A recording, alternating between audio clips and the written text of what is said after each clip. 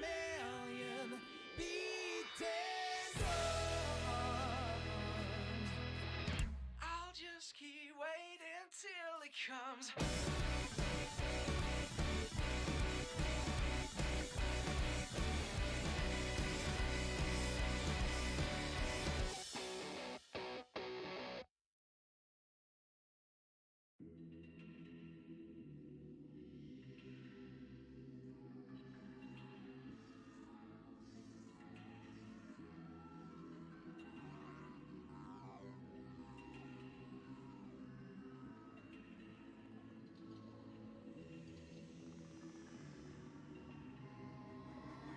Getting stuck, I see feet in the mud.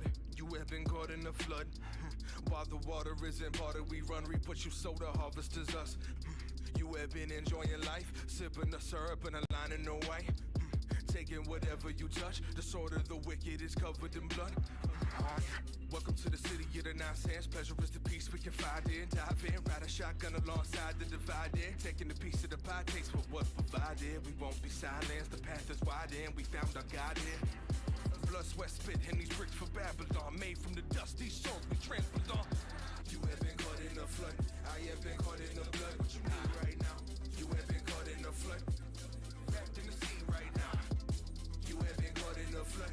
I have been caught in the blood. What you need right now? You have been caught in the flood. Caught in the sea right now. You have been caught in the flood.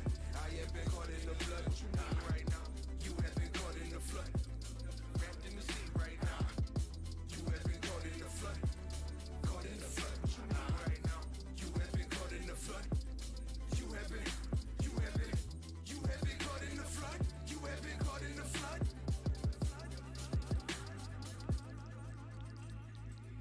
We have been caught, I just see blood. Prophecy, gossip, and stuck to my tongue. I could be locked in this occupant, oculus drug. Opiate, open my lungs. Taking the life of the young. Reckless, the cloth that we cut from. Some hung like the diamonds we love. Martyrs, the martyrs, martyrdom don't run. In your family tree, like the wind rush. Wash out the sound, we never said much. Don't step out, you might get crushed by the wave that I see. As high as my eye see, like 5,000 feet off the ground. I feel this feeling profound. My soul like dust in the tide. They chanting loud as I drown. You have been caught in the flood. I have been caught in the blood. What you need right now? You have been caught in the flood. Wrapped in the sea right now. You have been caught in the flood. I have been caught in the blood. What you need right now? You have been caught in the flood. Caught in the sea right now. You have been caught in the flood. I have been caught in the blood. What you need right now? You have been caught in the flood. Wrapped in the sea right now. You have been caught in the flood. Caught in the flood. What you need right now? You have been caught in the flood. You have been caught in the flood. You have been caught in the flood.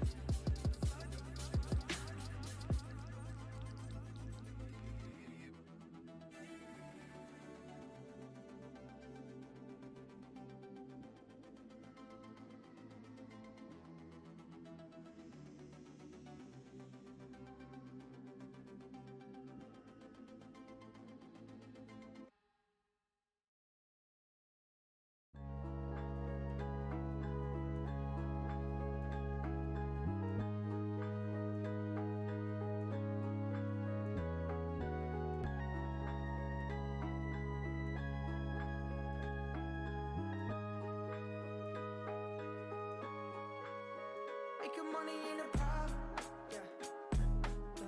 I could pay away the pain and it really gonna solve it. All this cash in the bank and I'm never gonna forget. Where I came from, LA, show me screaming, don't trip. Yeah. They don't wanna see me win. I've been on the road for 6 months, don't ever doubt me. I never flinch at 24, under out of bounds play. Bounty, hunters what they call me, Kevin Burgess. With my armies, I'm in my calling, bro, get above me. Pity parties, what you're always throwing. If you don't work on music, don't expect to eat from torn. Your verse is born, bro, I've been on course of blueprints, laying them out. I tried to pay away the pain, but it's still hanging around. Honestly, I never never said this life is perfect. If your church ain't talking about social injustice, it ain't working.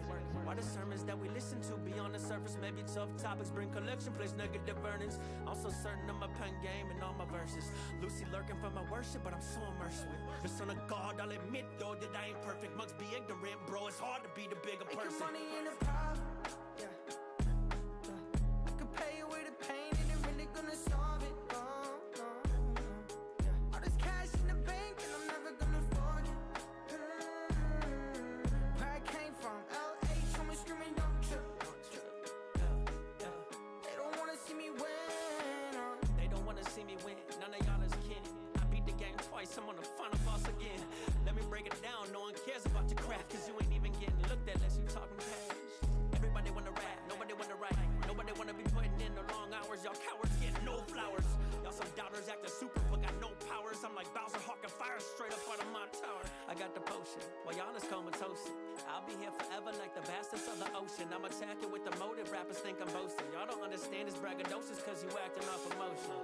Tyler said making money's not a problem, but it's having pain and thinking what you get from shows can solve it. Know that one artist, one who venue always packed out, he's probably insecure for this glass house. Making money in a problem. Yeah.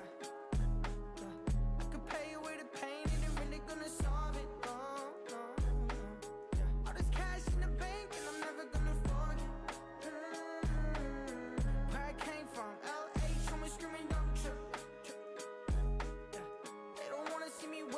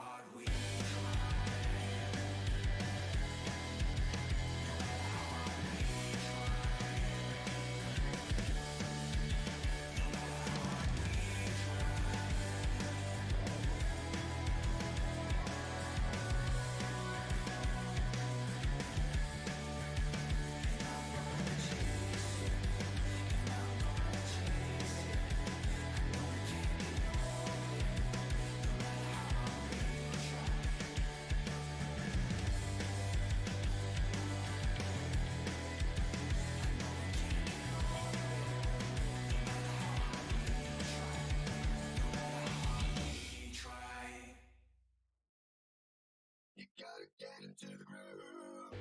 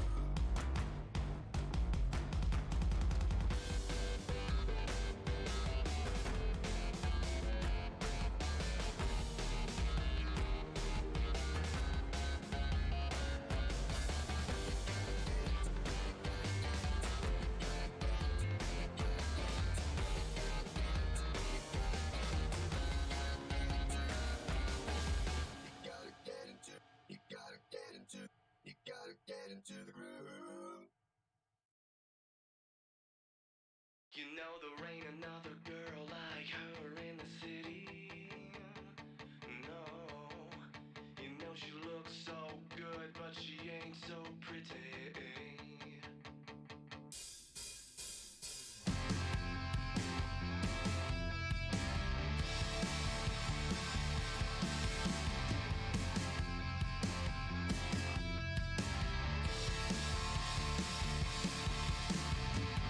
I don't know why I feel this way, but I'm the ride, she's driving insane.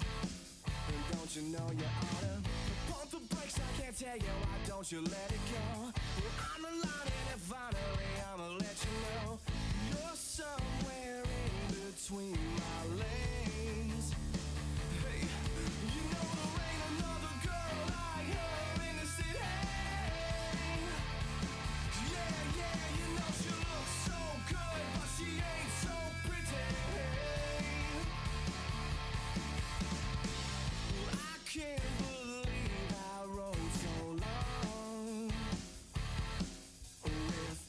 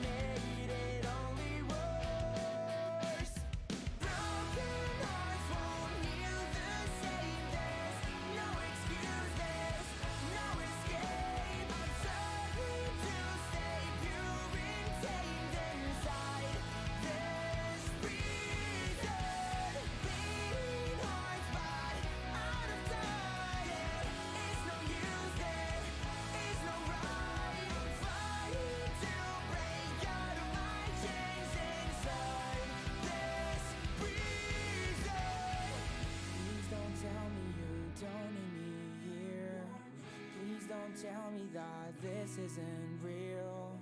Please don't tell me you don't need me here.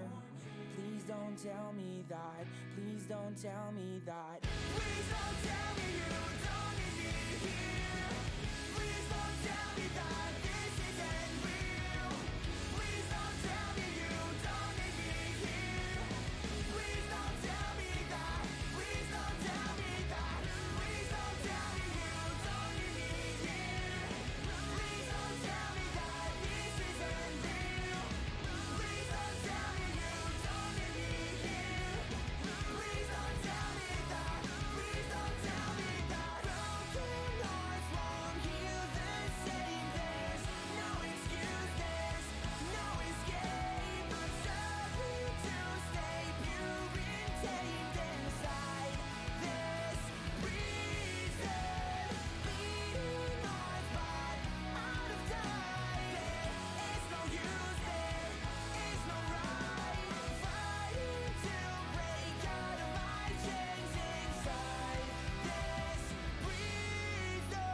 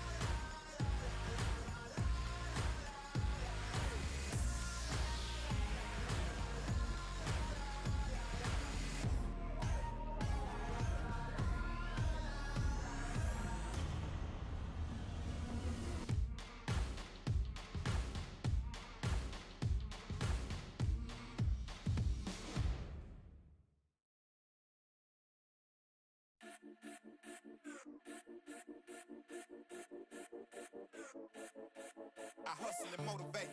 Follow me, I know the way. Grind hard on them every night and day. And the 40 bang hard in the air, I don't play. I aim for the neck and the juggler. So don't people think I'm a smuggler. Don't get it confused, bro, I'm just a hustler. Been in the gym, so I got my muscle up.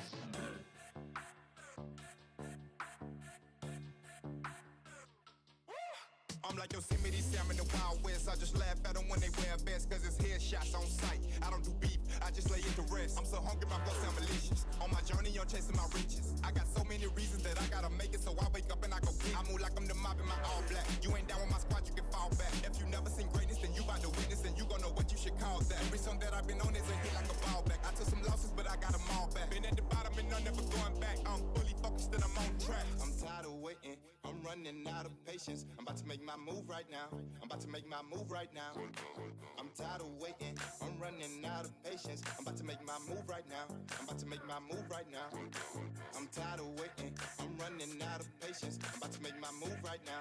I'm about to make my move right now.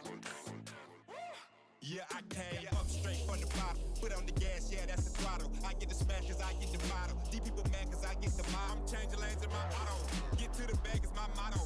I'm coming up cause I stay down. Grind so hard I can't slow down. Death was given started from the mud. I wrapped it up and now it's a drum. If you wanna play, count my bluff. I'm not gonna pull it if I ain't gon' bust. I'm making a movie cooking up too. On the freeway I got no proof. I'm nothing but crack, yeah, that's true. I'm about to win, don't know about you. Tired of waiting, I'm running out of patience. I'm about to make my move right now.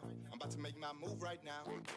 I'm tired of waiting, I'm running out of patience. I'm about to make my move right now. I'm about to make my move right now. I'm tired of waiting, I'm running out of patience. I'm about to make my move right now. I'm about to make my move right now.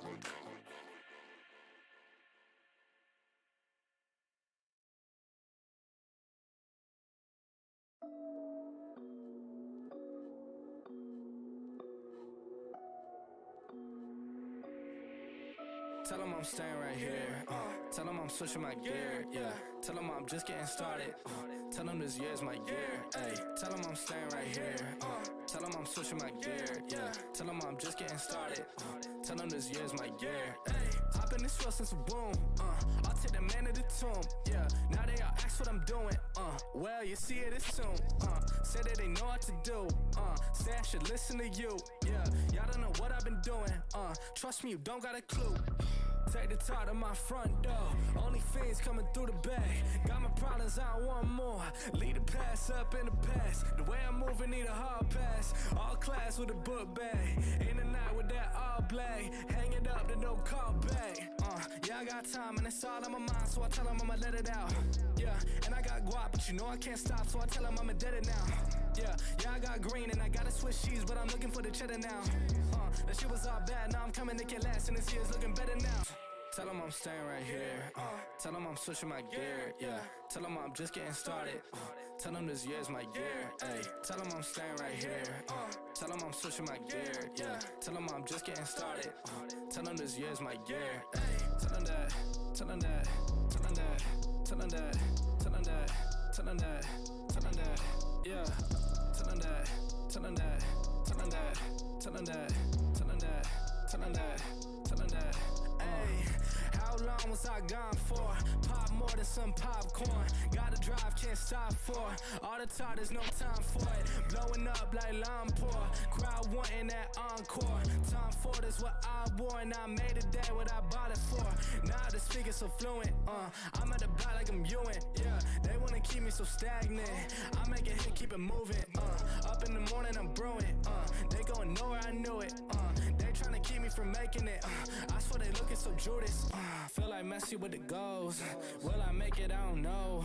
Time is running out the back door. Pray to God to open doors. Couple bands for the shows. Ay, making money off the flows. Yeah, I just had to go show y'all. Gotta keep them on their toes. Tell them I'm staying right here. Tell them I'm switching my gear. Yeah, tell them I'm just getting started. Tell them this year's my year. Ay, tell them I'm staying right here. Tell them I'm switching my gear. Yeah, tell them I'm just getting started. Tell them this year's my year. Ay, tell them that. Tell them that. Tell them that. Tell them that. Tell them that. Tell them that. Tell them that. Yeah. Tell them that. Tell them that. Tell them that. Tell them that. Tell them that. Tell them that. Tell them that. Hey, it's 2018. Yeah. Come on, tell them that. Man, everything 2017, I don't want to hear about it no more. Okay? Yeah, cause big things are brewing. I mean, big things popping in the city, you know.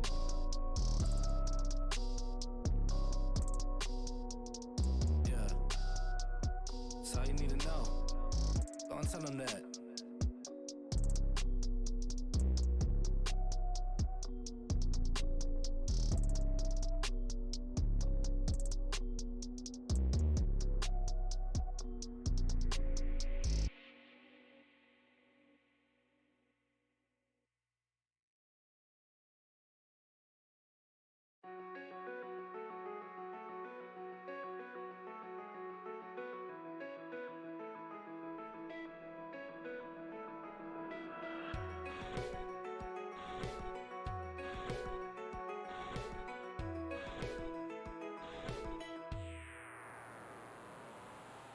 Myself in the cold place, dark maze, just smoking dust in my face. I'm scared of death.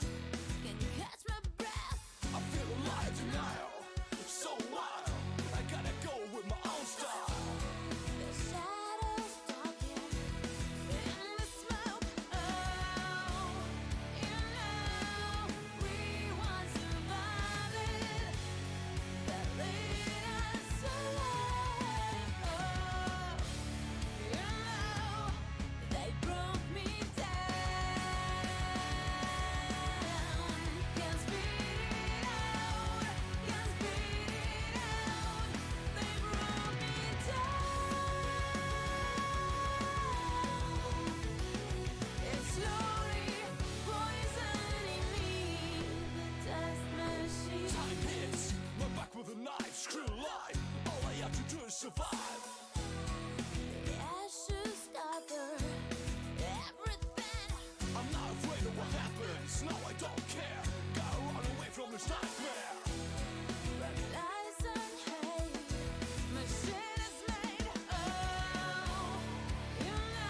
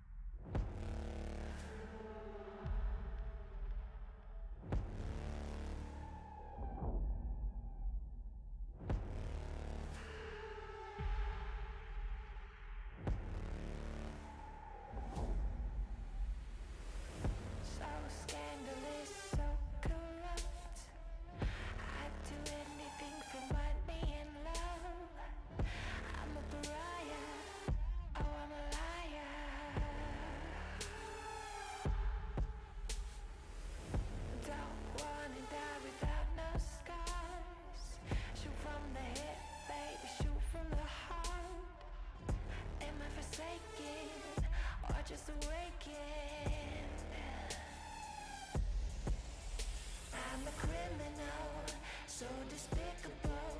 Tell me I'm thinkable, and then it feels good to be a criminal. So despicable.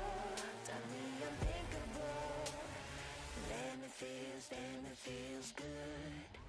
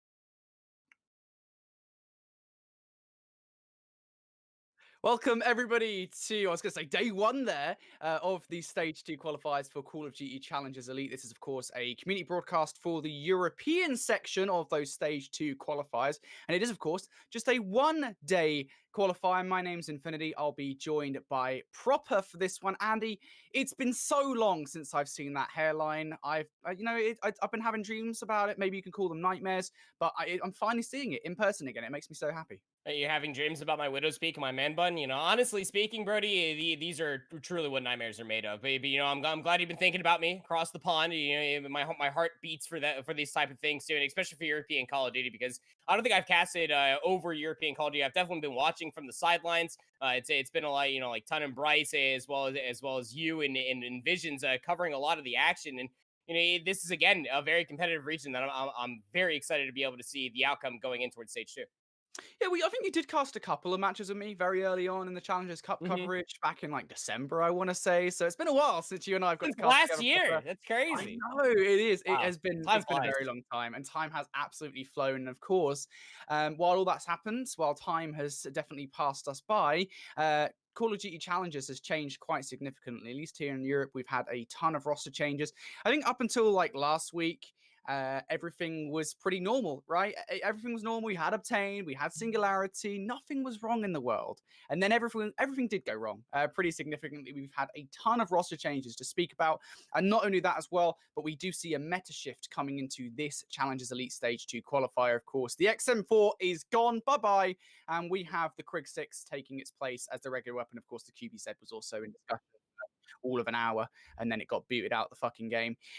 So Andy, we're going to be jumping into round one here of this double elimination bracket. It's 67K versus Team Amelia. Two teams which has very recently come out, I think, as surprising rosters, right? That look pretty good. Yeah, I mean, definitely not in a terrible spot. Again, when you're thinking about just how elite and how the stage is currently working, you already have Rams, Orglis, Train Hard, and Connect Four. They're already patiently waiting. So 4 teams from today, they will be joining them going in towards the early goings of next week, ready for that round robin play that'll last over 2 weeks between those 8 teams, depending on who they'll end up being. But yeah, I mean, overall, Brody, as we hop inside this Moscow hardpoint, it's going to be interesting to not only be able to see what the meta has in store for us, but to be able to see what this region as a whole has to offer. So again, 67K with Beans, Nuke, Nile, and Sand, they will be represented on the favorite side of things. So they have a lot of ground to be able to play with themselves. It seems to only be one Krig 6 so far as they look to defend their P2 spots. Absolutely. It's going to be very interesting to see sort of how this meta does go down. Of course, for everybody at home, these two teams, I think they're really, I'd say, new to competing for a stage or for spots in Challengers Elite. Of course, I don't think they were really in the conversation when it came to stage 1, but most certainly over the course of time, they have absolutely changed. And now I'm very excited to see whether or not they can be one of the 4 teams that do qualify for stage 2 here. As we jump into this hardpoint, it's currently going to be Team Amelia fighting for the spawns for new. What Vortex doesn't realize is this is not just saying you got to take down. Beans is also up top in that position. And we talked about this before we actually hopped in the broadcast. This Team Amelia squad is not something that you can bat an eyelash at. These 4 individuals have stuck together. They seem to have a really good grip on things, to really be playing well together. They finished top 16 for the last qualifier. We'll love to be able to make it towards the early goings of this week. It's going to have to be a break through the front. Been able to contest it for some for some time, but haven't really been able to work their way inside the hill. There comes the spawn out. Nice break for Team Amelia. Nice break for Team Amelia. They find their way in, and now they're looking for the last 30 seconds of time. 67K. Got to ask themselves here, do they realistically want to push that scrap time, or do they just want to set themselves up for new? Well, looks like a little mixture of both here. They're going to attempt to send Nuke J and Beans inside the back line. Unfortunately, that's not going to work out, but not that big of a problem here, Proper. You're going to see 67K make this rotation over towards new, and Team Amelia here going to have to go rotation. 67K without a single second so far. That's how well contested Team Amelia was able to do P2. And while 67K, you're hoping for a very strong setup here for P3. Team Amelia are already threatening from the back. Nice setup of things. Sand with that 74, he's going to be able to lock things down over towards elbow. Nuke J finds another. So now Team Amelia, they have to give up the early 20 seconds. See now whether or not Team Amelia can find their way on through. Sane's going to get taken down by Vortex inside the back line now. Should be Nuke J covering this cutout. Blade goes on through, though, and now this Italian squad trying to find their way on through. Niall is going to take down Blade. Piero still alive though. Team Amelia now getting a player inside library. That's going to be Vortex. Piero actually wins that fight. And now Team Amelia brute forcing their way on through the front here proper. 67k surely going to spawn out over towards lobby, and that's exactly what happens. And now this puts 67k in a bit of an awkward position going to that next hard point. I was about to say, you just got to deal with Nile in the back, but again, that is just clinical hard point for Team Amelia. Much like that P2 contested time, you see just how coordinated they are. They lost 2 players early. They waited for the numbers. They played the odds. They threw a couple elbows, and they found the kills needed to break in through the front. Now we're focused towards a rotation towards Boulevard. 67k, they only have 23 seconds to speak of. That's a big kill towards Bus. You don't want an AR player to get set up there early. San, another big kill ahead of them, but Piero's going to get the better. So now Team Amelia have an opportunity to be able to contest this from their side of Boulevard. They do. 67k trying to make their way on through the front. Piero in this power position, though, could cause quite a bit of damage. Going under the car. Ooh. A well-known position. Piero absolutely has Nuke J's number there as 67k still got to fight on through the front. They've got some modicum of control over the office. Niall trying to make the best of that situation. Unfortunately, isn't able to get the kill. However, Beans is able to pick that one up. And now 67k can start to earn this scrap time here. But overall, to be honest, at this point here proper, we're going to see Niall going to fall. Team Amelia still looking for this last 15 seconds of time. But overall here, Amelia have had a solid start to this one.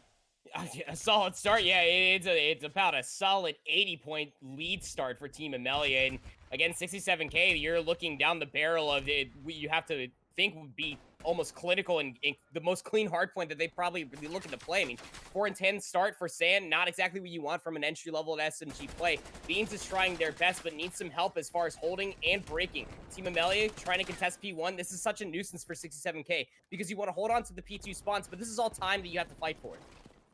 Absolutely is. You can see Nuke J, the last player left up at the moment. You've got Saiyan over towards Eskies as well. And Saiyan actually wins a crucial fight against Predax. So that's going to leave Nuke J also picking up Blade.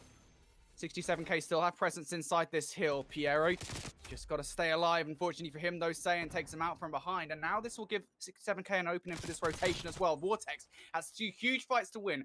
Wins the first one. Nuke J still around him. This is going to cause Saiyan to go hunting for Vortex as well. You take Vortex out in this situation, you get the spawns, but Vortex refuses to die. Spotted out Nuke J here, and it all boils down to a 1 versus 1. Nuke J gonna fall, and Vortex playing his life causes Amelia to hold onto these spawns. Vortex, unfortunately, is gonna fall, but he's done enough of a job. Yeah, you had no idea where Vortex was going towards. You saw the first player, 67k, try to clear out police station. Not going to be the case. Now the reinforcements are here. Player number 2 of Nuke actually spawned out towards Globe. They're about to have a unique pinch, but Team Amelia are just winning things out from the front. So, I mean, Nuke is going to have to do everything by themselves. They find the first. Blades there for the trade. Close spawns are fully in effect for Team Amelia. Sand's going to try to give it one last good attempt as some good help comes through from the bulletin board. But even still, Team Amelia, they have the close spawn. So this contested time is still such a nuisance for 67k. Brody, it is a 90-point lead. So even if Team Amelia completely chalk this hard point, which it looks like they are going to do, they're going to have an easy go of things for a setup for new. Absolutely are. Team Amelia, they've built themselves up a solid lead in this game, and now 67k gotta find a way to bring it back to 0 here. Is once again Blade gonna pick up 2. Team Amelia having a solid start to this, and they will now get a bit of breathing room in this game. 67k gonna spawn out all the way over towards P2 with Niall picking up that scrap time. And now it's just a case of where do you go on this rotation. Blade going to lose that first gunfight outside goal. So this will give an opening to 67k as Beans going to surely fall. I was going to say fall inside the front. Vortex misses a couple of shots. It enables Beans to win that fight. And now an opening in from behind. It's just Nuke J now trying to win this. Piero's actually going to fall. And there you go, 67k. They flip the spawns. And flip the spawns, but how long you're going to hold it? You already have threats for Team Amelia coming through from Elbow. Late Surgeons coming through from Sand. They help out Beans. Means that you're going to have 3 players down for Team Amelia. So now 25 seconds remaining.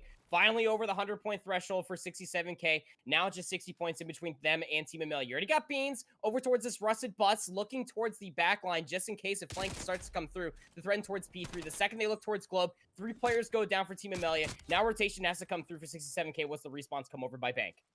Not out of the woods yet. Our 67k rotation is over to Team Amelia, but 67k spawning inside Bank. Saiyan is going to win 1 inside Bank. Has support from Beans also. Nuke J going to take down Piero. This is going to be a one-dimensional approach here from 67k. Is Predex ready for it? He takes those first few shots in. Unfortunately, isn't able to win the fights. But as Nuke J takes out Blade inside the office, you can see on the field now 67K mounting the pressure from both sides here. Saiyan dancing around the hotel with Vortex. Vortex, unfortunately, has room service, and Saiyan is absolutely not going to win that one. But while all this is happening, Amelia, they're picking up some time inside the hill. Piero somehow wins that fight against Beans, and 67K just cannot find their way in here. Finally, they'll go for the contest, but it's too little, too late. Predax picks up 2. 67K now spawning out all the way to Bank, and Amelia are in a perfect position here to close out this game. Piero's still on 3 straight. It's such a power position from that side over by Globe. You end up having Predax looking over your shoulder, who's actually playing the power position for Globe, and you think that Niall's going to be in a better spot inside the Rustic Bus, but you can't lock down that position. You even saw the flak jacket come into full effect. 67K couldn't feel comfortable to finesse inside of P4 from the AR lineup from Team Amelia. They found themselves in, and the SMGs were doing a great job of playing their lives through the middle of the map. Now we go inside a third set of rotations. It is too far gone at this point, Brody. I mean, 67K, I already said they had to play clean hardpoint. Now they're staring down Team Amelia, holding on towards the power side of the spawns. You're just hoping for a hope and a prayer for your 67K to be able to flush out a couple of kills here. Maybe you might be able to get lucky as far as breaking in and holding on towards this P1 spawn.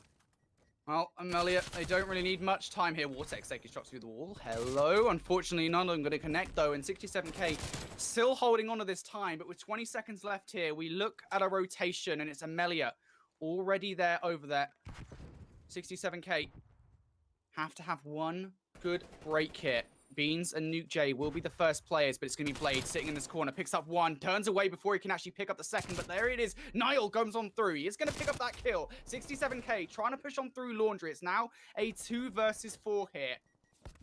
Players spawning out over towards lobby. Beans is actually going to get an important gunfight over towards Checkers, so this push isn't done yet, but Amelia have now started earning time on this hard point. 67K have got to put a stop to it now. Niall loses the opening gunfight. Nuke J falls as well. Saiyan, the last player left up. That's going to be GG. Nobody from 67K is surely going to get close enough now to put a stop to this. And Amelia will walk away with a map 1 victory there. And it felt like an easy game for them.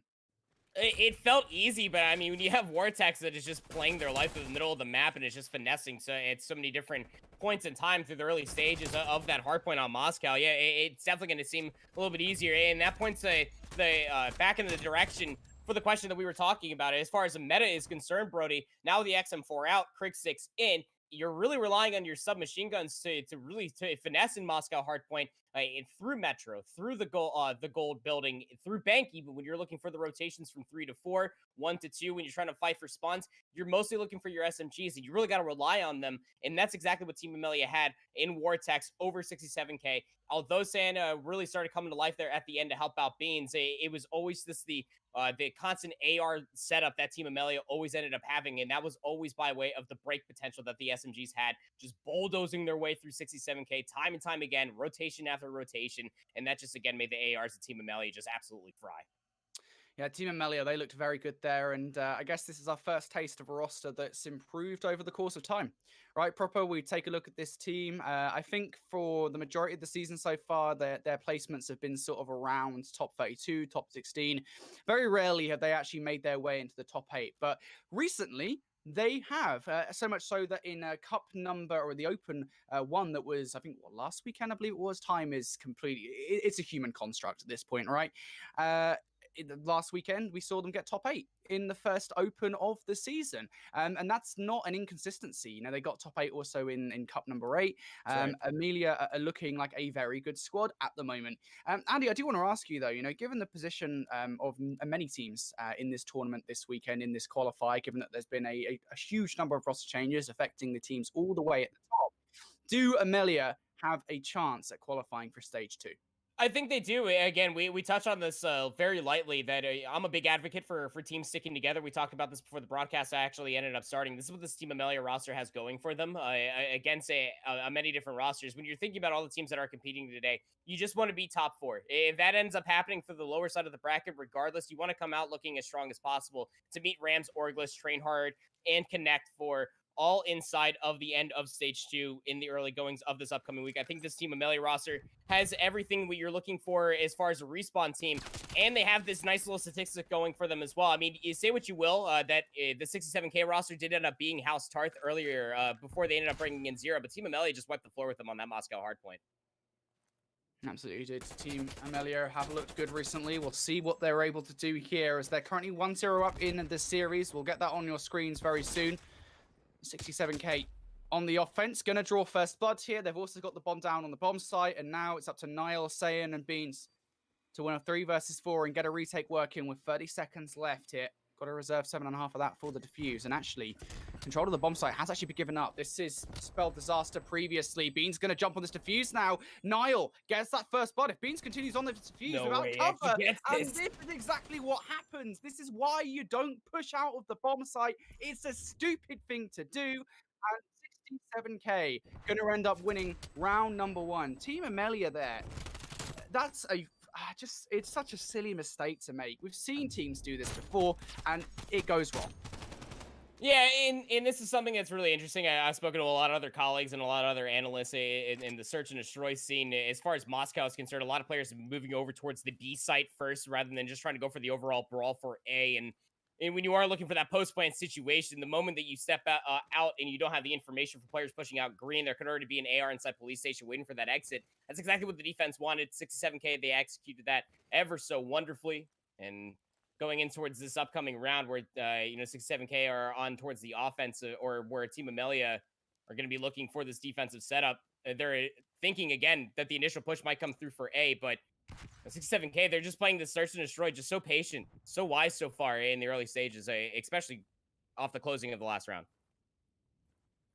Well, we got pretty heavy setups going on right now for Team Amelia. Of course, the team names are the wrong way around, by the way, guys. So just imagine that Team Amelia are on the left. I mean, you guys can actually see it. I've just realized. I apologize, but we can't on our end. Regardless, though, it's going to be Team Amelia now on the bomb site. Piero's going to fall. Niall having a stellar start to this search and destroy at 4-0. Now 67K looking to accentuate this advantage here, making their way onto the bomb site. You've got Nuke J trying to win that fight against Blade. Should be dead here. Will be after a kill that goes his way. Announced Vortex 1 versus 3. What do you got for us, Vortex? Well, should be able to sniff out this rotation and might actually get a win off the back of it. Unfortunately, though, player inside gold is going to spot him out. It was a very good attempt from Vortex, but it just is not to be. Yeah, and you saw, again, the second that you try to pressure out from top escalators over by that A site, he had an XM4 in hand. That kill probably comes through. The Crick 6, maybe not so much in those medium-range gunfights. Again, another push for the envelope as far as the conversation for the meta swaps for some of these AR players. Definitely tough, to say the least, when you're looking for breaks. Maybe a little bit more reliability coming out from the SMG lineup from Team Amelia. Not exactly where they were at inside of that hard point. When search and destroy, patience and playing for information can be an absolute virtue. This time around, Team Amelia, they don't care. They're rushing straight inside the A site. Absolutely are. Team Amelia going straight for it here. You like to see this aggression coming out after losing the first 2 rounds. Niall going to get that first blood against Blade. Nuke J going to follow up with another one. Team Amelia falling out of this round slowly, but Piero does find a trade. Predax trying to win another one. He, unfortunately, is going to have to back away. And here's the problem now for Team Amelia, right? You've got Predax and Piero left up in a 2 versus 3. The bomb is now down up top Eskies. You've got to go on a retrieval mission. And you also got to somehow work a disadvantage in your favor. This is a horrible position for a 67K to find themselves in. Predax trying to make his way slowly up Eskies. Piero's already rotated to help him out. And here comes the hit from 67K. You've got Team Amelia inside lobby. And to be fair, Predax is doing a great job, a good enough job actually to lay some cover fire down for them to get this rotation going.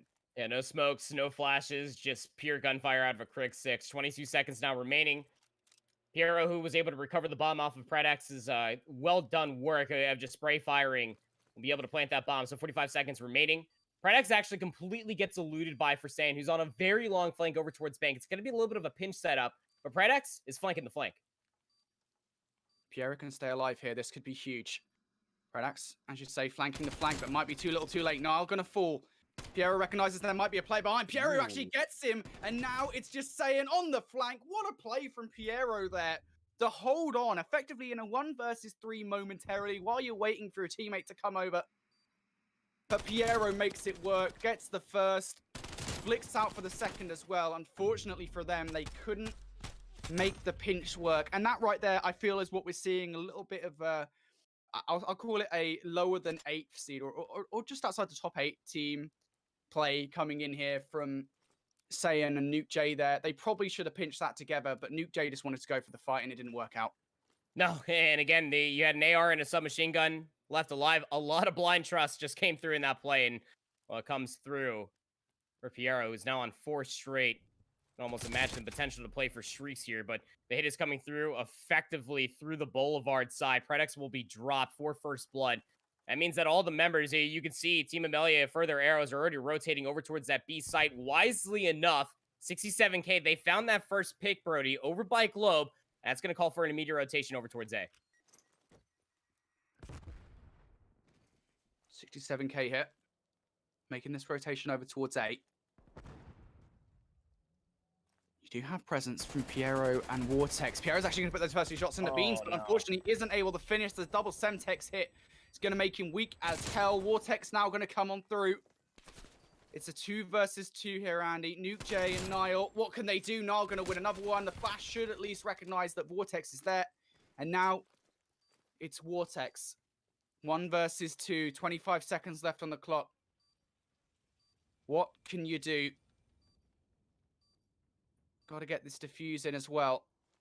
So at this point, you might be looking at damage control, but goes in for the first kill against Nuke. Niall is there. Surely Vortex has spotted him out. You've got to go for the kill. You don't have the time. Niall, of course, uses that to his advantage. And yet another good round there from 67K. We've all been there, T. In that final moment, you saw the final little snap before the boots touched the ground in that second jump that the teammates were communicating. Over by the brickhead. He's over by the brickhead. He just could not find the kill like you were talking about. The time was also the immediate consideration apart from that first kill. But this was actually a big move from Niall. A lot of times you'll see teams either back up once the post-plant situation is there, but you want your submachine gun to be able to find that space. They get a kill. That's great. Would have been in a tough spot if because there was no player that was going to be there for the immediate trade. But nice little work there for Niall, who's at 8-2 now through 4 rounds of search and destroy on Moscow. A 2-round lead here for 67K. Just playing the information, just playing for the trades. It's just a nice little bit of aggression coming out when it's absolutely called for.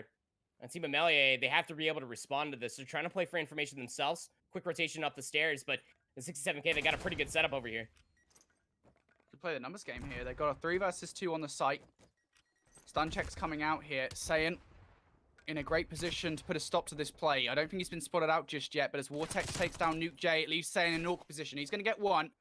Going to go out of the map here to try and play it. Could work out well. Unfortunately for him, Predax is going to take him down. Blade misses the opening shots on Niall, though. Allows him to get through the defensive line. There you go. Blade picks up that kill. And now Beans, a 1 versus 2.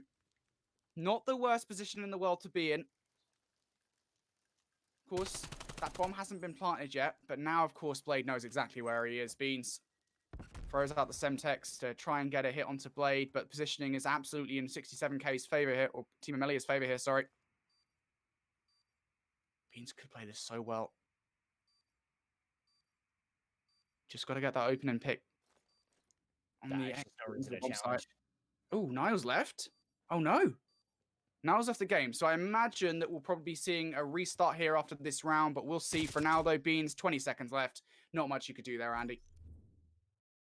Especially in that post-plant situation, that again has been the majority of these rounds, apart from a few aggressive hits here and there in the early 30 seconds for round to round. But there's just no reason to challenge there, like I was talking about. You had the planters box. You also got a player over by the cutout wall.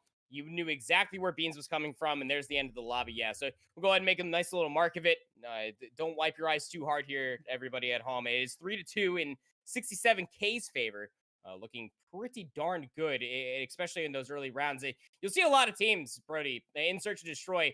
They'll pull themselves back in the later rounds. They'll try to get aggressive very early on. The 67K roster, they start off very patient, very slow.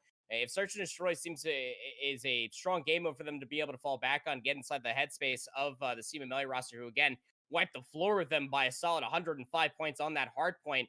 That could be your game mode. This could be a way that you could end up making this match really go the distance.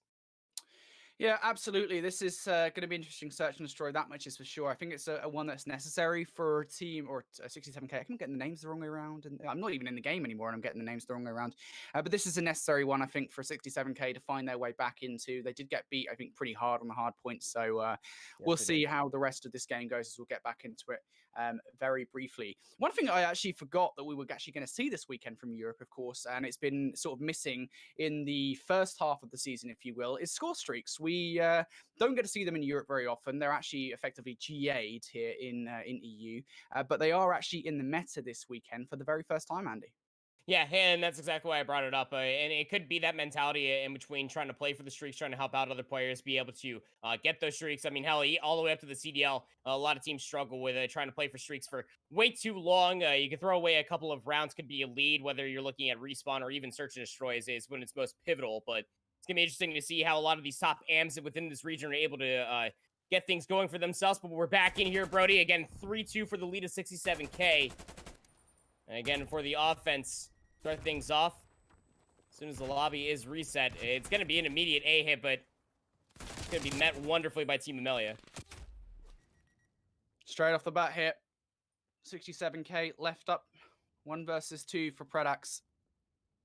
Has actually spotted out this attempted plant from Beans. Will he get bad timing from Nuke J, though? Goes for the first, goes for the second, Predax! Hello? Oh, no. What a snap! Oh, no. And again, that was, this was basically all hardpoint right here, Brody. Except it was mostly with a submachine gun. You don't see that happen all too often. The Crick 6 player just stepping on up, getting a nice little snapper.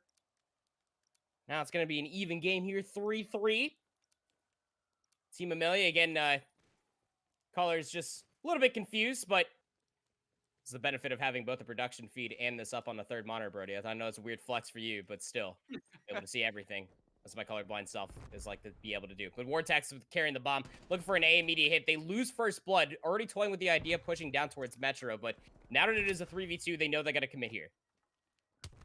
Absolutely do. First blood going the way of Blade here, at least in that particular approach. And now Nuke J, 1 versus 3. He's been pretty good recently. Now got to show it off here. He's going to be able to get the first kill. Spots out Predax for the second. Surely not here. Nuke J going for it against Vortex. Vortex has his number, though. I don't think Nuke J expected such aggression coming out of Vortex there from Team Amelia. I mean, Team Amelia, I mean, the moment that we came back inside of the search and destroy, it was a 1-round lead for 67K. Team Amelia were just like, guys, we were winning every single gunfight on hardpoint. We got to be able to do that here. They go with a very quick and heavy read over towards A. Defensively, it works out in their favor. They then replicate that as far as an offensive hit over towards A. It works out in their favor. Again, even being first-blooded, they don't stop. They find the trades. They open up Metro, and then they commit to the correct bomb site rather than trying to work for a rotation. Now they find themselves with a 1-round lead here. The offense for 67K, again, toying through the middle of the map, wants some information, but Predax has been snapping in recent memory. Oh, not this time. Not this time. You want to be snapping. Niall snaps on him. And now 67K are going to draw first blood here. They do have an option for a B hit if they want it. Of course, Piero will be wise to it in the back line, but since Piero's over there, that will leave Team Amelia in a bit of an awkward spot. Blade does get 1, but immediately traded out, and now Vortex has to play hero. Looks for that first kill against Nuke J. Even escaping outside the map is not going to help you there, buddy. And now Piero, 1 versus 3. Seems like we've been in a lot of these situations, really, where just constant 1v2s, 1v3s for various players on the map. But Piero's got to stay alive. Somehow actually gets that nade against Niall, and now a 1 versus 2 here, Andy. He didn't even stick him either. I mean, Niall just took that on the chin, but trade's going to come through. You know, 67K are going to put themselves back on the board here. And I say back on the board again, if you're just now joining us, this was a lobby reset. 2-1 in the lobby reset means that it is a 4-4 all tied up for us. Just past the halfway margin if this does end up going the distance. And 67K, again, they've been playing for the information. They've been playing for the trades before even the lobby reset came all the way through. Team Amelia just came in full boots on the ground, sprinting straight at them. Especially in that last round. That's how a lot of the early rounds went before we went for a lobby reset. Now Team Amelia want to keep this aggression up. They're going to leave Piero behind to look down the gold alleyway as the other 3 players commit towards A. Played. has something to do here. He's going to pick up Saiyan and somehow actually gets away also. I'm going to escape down Eskies. There is a player over there in wait, and that's going to be Beans. Nuke J has set himself off. Looking for this kill against Blade. Unfortunately, timing isn't going to work out. Decides to look away at the complete wrong time. Now Beans 1 versus 3. They've got absolutely the right idea as to where he is. And now it's a Team Amelia. I believe that might That be point. It's that point. That is map point, isn't it? Yeah. So now we're 5-3, 5-4, 5-4, right? Yeah. Yep. I had to take my socks off to count this high, but I got it right. We're good. 5-4. Well, pretty close search and destroy so far, even though we can't tell what's going on here. Woke up at 5 a.m. to cast Call of Duty. All I can tell you is that there's a lot of passion illuminating inside this digital production room, that's for sure. But what's even more illuminating is the potential for Team Amelia to go up 2-0 in this series count, and well, a lot of aggression, a lot of focus over towards A since this lobby reset. This is a little bit of a reprise that what was first round for 67K, but Paredex is inside of the room. They won't be able to get first blood. That's a lot of information, though, so the rotation is on for Amelia. It's going to be Team Amelia now getting this bomb down. Niall's going to get second. No! Saiyan actually wins that fight against Piero. That's huge because Niall gets away now. Blade is going to get that blood against Saiyan. But it's still a 2 versus 3. Amelia don't have the numbers to work with here. But Blade does take out Niall. And now this is a very awkward position for Beans and Nuke J to find themselves in. You got to get that bomb. However, Nuke J and Beans are split up. Beans going to get that first blood, though. Now Vortex sees in a vice of 67K players. He can get this kill. Not going to happen. Jumps out the window, but it's all wrong. And we have a round 11 on our hands, I think. It is round 11. Yes. Round 11 between these two teams. And again, you almost have to think, if you're going to wag your finger at anybody, it's going to be Piero. You almost think that you got to be able to at least find one. You were all set up there inside the small room window, Brody, and you just couldn't end up finding that first kill. Tried to go for the mechanical shot punch, but couldn't end up getting it. Got double challenged through the window immediately and effectively couldn't drag their right stick in time to be able to find the kill. The retake is just so difficult when you already had all of 67K inside of the apartment. So now round 11 is here. The offense for Team Amelia. You see 67K on the map as well. All those white arrows, they thought it was going to be an A hit. This is what Team Amelia have done every single time since we've gone inside a lobby reset, but they have fully committed over towards B. Nuche is going to be the first player inside police. They're not even going to be able to get here in time to be able to read this, but the information will be mutual. The bomb will be planted. Now, how quickly does 67K go to retake this? That's the question, isn't it? Is Nuke J's going to draw that first blood? That's going to make this harder for Team Amelia to keep a hold of the site. Big role for Blade to play. Is going to pick up that kill against Niall. However, gets traded out immediately. And there's all the kills. The 1v1s have been won by 67K. 2 rounds on the bounce there towards the end. They do not let Amelia to come back into it. And we have a tied series on our hands here, Andy. Pretty close one. Well, you come back inside a lobby reset where it was 3-2 originally, and Blade still drops 11 kills. That's just impressive. That's just very, very impressive. But again, if you go back to the first part of that Search and Destroy, and then you go and you look at that final round of Search and Destroy, Brody, one thing is very consistent for this Team Amelia roster is that when they are looking for that B post plant, one player always pushes out too far from Boulevard. There's a lot of ground you got to be aware of inside the bus top police station. I talked about how Nuke was that first defensive player to rotate inside police. They dropped out off inside in their spawn. They had a beautiful angle through a couple of windows and on the backside of the bus. Maybe they got a nerdy angle. I'm not too sure because it happened off screen, but they have a lot more ground to play with. They found that first blood, and that just made the rotation all the more effective coming through for 67K. It's not like they did anything crazy. They didn't even try to finesse through Metro, try to pinch in through the apartment window. No, Brody, they just did it through the front. They just played the angles, and that, again, that is a fumble from Team Amelia, just pushing a little bit too close when all you have to do is just hunker down inside that site, watch back Boulevard. Absolutely. A few mistakes on both sides, really, I think, at the moment. I think what we are seeing is scrappy search and destroy. I think that much is absolutely clear. And it almost makes you wonder, really, and I'm sure there is a very clear and obvious answer here, how these teams are able to take maps and even matches off some of the top teams here in European challenges, because that is what's been happening recently. For those of you who are kind of unaware, both Team Amelia and this 67K roster have had great runs in recent tournaments, whether it be the Challengers Open 1 or whether it be the various Challengers Cups that we've seen over the course of this season. These guys are not bad teams by any means, but you kind of do have to ask questions of how have they beaten some of the teams at the top here at the moment, because we are seeing glaring issues, I feel, at least in their search and destroy gameplay. You can see currently on the screens, though, the map set for the remainder of this series. We'll have a double garrison at the least here, of course, now that the series is 1-1. However, we could go all the way to the old faithful in raid if needs be for a game 5 between these two teams. Remember, folks, today is a double elimination bracket. So whichever team loses here, although they'll definitely have a very long run, I say long run, it's 3 rounds, to qualify, it still is, I think you kind of don't want to go to losers bracket if you can help it. That sounds pretty obvious, and I know you're going to be like, Brody, why are you saying obvious stuff? Because, goddammit, we got to fill time before we get into the next map.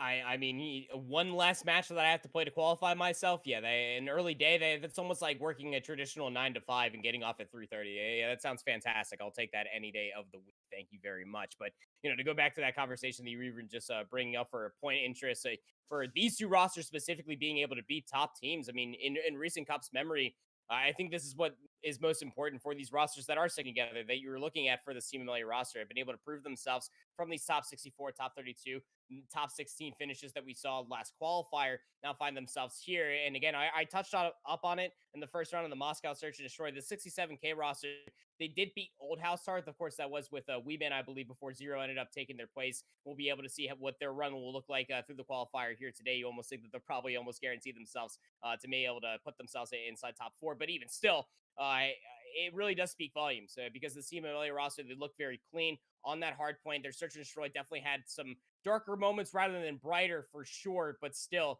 for a team to be able to take House Tarth, regardless of what the map series looked like, I did not watch that match. It's still impressive to say the least, especially for how competitive these two teams are. On the other side, for Team Amelia, although losing to Rams round 1 in the last Open Cup, Brody, they were able to walk through 3G, Old Singularity, and they took Old Obtained to a map 5. And all of that, even from a statistician standpoint, that is very impressive, especially with where Cold War was at for this region not even a few months ago. Yeah, absolutely. I think it's I think this region's got a lot more competitive. I will say that much. I think, and whether that's down to the numerous roster changes that we've seen so far this year, or I don't know, maybe just teams are getting a little bit complacent. I don't know that, but it has got more competitive. I think beforehand, where we had maybe 1 or 2 teams competing outside of the top 8, I think now there are a few, much like 67K and Amelia, that are starting to show some potential here to maybe make some upsets in the stage 2 qualifier this weekend. We shall see, though, as we jump into map number 3. It's going to be Garrison Control. It is going to be a swing game in the series. One of these teams is going to walk out of this map with an advantage. And, of course, we do love a little bit of Garrison Control, don't we, Andy? Not every time that we actually get to see a full-on swing map mode. I guess in recent COD matches that at least I've been watching and spectating, they've almost all gone to map 5. Regardless, though, who's going to be able to walk away with at least some sort of momentum? You saw the maps, the scores, and everything. About 105 points that Team Amelia won over 67K in the respawn of Moscow Hardpoint. Can they replicate some sort of success from their submachine gun pressure? Most importantly, Vortex for an offensive round here. Absolutely. See what Amelia are able to do on the defense, but it's going to be Nile and Beans kicking things off with a couple of kills in their favor. Saiyan wins 1. Blade could do something here, but that is effectively a full wipe coming out from 67K. Right off the break here, Randy, they're starting to build up some pressure over towards B. And Amelia, because of the positioning of Saiyan, being forced all the way into the back line, 67K now making progress on B, and as Niall and Saiyan win their fights, it's literally just down a Blade. He is going to fall. What a storming start from 67K here on this control. They will capture B, and now Amelia are going to have to rotate over towards A. That is the second kill that Team Amelia have gotten all control long. 2 minutes and 16 seconds. The clock will be stalled out here. First tick of progress? No. Won't be able to come on through. Yes, it will, actually. 67K, they have presence on this zone. Team Amelia, they got to break through the ramp side, but again, the flurry of a start. Nile is still on this zone. It's being an absolute nuisance. It's going to be pinched up. Surely they will go down. They sure do, but look at the lives, Brody. 24-19. Look at the time. And the tick progression as well. Team Amelia have a lot of ground to cover. I'd like to see Team Amelia get right up in the face of 67K here. You got to do something to reduce that life deficit. You've got to do it pretty fast. You do not want to let this game get away from you, especially with how defensively sided Garrison Control can be. That was not the start that you'd want, but from 67K so far, it's been pretty good. They've already got one tick of progression over towards 8. Now, Beans, you got to hit this as a team. You do not want to go alone. I don't want to see a solo play coming out of Beans here. I'll do it, Beans. Beans. Good Beans. He listened. He heard me. He did not want to go alone, and now his team going to start to work on through square. But Vortex could potentially play spoiler here. Comes in from behind, does get dealt with, and now 67K winding up for this push. Niall managing to slip on through. Pierre has zero idea. The first few gunfights are won, and now 67K can start to earn some time. And Beans off a respawn just reclaims top green, puts themselves on the zone. 67K starts zoning inside a cobble. It's going to be Sand that is trying to do everything they possibly can while their other respawns try to work their way through the middle of the map. It will be pinched up. Beans, last player alive, will get that second tick of progress. Is finessing, will go down via Semtex, but again, the win condition is here for 67K. Absolutely is 67K. They can finish it right here. Piero's got to do something. You've got Vortex coming in from behind, though. This is not the worst position in the world. Niall, what can you do? Unfortunately, you can only pick up one and just a sliver away are 67K. But the problem here, Andy, 10 versus 4 in terms of lives. Team Amelia need a perfect round of control now to put a stop to 67K, and they can't play time either. There's 50 seconds left here. Beans is going to pick up one, so Vortex now out of this round. Piero now gone as well. Blade gets a nice stick onto Niall. Now Blade and Predax, at this point, you'd imagine it's a foregone conclusion, really, just as Blade is going to fall. Predax, a 1 versus 8. Got to hold a full defense on your own twice over. Isn't even going to be able to get the first kill in. And 67K, I really think there, Andy, just right out the bat, they came off swinging. And Amelia, well, they never really recovered. Which is crazy to say. Again, the profile as far as these two teams in this best of 5 so far has been all aggression from Team Amelia. 67K have been more than reserved. They come out of the gates with that offense, and really the only way that you're going to take a Garrison control offensive round is what you just saw happen. Aggression across the top plat through the middle of the map. They got top green control so quickly. I don't think Beans was focused on any part of the map because them and Sand just hit top green so fast that they ended up having Sand towards their spawn. There's not a single bad lick that came out from that offense, apart from just some solo challenges and some over-aggressions where they probably didn't need to. But now Team Amelia, I mean, they are truly over the fire now. They have to win an offensive round to stay alive in this Garrison control. Well, we shall see. 67K at the moment, not letting Amelia have much room to breathe here, and saying right off the bat here, picking up that first blood for Amelia. It's important that you win all these initial fights. Unfortunately, they're unable to. Piero falls off top floating as well. Predax gonna fall, and now you're in the danger zone if you're a Team Amelia, because you can get stuck in this spawn trap, and you can see how far pushed up Nuke J is. 67K, you can push so far up here and not get punished, and this is exactly what's gonna happen. Nuke J picks up one, manages to dip away with his life, only momentarily though, before Predax finally takes him down. But all 67K needs to do here, Andy, is just waste time. Yeah, and that's exactly what you're having happen. You're always trading rogue players. Niall over by the Jenny will be able to find another. Nuke J goes over towards the shipment square. Predax will surely be traded out. They are, and this is the effects, like you talk about, Brody. You lose that first break off. The defensive team get right in your face. 67K are able to do just that. All aggression from them, looking fantastic. Niall's at 12 and 6. It's going to come down. Team Amelia got 16 seconds trying to stop this clock. 16 seconds. There is potential to do something here, but this has already been a relatively damaging round. Niall going to get naded inside vent. Just going to try and dip away for now. Amelia now on beat. Got a player pushed all the way up. I mean, you're just winning your ones. That's the big problem at the moment for Amelia, is they're just not winning all of these crucial gunfights. I mean, look at that. Beans comes through. Beans! No. Hello! Oh my goodness. Branston, pick up this man. He will represent a brand really well as Beans comes on through. Just farts on all of them. And 67K. Oh my god, talk about flatulence. Where were they? Yeah, it wasn't even like It wasn't even like a dry fart either. Like it was gross, man. Like Beans was getting away with things that they absolutely had no business doing. That sort of challenge outside of Lights to be able to close out that round, that within its own self speaks volumes. And even from the best play from Nile, especially through the final moments of that search and destroy, it's really come to life. Again, these were things that I was talking about from 67K that they were missing on that Moscow hardpoint, Brody, is that the submachine guns just were not there to be able to demand the space, be able to take it, and that allows your ARs to be able to work these power positions. You just look at the KDs from top to bottom.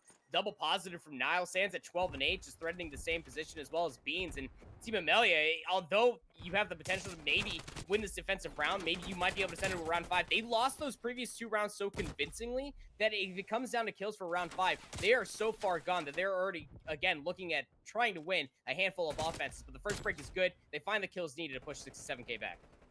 Well, at least 67K haven't had as dominant of a start this time. That was absolutely the downfall of Team Amelia last go around. They just lost control. And, well, from there just kept on spinning out. But now Amelia have some modicum of control over this game. They can maybe start to make their way on through. Vortex actually going to pick up 2 huge kills. And now maybe, I mean, we've got the possibility of streaks coming into this game. Nobody's actually on one at the moment. But you'd imagine that if Amelia keep on getting kills in their favor, they can maybe get some streaks going their way. And that's exactly what's happening. This kill feed is absolutely all theirs. Nile does take down Blade. But Vortex now on a 4 spree, looking for number 5. Nuke J going to shut him down before any score streak can really start getting rolling here. 15 seconds left on the clock for a 67K to do something. Realistically speaking, do they even bother? They're down 8 lives in this particular round. Beans is actually going to pick up Piero. They're actually going for it here. I really do like the passion, but it might be punished, and it will. One player left up here is going to be Beans. He's going to get taken down. And I'll be honest with you there, Andy. I do not agree with that push at all from 67K. You're just wasting lives unnecessarily. Yeah, the term ego challenge comes to mind. When you think of the ego challenge, you think of like one player in a 1v1 isolated at that. Yeah, it takes an ego challenge when they're low HP. That was a collective ego challenge. All the way out from 67K. I understand it at a certain degree. You won that first round by a solid, what was it, 8 lives. The second one you won by about 10, if not closer towards 12. That one was a Team Amelia win by a solid 8-9 lives. It could come back to haunt you. But again, it's Team Amelia. The ball's in their court. They gotta win an offensive round. This is 100% 67K's map to lose. So we'll have to see if that over-aggression towards the end of that round comes back to absolutely hurt them. Team Amelia are going to push through the middle of the map for B. They want these first bloods. Blade will find 1, and that means that B control will be Team Amelia's. Team Amelia on B. This is feeling a little bit like a flip of what we saw in round number 1, Andy, where Team Amelia here have got those opening bloods. 67K, I think, playing this extremely cautious. Maybe a little bit too much so, you might argue here. They only lost 2 lives. They might as well have hit it one more time, but Team Amelia are in full control. And now, I mean, they've got all of the cards in their hands here, Andy. 2 minutes 10 on the clock. But as Beans and saying going to win those opening bloods, Nile taking out Predax, it all falls on the shoulders of Vortex. He's actually going to stay alive here. Somehow manages to slip through the defensive line. They've got 0 idea where he is. And Vortex could play this to advantage. I believe that someone spotted him out. Yep, Saiyan has an idea as to where he is. Vortex tries to waste time, but as his teammates off the respawn can't win their fights, we might just see that spawn trap we were looking for.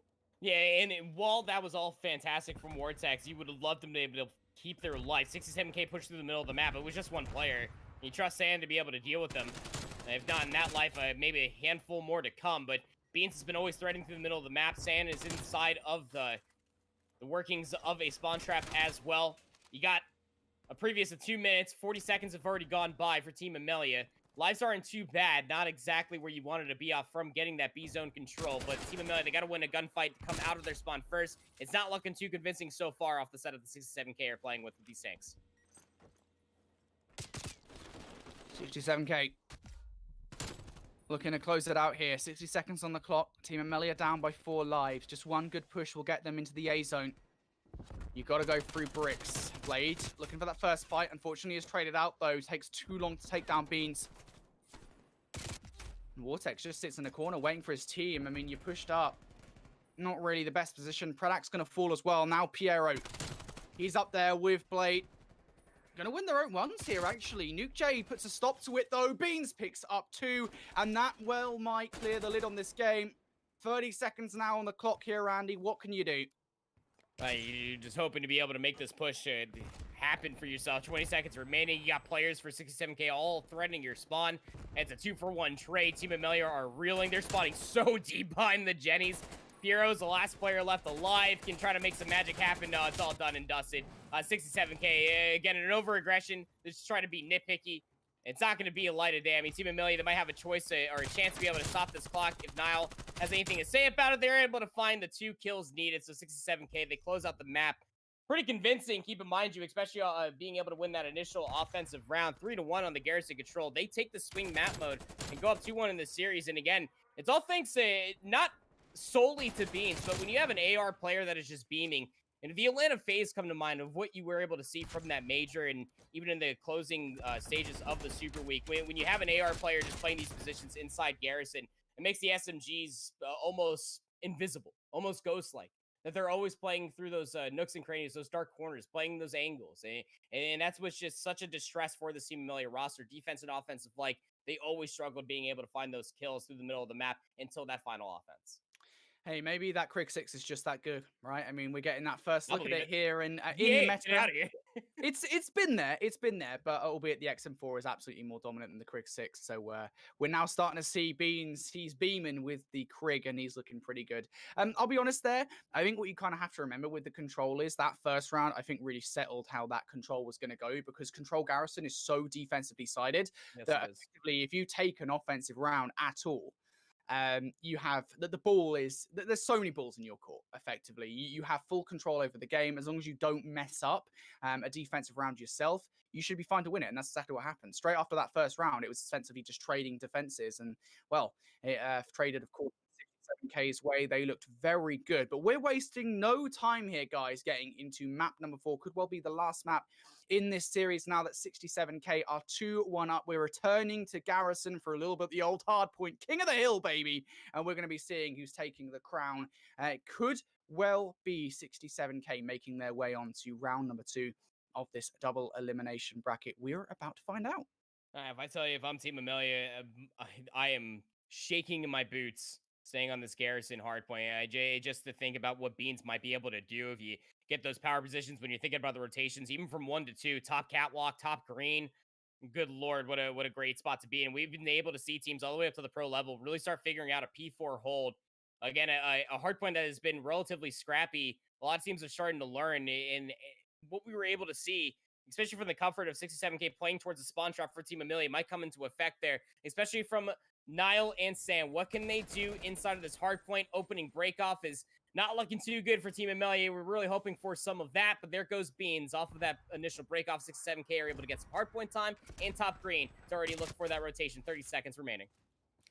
To my mind here, you got to shut down Nuke J and Beans in this game. They didn't have such a bad game in that control on this very map. And, well, not a bad start here from Team Amelia overall. They are behind at the moment, but with 20 seconds left on the hill, there's quite a bit of time still to soak up. And they've got not only control of this current hill, but control of the next one as well.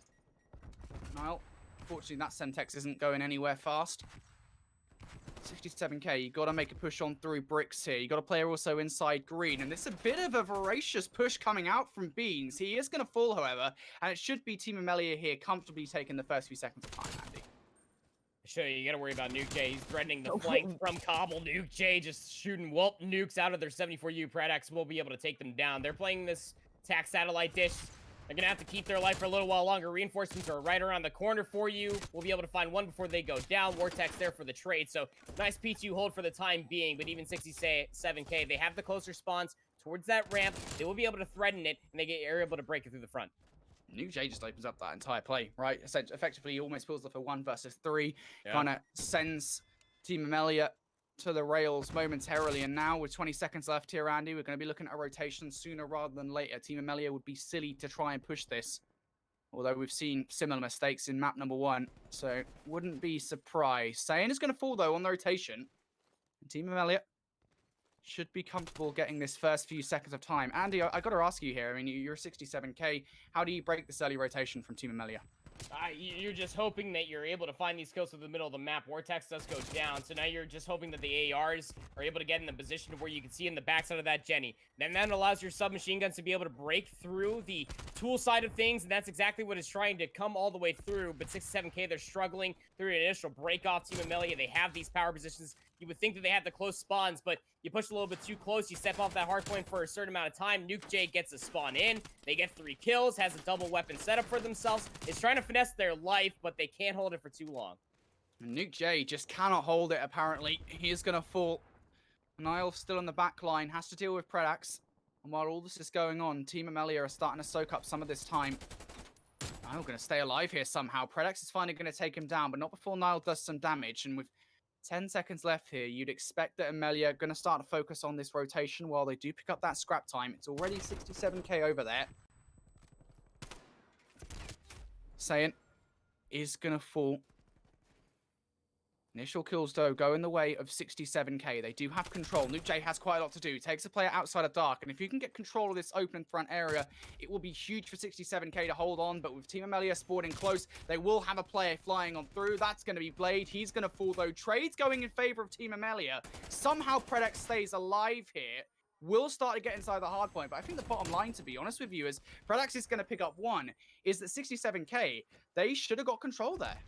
They absolutely should have. 67K, they have the pretty standard setup. Team Amelia, you can definitely tell that the reps are here as far as a break from that specific angle. They get the player on top fridge. They look towards trash and top green. They clear out everything. Like you were talking about, the trades were good for them. But P4, again, this is a traditional, the most scrappy hill out of every single one next to P1 on Garrison Hardpoint. But Team Amelia, they're doing a good job, again, finding that initial break, keeping it scrappy. 67K are trying to at least soak up what little scrap time they can. They find the kills, but they aren't able to find a very quick rotation. They read the spawns to come through, but Team Amelia are in the power positions.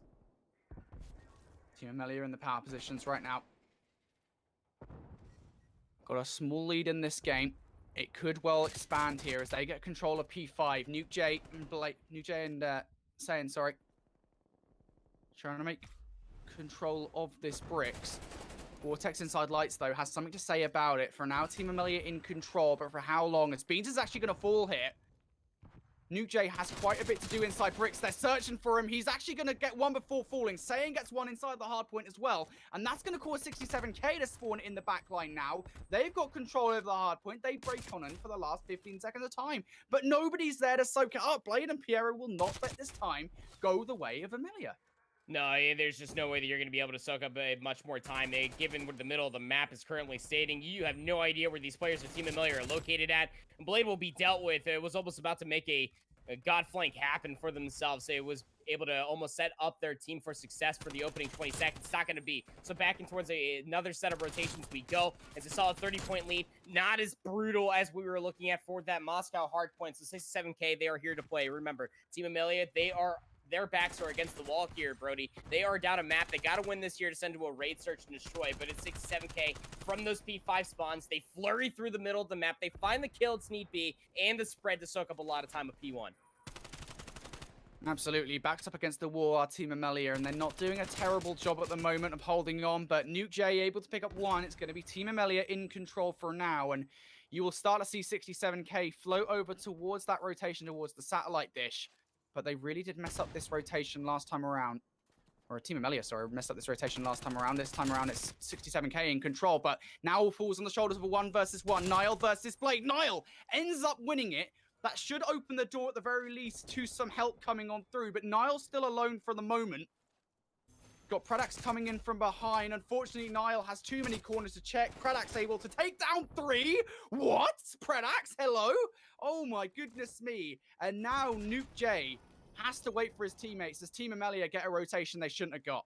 Yeah, you got the raid boss waiting inside top green for the break. 35 seconds remaining. Cruise missile in effect. Nuke J at 24-9. How long do we hold on towards these streaks? There's the bend. Finds a hit marker at least. Knows that there's a player inside of bricks, but Vortex finds Sue on the gunny of things, trying to break back in. Nuke J just trying to be an absolute nuisance. It's good for 1.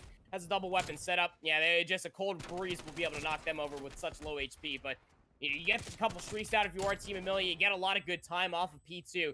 You're right back into the lead. You have a 50-point lead, and you're staring down the road. Very easy rotation with these spot outs for 67K towards B3. Gotta say, 67K here. I wish they'd have put a little bit more emphasis on the rotation as Team Amelia are now over there. This is gonna have to be a fast break considering the current scoreline. You don't want to let Amelia get much of this time. And actually, it's Beans and Nuke J combined for 3. It's all on Vortex alone. But Team Amelia still spawning in the backline here, ever replenished with those lives. And now you got to fight on 2 fronts here. Piero's still got to deal with him in the backline. You got Vortex and Predax coming off spawn. It's going to be Piero going to fall. Bean's going to continue to split on here. Various players, and now 67K starting to earn some time. 29 seconds left on this hill. Niall wants to get a little bit aggressive. Unfortunately, isn't able to clear out Dark, and now Nuke J has to do it. He will do so. 20 seconds here for a 67K to soak up the time here, Andy. And Amelia, I mean, you got to feel that's an important break for 67K to make.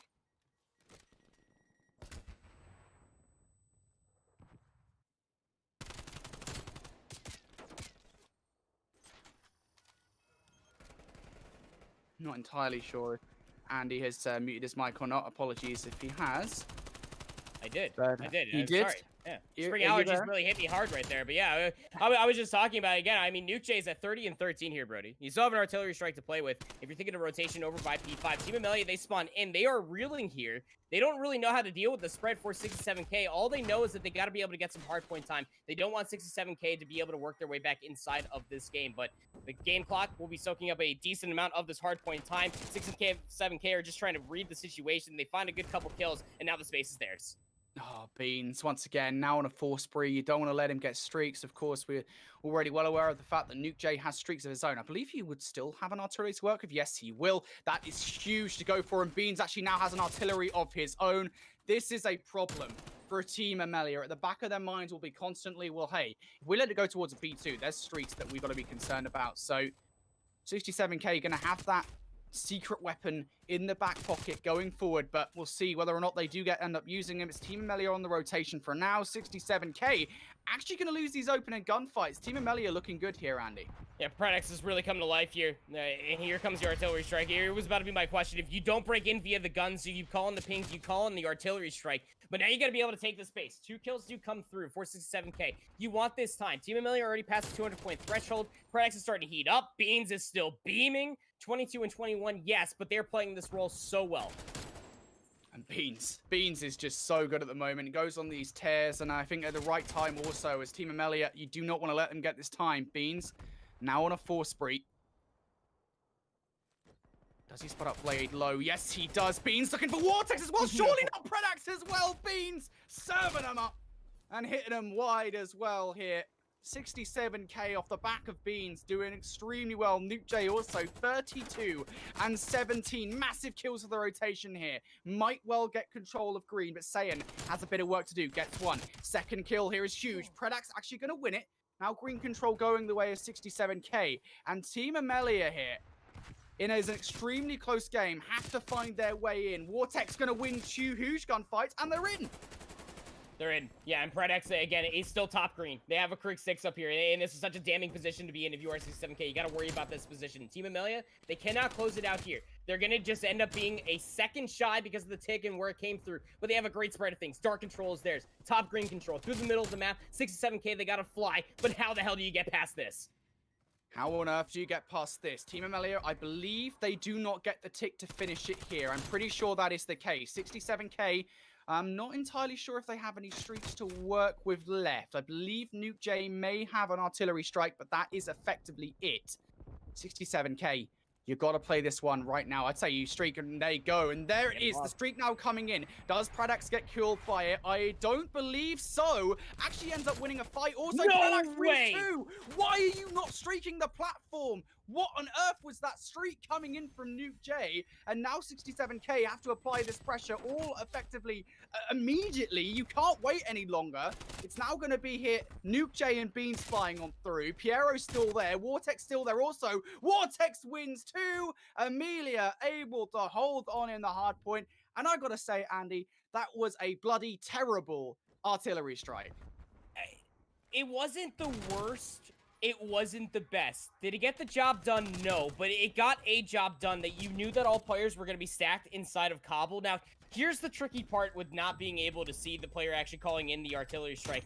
Did they get the info? Did they already use the pings, Brody, to be able to look at a rotation earlier on? Because I'm not too sure. I'm pretty sure that Nuke J was holding on towards that second artillery strike for a solid 45 seconds. So the ping could have potentially already come through. But here's the scary part. You put 3 players to push past the shipment square that you know the players are going to be inside of Kabul. You leave the dedicated player to push out from green. The last player from the respawn was just lingering behind that lost their initial life pushing through the middle of the map. You gave Predex 2 isolated 1v1s. The streak doesn't kill them off, and the push goes 1 for 2. Not in the favor for the team that called in the streak to break inside P2, inside the Kabul. Every single time that 67K called in a streak, go back to the first cruise missile, the first artillery strike, even that second one, found absolutely no ground. They had all the players for Team Amelia trapped to where they could have been able to flood them out, but they just couldn't win those gunfights. Team Amelia were just too locked in as far as how they wanted to defend against all these rotations for 67K. And it goes back to some of those finer moments of the Moscow hardpoint. Team Amelia were wise from positioning alone, know when to reel themselves back, when to put themselves in much better positions to be able to win gunfights more effectively. And that's exactly what you saw them being able to take out those routes, being able to find those rotations set up on those hills. Yeah, I think it's just unfortunate. I will say that this much, which is that I don't think it was alike to map number 1, where Team Amelia just came out of the gate swinging and 67K couldn't find their way back in at all. They just didn't look good, at least in that initial rotation. But that hardpoint was a lot closer. Unfortunately, though, for 67K, it does still go the way of Team Amelia. And you guys can see the score lines across the series thus far currently on your screens. 250 to 145, that first hard point that absolutely did go Amelia's way by quite a margin. Pretty close, I'd say, in the search and destroy round 11, and then a 3-1 control just before we got to that hard point. I say the control has been 67K's greatest victory so far. But going to the search and destroy, Andy, I think what we saw earlier was pretty scrappy from both teams. I think we're seeing 2 teams at the moment that I would say don't seem as confident in search and destroy as I'd like. And they did make a few mistakes. And that's what's really scary going in towards a raid search and destroy, right? You end up talking map that just absolutely punishes you for not necessarily always looking at your flanks, not always necessarily being able to find those trades. That's what's really scary. But again, for Team Amelia, you go back to that Moscow search and destroy that we played, go inside the lobby, reset. The mentality for these players, even at the beginning of the Moscow hardpoint, even in some different instances throughout the entirety of the best of 5 series, that you can see something snap for these individuals, that they know that they can just win the gunfights. And when you have that mentality going inside a raid search and destroy, you could just force stack defensively, offensively, play for the retake. If you're able to win those gunfights, then you're probably going to be in a great spot. It's a great day-old strategy. It's search and destroy's been in Call of Duty for a very long time, Brody, but if we're able to run at them, we're able to win the gunfights, that's a round win. That's certainly a win condition. But the 67K roster, with the way that they play the search and destroy, at least to the day, is that they are always playing for the information. And again, they will be that team that punishes Team Amelia for not always being aware of their flanks, not always being aware for these rotations. Because when it comes down to raid, search, and destroy, if you're not aware of the middle of the map and what that can offer when you're trying to make an offensive push over towards pillars, over towards spiral, a player could already be behind you in garage, inside red, or even defensively. The flanks are just so aplenty that if you're not having a player at least looking through the middle of the map, you could get pinched even before that bomb goes down. Yeah, we do love Raid Search and Destroy. It's a very old map, of course, for veterans of the scene, all the way back to Black Ops 2. This map was played. Of course, that was when it first came out, and it's a bit odd, right? Because Raid Search and Destroy, we've had remasters of many maps over the years, right? We've had Summit, we've had Jungle, multiple times. Of course, those are two very good maps. Also, maybe not so much for competitive, but this is the first time that we've ever had a Raid remaster in Call of Duty. It's, in my mind, it's the best map of all time. Maybe Standoff is better. I don't know. An argument could be made. But it's nice to see it back. I think it's settled into the meta easily in my mind is the best map we have here in Call of Duty. Although it's not the only new addition. We might be seeing a little bit of Apocalypse, supposedly, very soon, Andy. I've been enjoying playing a lot of Apocalypse, personally. I think that it would fit in for a lot of different game modes. And, Crossroads is already... It's gone. It's dusted. It's out. We try to fix this damn hardpoint map so many dang times. It just has no place. So yeah, it's got to get replaced by something. And why not Apocalypse? But yeah, Raid. I think that this probably is the best map. I will stand on this island with you, Brody. You are not here alone, but one of these teams will be very cold and alone going towards the loose bracket very early here as we will start off this raid search to destroy. First blood already found over towards Blade. You said you wanted to see aggression coming out from Team Amelia. That's exactly what's happened. Maybe not working out, though, here as Vortex, somehow stays alive for a little bit too long. Piero now 1 versus 3. Has to take a few shots from multiple different angles. Not much you could realistically do there, but it was a good attempt at a 1 versus 3. However, there's that aggression that you wanted to see, Andy. It was the aggression, yes, but what ended up happening, you were focused towards the middle of the map before it was too late. 2 players, you see just through the X-ray and the floating nameplates, in between Nile and I believe it is San over by the driveway at that point in time, pushed through the middle of the map. There was only 1 player defensively through red. That's that pinch that I was talking about. They found a kill through the middle. They pushed it all the way through. They pinched it, and that's exactly what you got to be careful of when you're trying to get aggressive for Team Amelia. You get through the middle of the map first if you are defense. You have that open doorway of kitchen. You want an SMG inside of rocks, but if you're not pushed back by immediate defense, then yeah, you can just push all the way through. But Vortex, yeah, that's exactly what ends up coming to be. 3 players through Zig, yeah, that's not a challenge I want to take. Trade's going through early on here. It's now going to be a 3 versus 2 right off the bat. A mid push, unfortunately, doesn't work, or works out, sorry, in favor of 67k here, Amelia. Now I'll have to go for a retake.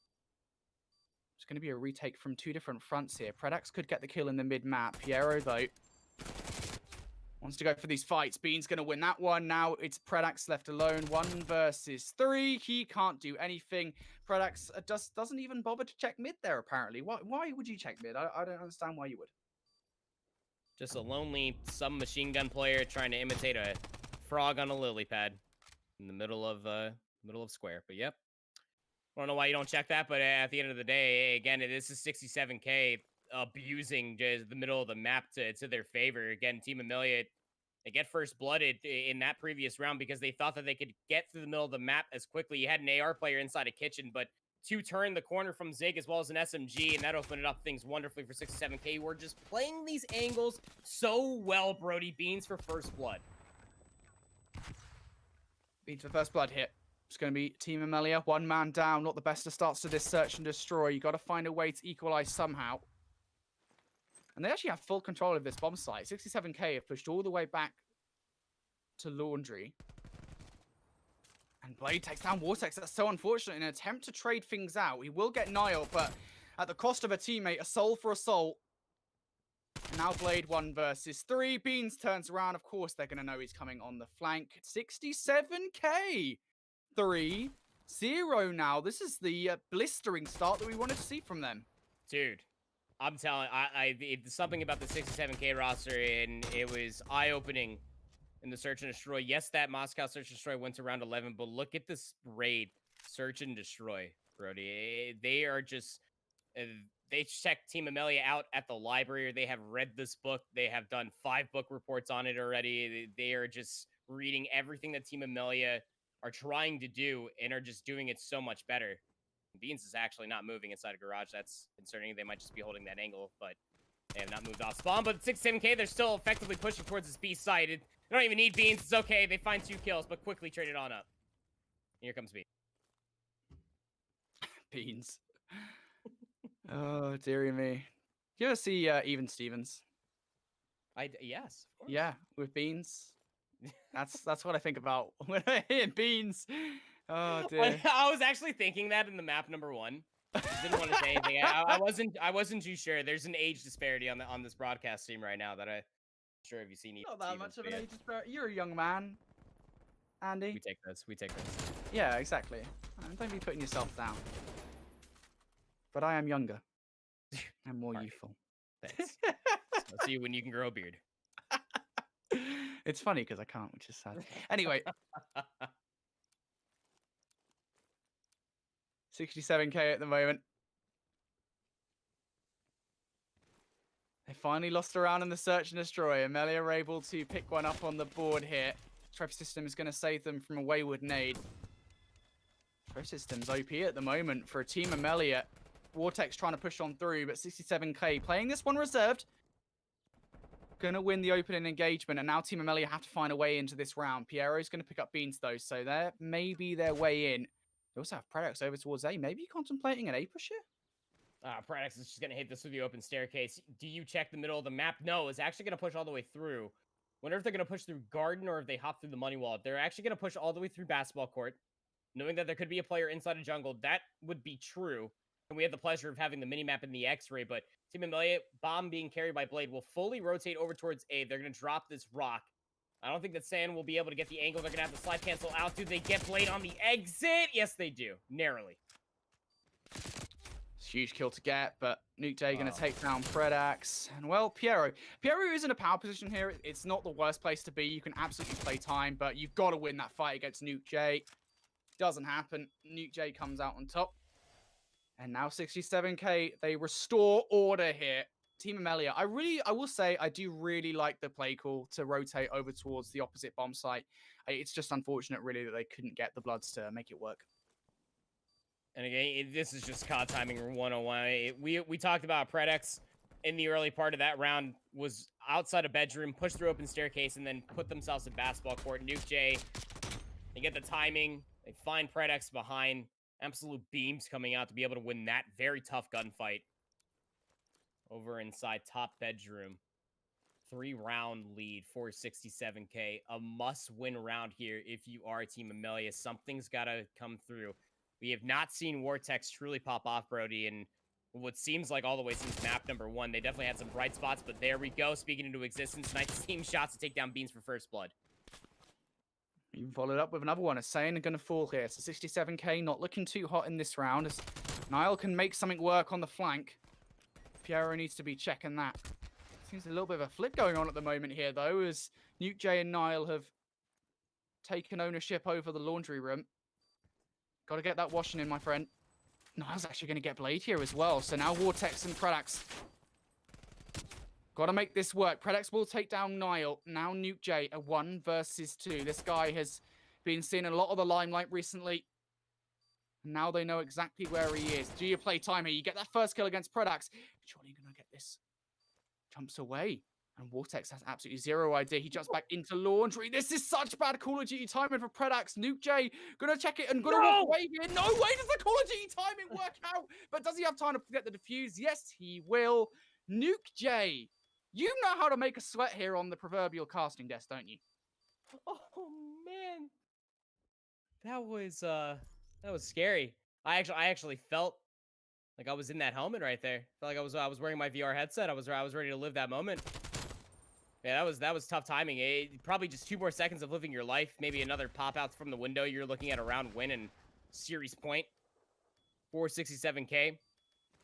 A wild goose chase. Yeah, I had that that cartoon like clown chasing music. You know what I'm talking about? The Benny Hill music? Yes. Yeah. Thank you. Okay. It's so early for me over here.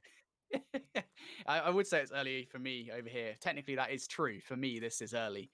I would probably still be in bed at this point. Dude, I'm on the gamer hours. I've been playing a lot of games recently. Yeah, you got to let me have this one. Brody. Games don't play themselves. Exactly. Absolutely. They do not. Well, Amelia aren't letting this round play themselves as the first blood going their way. 67k have already lost Nuke J in this round. Niall could have something to say about this one as the bomb now going down on B. How do you hold this on the defense? Going to be tough. You're mostly relying on Nile to make a play happen through pillars. So look at the spread for Team Amelia. You're threatening laundry. Blade throws a shoulder. Don't know if they actually got the read on Sand, but that's going to be a tough break for 67k. They got to get this laundry control back. Sand's going to draw that first blood. Piero! Oh, Piero! Oh, Niall going to fall as well. And Amelia not letting that one slip through their fingers. Deary, deary me. Look at this again from Piero. Bye-bye. Again, they played that so well. You had one player in there for laundry. It was Blade, and then Piero was just playing over by the cliff side. Was just waiting for the trade to come on through, if not for a double challenge. And that's what Piero looks like when they're not left like in a 1v3, when they have their teammates to be able to play those post-plant situations, everybody. Now 1-round lead for 67k, 2 rounds in a row for this Team Amelia roster. 2-for-1 trade through the middle of the map. We'll call for Nile to sit open staircase, but Predax might be able to read this. The bomb's being rotated on over. Predax will read it. Predax opening a book right now, getting a nice little read going. He and Piero are anticipating an A push, and they wouldn't be entirely incorrect. Piero may be able to take Nuke J down. I don't believe Nuke J is going to check this. Stun checks tree. That will give him a little bit of false confidence here that there is absolutely no one there. Niall goes to the check, though. Piero, his advantage is absolutely gone. Has actually given control of that area of the map to 67k. And of course, now the knowledge that the Piero is over towards the cut, probably going to mean that 67k go to this bomb site. That's exactly what happens. And now Predax. I really love this aggression coming out from Predax. Gets the first, doesn't get the bomb planter though. That is key. It's fine. You've evened things up now. You're staring at 35 seconds. Piero's starting things through jungle. It's a little bit of a pinch. No. Predax actually joins their teammate. They're going to try to double challenge this. They're playing for the trade. 67k in a post-plant situation, looking to do the same thing. Nuke J's actually hitting this through kitchen. This is smart from 67k, trying to play absence on the bomb site. Unfortunately, though, Nuke J going to fall. Niall has been spotted out. There's 15 seconds left on the clock. Predax going to jump on this defuse. Niall's not going to get there in this time. I like the wrap. I like the rotation. There's no way that Niall gets there in time. No way does Niall get there in time! Oh my god, there's milliseconds in that!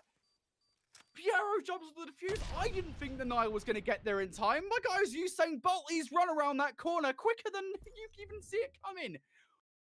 What a clutch from Niall, a 1 versus 2. I genuinely did not see that happening at all. You were almost a really good salesman there, Brody. I almost thought that Niall wasn't going to make it run that corner in time either. Oh, man. Like you were talking about, they got the new trainers. They immediately sprint through kitchen. They had 10 HP, almost lost their life. That got really scary. You saw Nuke J, they lost their life when they tried to push over by Laundry. And again, that's a tough spot.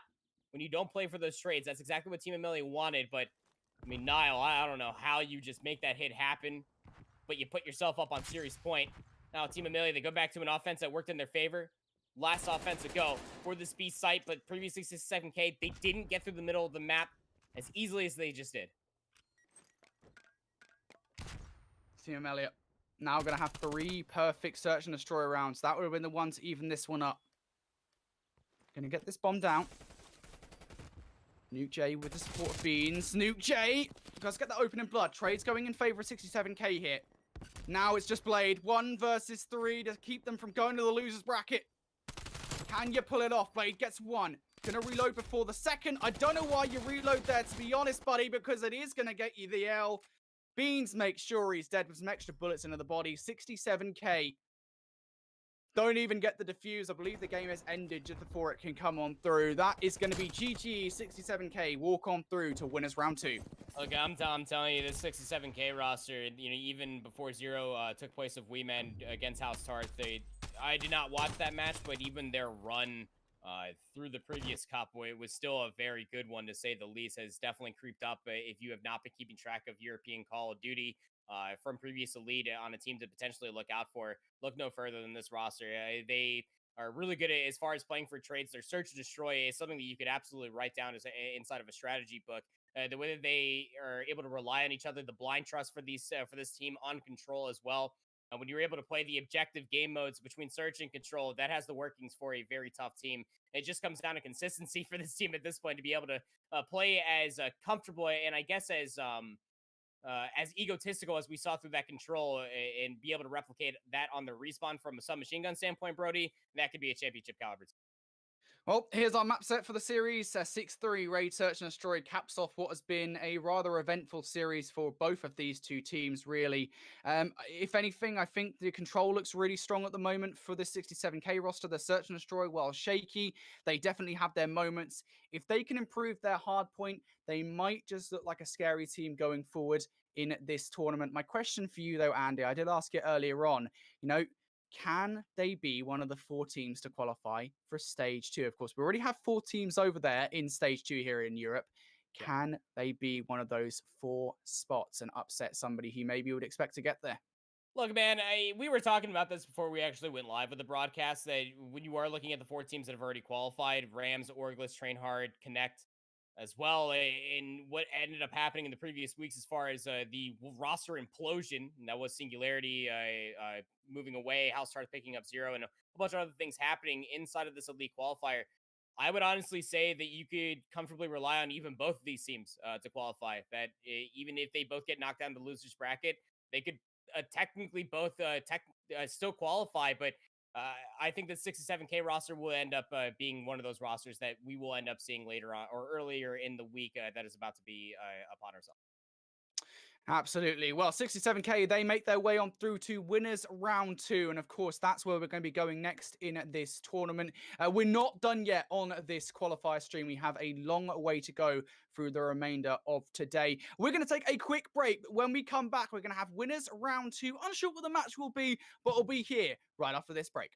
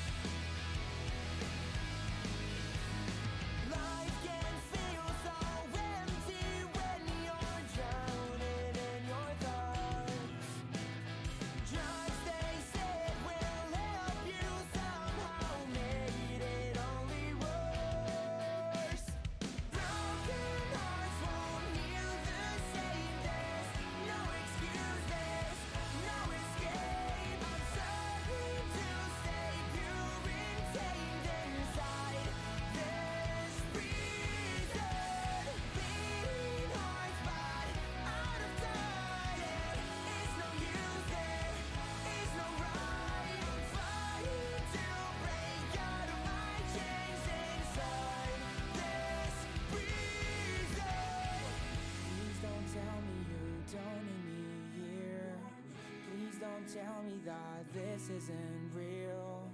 Please don't tell me you don't need me here. Please don't tell me that. Please don't tell me that. Please don't tell me you don't need me here. Please don't tell me that this isn't real. Please don't tell me you don't need me here. Please don't tell me that. Please don't tell me that. Please don't tell me you don't need me here. Please don't tell me that this isn't real. Please don't tell me you don't need me here. Please don't tell me that. Please don't tell me that. Broken hearts.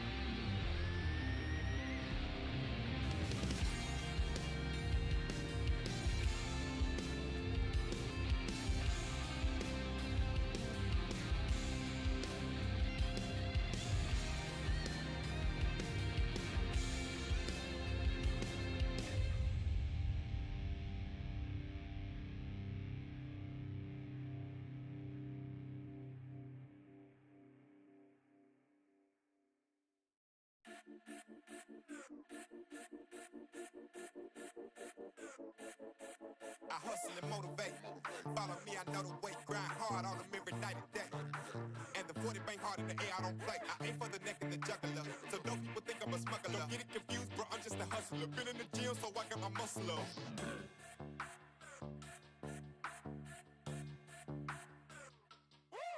I'm like Yosemite Sam in the Wild West. I just laugh at them when they wear vests, cause it's headshots on sight. I don't do beef, I just lay it to rest. I'm so hungry, my blood sound malicious. On my journey, I'm chasing my riches. I got so many reasons that I gotta make it, so I wake up and I go get it. I move like I'm the mob in my all black. You ain't down with my squad, you can fall back. If you never seen greatness, then you bout to witness, and you gon' know what you should call that. Every song that I've been on is a hit like a ball back. I took some losses, but I got them all back. Been at the bottom and I'm never going back. I'm fully focused and I'm on track. I'm tired of waiting, I'm running out of patience. I'm about to make my move right now.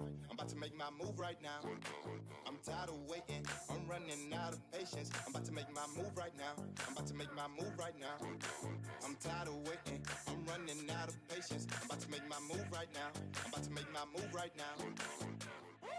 Yeah, I came up straight from the bottom. Put on the gas, yeah, that's the throttle. I get the smash cause I get the bottle. These people mad cause I get the mile. I'm changing lanes in my auto. Get to the bag is my motto. I'm coming up cause I stay down. Grind so hard I can't slow down. Nothing was given, started from the mud. I wrapped it up and now it's a drug. If you wanna play, call my bluff. I'm not gonna pull it if I ain't gon' bust. I'm making a movie, cooking up too. On the freeway, I got no proof. I'm nothing but crack, yeah, that's true. I'm about to win, don't know about you. Tired of waiting, I'm running out of patience. I'm about to make my move right now. I'm about to make my move right now. I'm tired of waiting, I'm running out of patience. I'm about to make my move right now. I'm about to make my move right now. I'm tired of waiting, I'm running out of patience. I'm about to make my move right now. I'm about to make my move right now.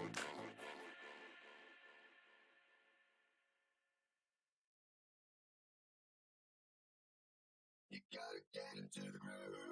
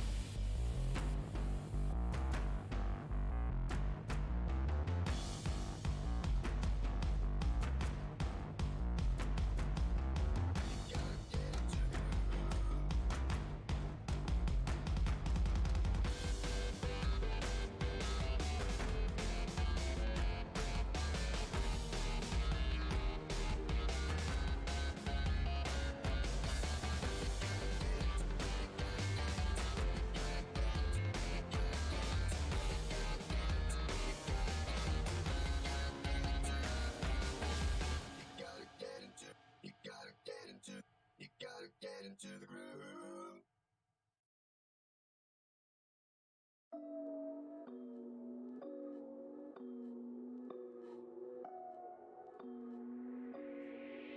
Tell them I'm staying right here. Tell them I'm switching my gear. Yeah. Tell them I'm just getting started. Tell them this year's my year. Ay. Tell them I'm staying right here.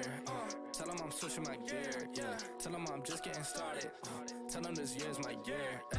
Hop in this flow since a boom. I'll take the man to the tomb. Yeah. Now they all ask what I'm doing. Well, you see it, it's soon. Say that they know what to do. Say I should listen to you. Yeah. Y'all don't know what I've been doing. Trust me, you don't got a clue. Take the top to my front door. Only fiends coming through the bay. Got my problems, I want more. Lead the pass up in the past. The way I'm moving, need a hard pass. All class with a book bag. In the night with that all black. Hang it up, then don't call back. Yeah, I got time and it's all on my mind, so I tell them I'ma let it out. Yeah, and I got guap, but you know I can't stop, so I tell them I'ma dead it now. Yeah, I got green and I gotta switch cheese, but I'm looking for the cheddar now. That shit was all bad, now I'm coming to get last, and this year's looking better now. Tell them I'm staying right here. Tell them I'm switching my gear. Yeah, tell them I'm just getting started. Tell them this year's my year. Ay, tell them I'm staying right here.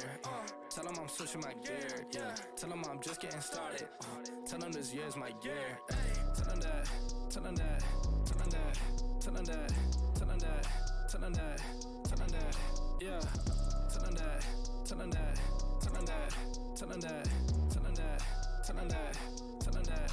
Ay, how long was I gone for? Pop more than some popcorn. Gotta drive, can't stop for. All the talk, there's no time for it. Blowing up like Lampor. Crowd wanting that encore.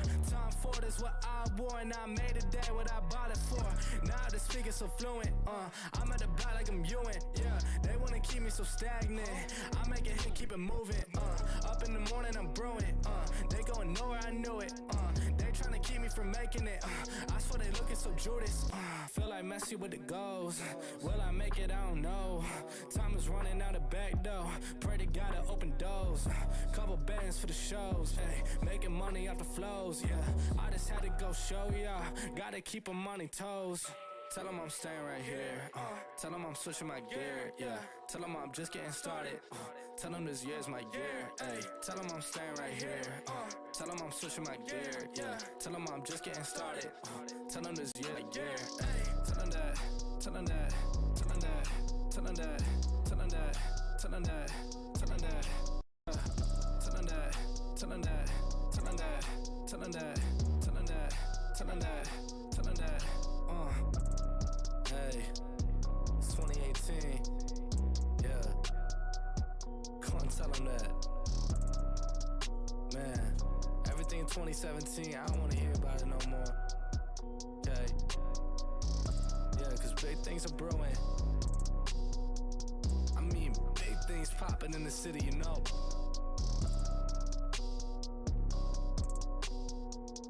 Yeah, that's all you need to know.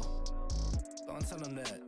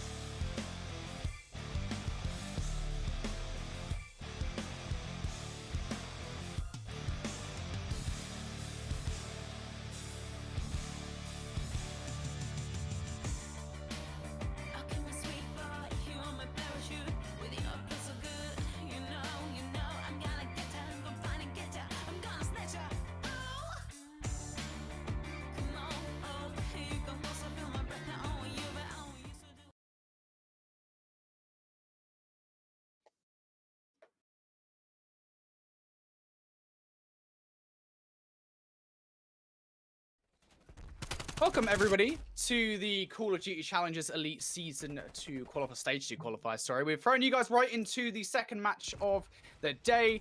We did manage to get one. It's going to be team... I'm not going to attempt to say the Spanish version of it because I think it would probably come out very weirdly. But it's 3.5 men versus Team Moon, of course, former Team Emptied, going up against an amalgamation of former Team Pete and former Team 3G. And bringing you all the action is myself, Infinity, and Proper Andy. It's always so good to face, but I can't see your face at the moment. It's sad. It's alright. You're not missing out on much, but it's all right. In between the breaks, I get the production feed. I get the pleasure of seeing your beautiful smile, Brody. In this matchup here, we got ourselves a pretty good one. In between this Team Moon roster, especially for me personally, I'm sorry, 3.5 men, is definitely has a core 3 that has always kept my eyes on, especially even though Methods has retired, European Methods, of course, has left these 3 players in a certain spot, but they're very electric. They put themselves in a position where they've not only been able to at least close out a couple of tournaments, but would love to be able to qualify for Stage 2.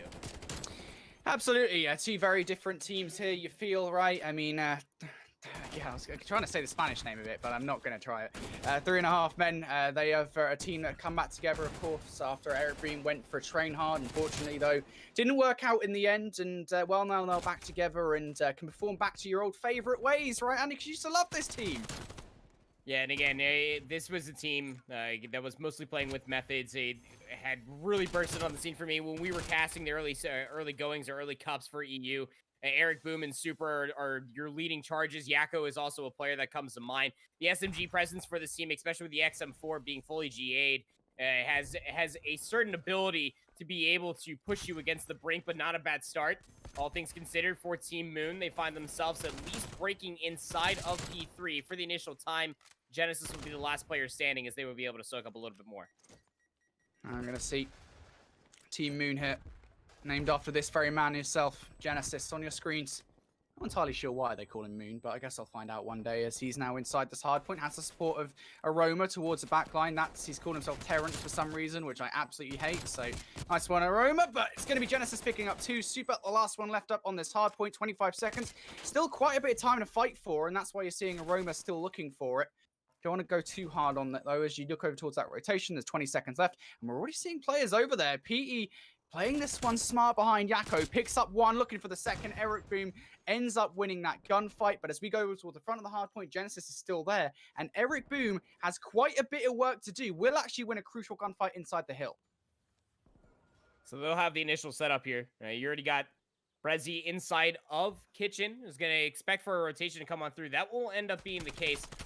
Every single member, 4 3.5 men, they've already put themselves inside a basketball court. So now you got to break this through the front. The opening gunfight not effective for 3.5 men. So now they're able to get the setup that they're looking for. So now Team Moon going to have to try once more. Team Moon. Team Moon. 1 hit at the moment is all they need. Super going to pick up 2, though.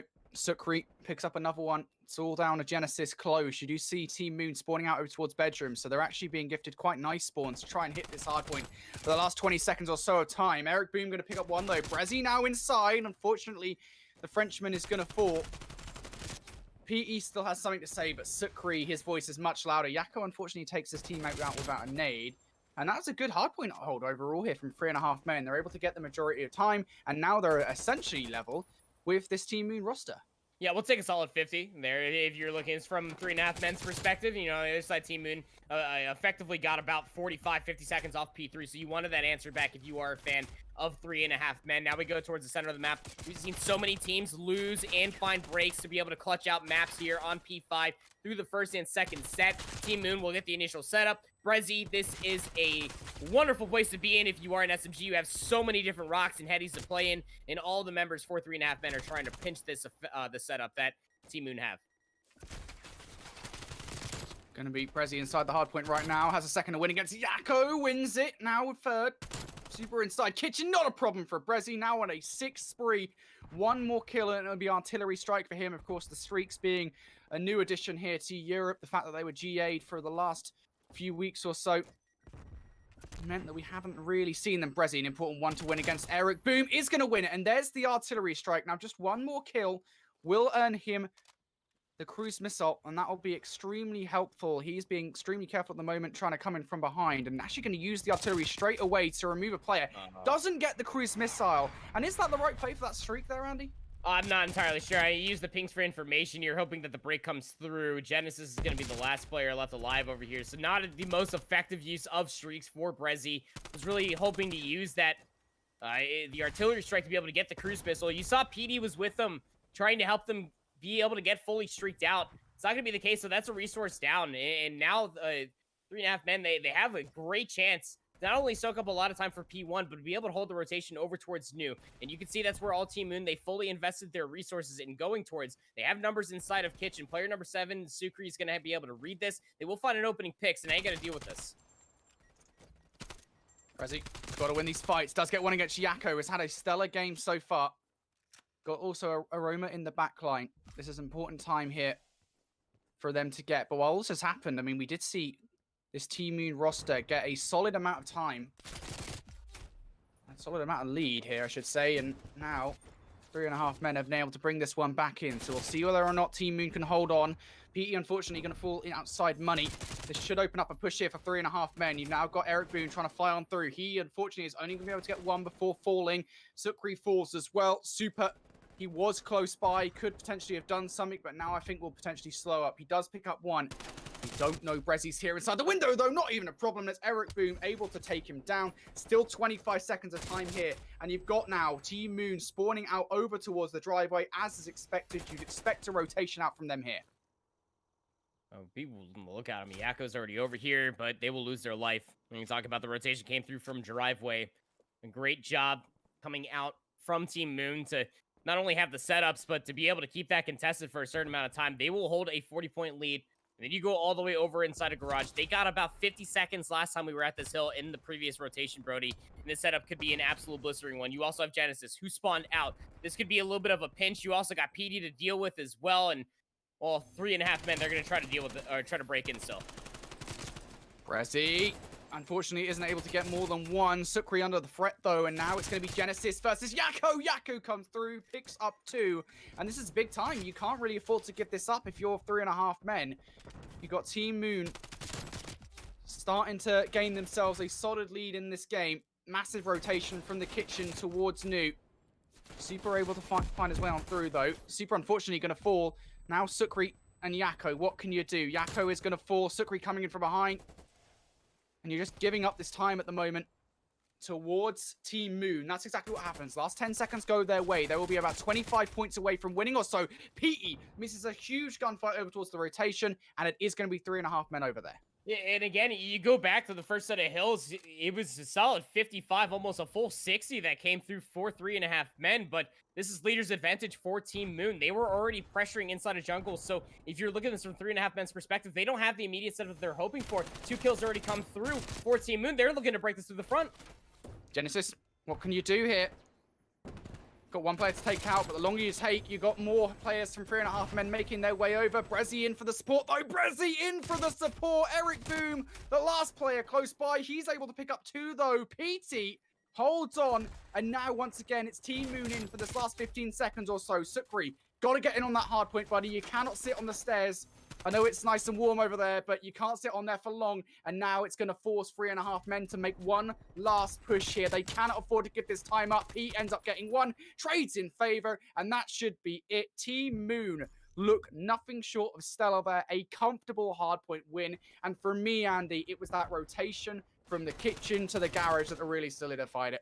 Yeah, and every single time, hell, even you go down to this final hardpoint here on P4 where it all came to a close, you had so many times that 3.5 men were threatening a very early rotation. Even at the beginning of the second set of hills, they had the immediate rotation, but when it was most timely for Team Moon to work their way in, that's when the kills started to come through. You even go towards the end of that series, look top to bottom from KD ratio. It's not that big of a disparity between the two teams. It just came down to when they're threatening a more key part of the map, and that is what is so pleasure to be able to watch as far as raid is concerned for Hardpoint. Something we haven't seen all the way back since Black Ops 2, that when you are an SMG player and you're working through the middle of the map and you're able to find those kills, you're able to find those breaks, that makes the rotation so much easier. You spawn so far out that you can't immediately help out. What was it? An effective setup through the first set of hills on P4 for 3.5 men. Team Moon, they recognize that. They immediately pressure out jungle. They can't get the setup that they were hoping for. And again, this Team Moon roster, whether they were able to work along with each other through the middle of the map, through these rotations and breaks, was absolutely stellar. Yeah, it really was. It really was really well played overall from Team Moon. Although I will say that 3.5 men, I can call them 2.5 men, of course, after the actual series. No, 3.5 men, they did play them close, I think, up until that kitchen hard point. As a matter of fact, I think even Team Moon, right, that, you could argue they made a somewhat of a mistake by playing for the streaks, using the streaks, and then still letting 3.5 men get the majority time off the back of that P1 hardpoint on the second set of rotations. So a really close hardpoint overall between the two, but unfortunately for 3.5 men, I think it just sort of it slipped out of their hands on that rotation from the kitchen hardpoint to garage, and then of course it was Team Moon able to slip into basketball and really punish them in the closing moments of the game. So great performance from Team Moon. Now they go 1-0 up in the series here. Andy, I'm just going to double check what the next map in the series is, because I don't believe we've got a graphic ready for that just yet. It's Garrison. It's going to be Garrison Search and Destroy, and we do actually have a map set because our producer is lightning fast,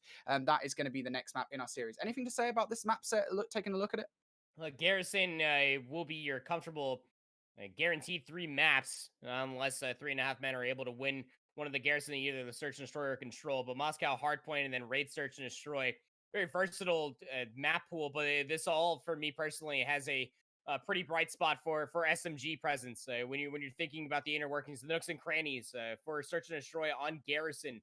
Even what we just saw in our previous matchup between 67K and Team Amelia on Garrison Control, the SMG presence to be able to win those offensive rounds, get your ARs in those positions.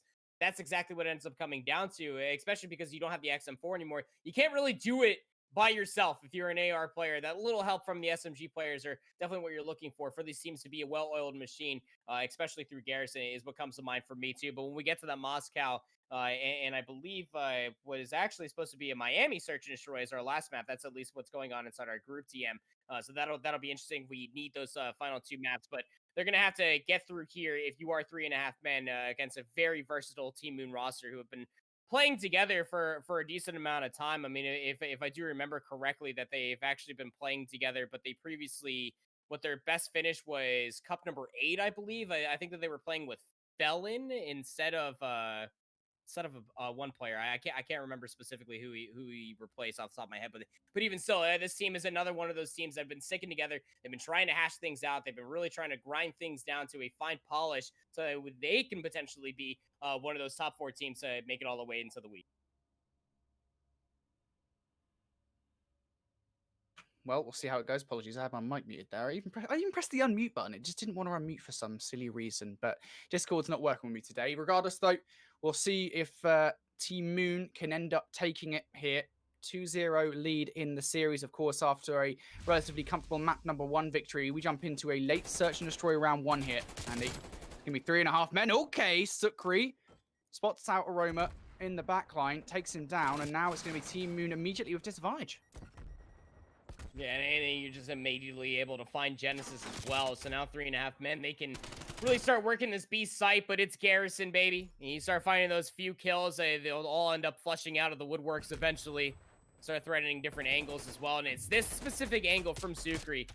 It was this angle when Cold War started, Brody. We started talking about snipers, that you could find those opening picks. Well, you put a Crick 6 in an AR player like Sukri's hands, even on that suspended tank, you can find that first blood. It effectively will win you an offensive round for sure. Well, good start coming out the bat here from 3.5 men as they're going to draw first blood in the Search and Destroy. We'll see how Team Moon are able to respond. They look to be sending this bomb over towards B. It's a pretty aggressive push from them. They want to get lights control early on. Brezzy opens up with that first blood against Eric Boom. That should send here 3.5 men into overdrive. They've got green control. Yako is weak, has the support out from Sukri. Bomb now down. Brezzy going to take down Super. A nice nade from Sukri is going to take down Genesis. And now 3 versus 2 here. Sukri and Yako. Unfortunately for them, Team Moon should have some idea of where they are, but Yako somehow got through enemy line. Should get Brezzy here. Elsewhere, though, Aroma takes down Sukri. And here's the problem with being in that vent is you kind of have to take a while to get out. And that should give Pete and Aroma the time to take him down. Yes, it will. A little bit shaky there from Team Moon, Andy, but they get it done. Yeah, it's off of this early aggression that you were talking about, Brody. You push all the way through P1. You find that first blood over towards square. 3 players were actually stacked in here. I missed that, but when you're in this position, you're able to play for trades. You found that first pick over towards the shipment square. It immediately get pushed out of the fence, so you know that this is a free plant. And these are just some quality shots coming out of Brezzy, who had a great hard point as well. And again, when you asked me about the map set and what this ended up coming down to, it's going to be the SMG lineup. And again, Brezzy had a fantastic hard point when you're able to find those first bloods, when you're able to be the aggressive objective player that Brezzy was in that round. That could win you out a lot of offensive rounds regardless of the map. Well, 1-1 now. Sukri going to take some early shots early on. This AR battle across the map continues to be waged. It's going to be that same strategy we saw from Team Moon in the prior round. This time it's going to be employed by 3.5 men.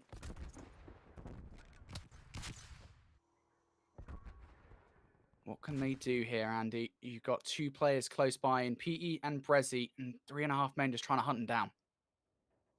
Very smart for the offense, the 3.5 men. You don't want to give up any of this information. You've only played 1 offensive round. Team Moon, they put players inside of the vents. But now we're down to 40 seconds. Sukri hasn't found this first blood, but the second that you try to work your way towards the bomb, Brezzy reveals themselves inside the vent for first blood. And there you go. Brezzy going to fall. Pete is also there for the trade, though. In 30 seconds, this becomes a much more urgent situation now for Super and Sukri. Super some shots into Aroma. That's at least going to give up that power position, but time not on 3.5 men's side. However, Aroma is going to fall. You might be able to fake a push over towards A. Unfortunately, Team Moon do not fall for it. 3.5 men don't really know. They know they have the time not to really mess around here. And well, Team Moon end up winning the round. And I love that from Team Moon. They give 3.5 men absolutely nothing on the map. You get 2 players inside the vents. They don't even throw a shoulder. Brody, maybe a couple of shots from ARs in between Terrans all the way from Sukri from tank to tank. But other than that, for the first 45 seconds, just nothing, just pure silence. You got to make a move on the offense. It wasn't the right one. The second that Eric tried to drop on top of that bomb, they get blooded. So now we have 2 rounds in a row here for Moon. Boom says, hey, I like inside the vent. That sounds pretty great. But they put a trophy system down here, so immediately you saw Brezzy. They don't want to push that all the way through. They're just going to hold the angle for now. And Aroma draws first blood here. This is huge on an offensive round to get that first blood. Unfortunately for them, though, Super is going to be able to trade things out effectively. So now 3 versus 3. No green control also for Team Moon. That's going to be at the back of their minds here with this particular push. You've got to deal with the players inside vent. That is the ultimate power position on Garrison Search and Destroy. Brezzy going to get tagged with a nicely placed Semtex from Super. Team Moon. You still know that Eric is somewhere around here. Brezzy going to go out for the check. Unfortunately for him, though, no trade coming through. Aroma takes his time. There you go. We'll get it in from behind. Now Aroma, though, 1 versus 2. As Super takes out Pete. 20 seconds on the clock. What can you do? Not a lot. And again, you know, you take what was essentially Team Moon's success on that previous defense, and you copy and paste that for 3.5 men. You just have Eric Boom just lying in wake inside of the fence. Their backup, however, wasn't a teammate. It was a trophy system, which I guess the way that they find kills in this game, Brody, might as well just be a teammate within his own self. But still, with it that being said, this little bounce back to even things up here too. A piece for 3.5 men. They are not getting aggressive through the middle of the map on defense. Team Moon in the previous go of things for defense gave 3.5 men absolutely nothing. Now that they know that the idea that 2 players could be inside of vents for Team Moon on defense, 3.5 men, they scrap that entirely and they go towards A. Straight towards A here. The 3.5 men. You can see Genesis feeling the pressure. Unfortunately, isn't able to deal with it. However, Yako kind of helps Team Moon out here. Friendly fire, taking out Eric Boom. Now a 3 versus 3, and what a situation that should have been advantageous here for 3.5 men. No longer the case. Pete could hold the key for this round still for Team Moon. Brezzy takes out Sukri as well. And well, Super 1 versus 3. This is very quickly turned into a sour situation for 3.5 men.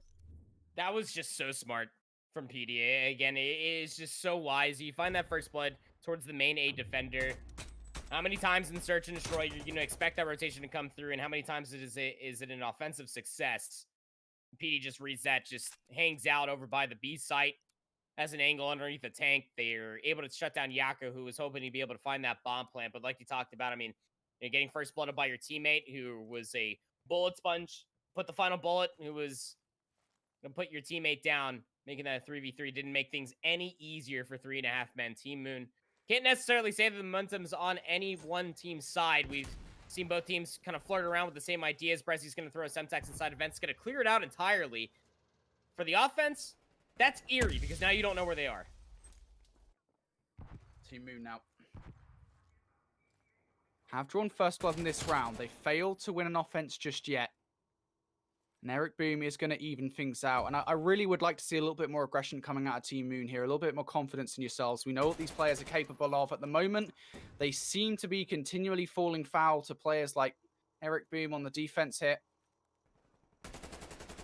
Giving a little bit too much room for 3.5 men to find themselves kills in. 35 seconds on the clock here, Andy. What do you do?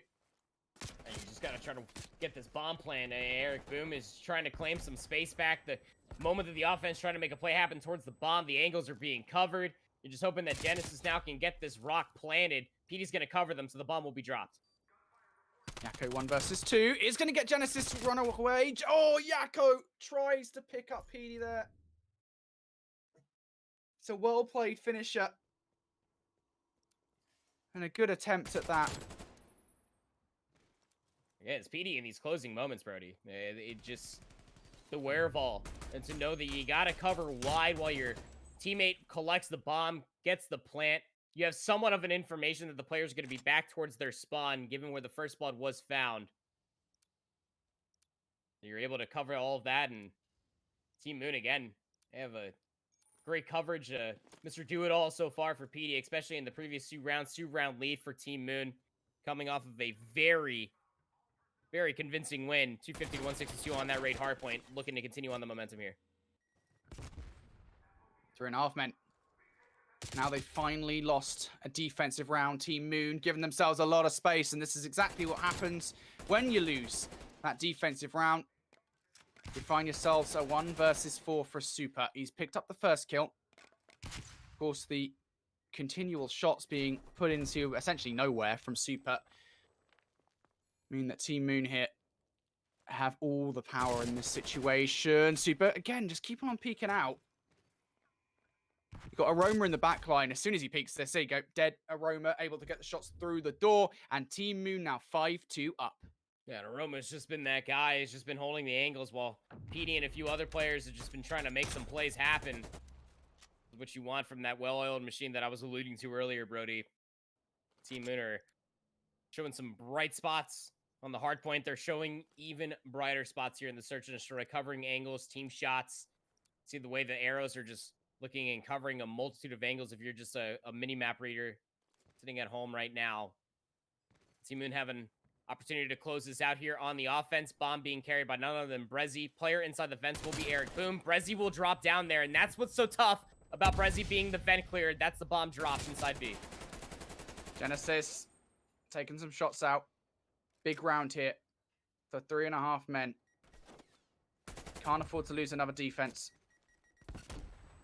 PD gonna take the end of a Semtex. Now it's just PD in a 1 versus 3. I'm sorry, not just PD in a 1 versus 3. I'm making things up. It's gonna be Genesis actually here now, 1 versus 2. This is more than possible. You just gotta make the right play.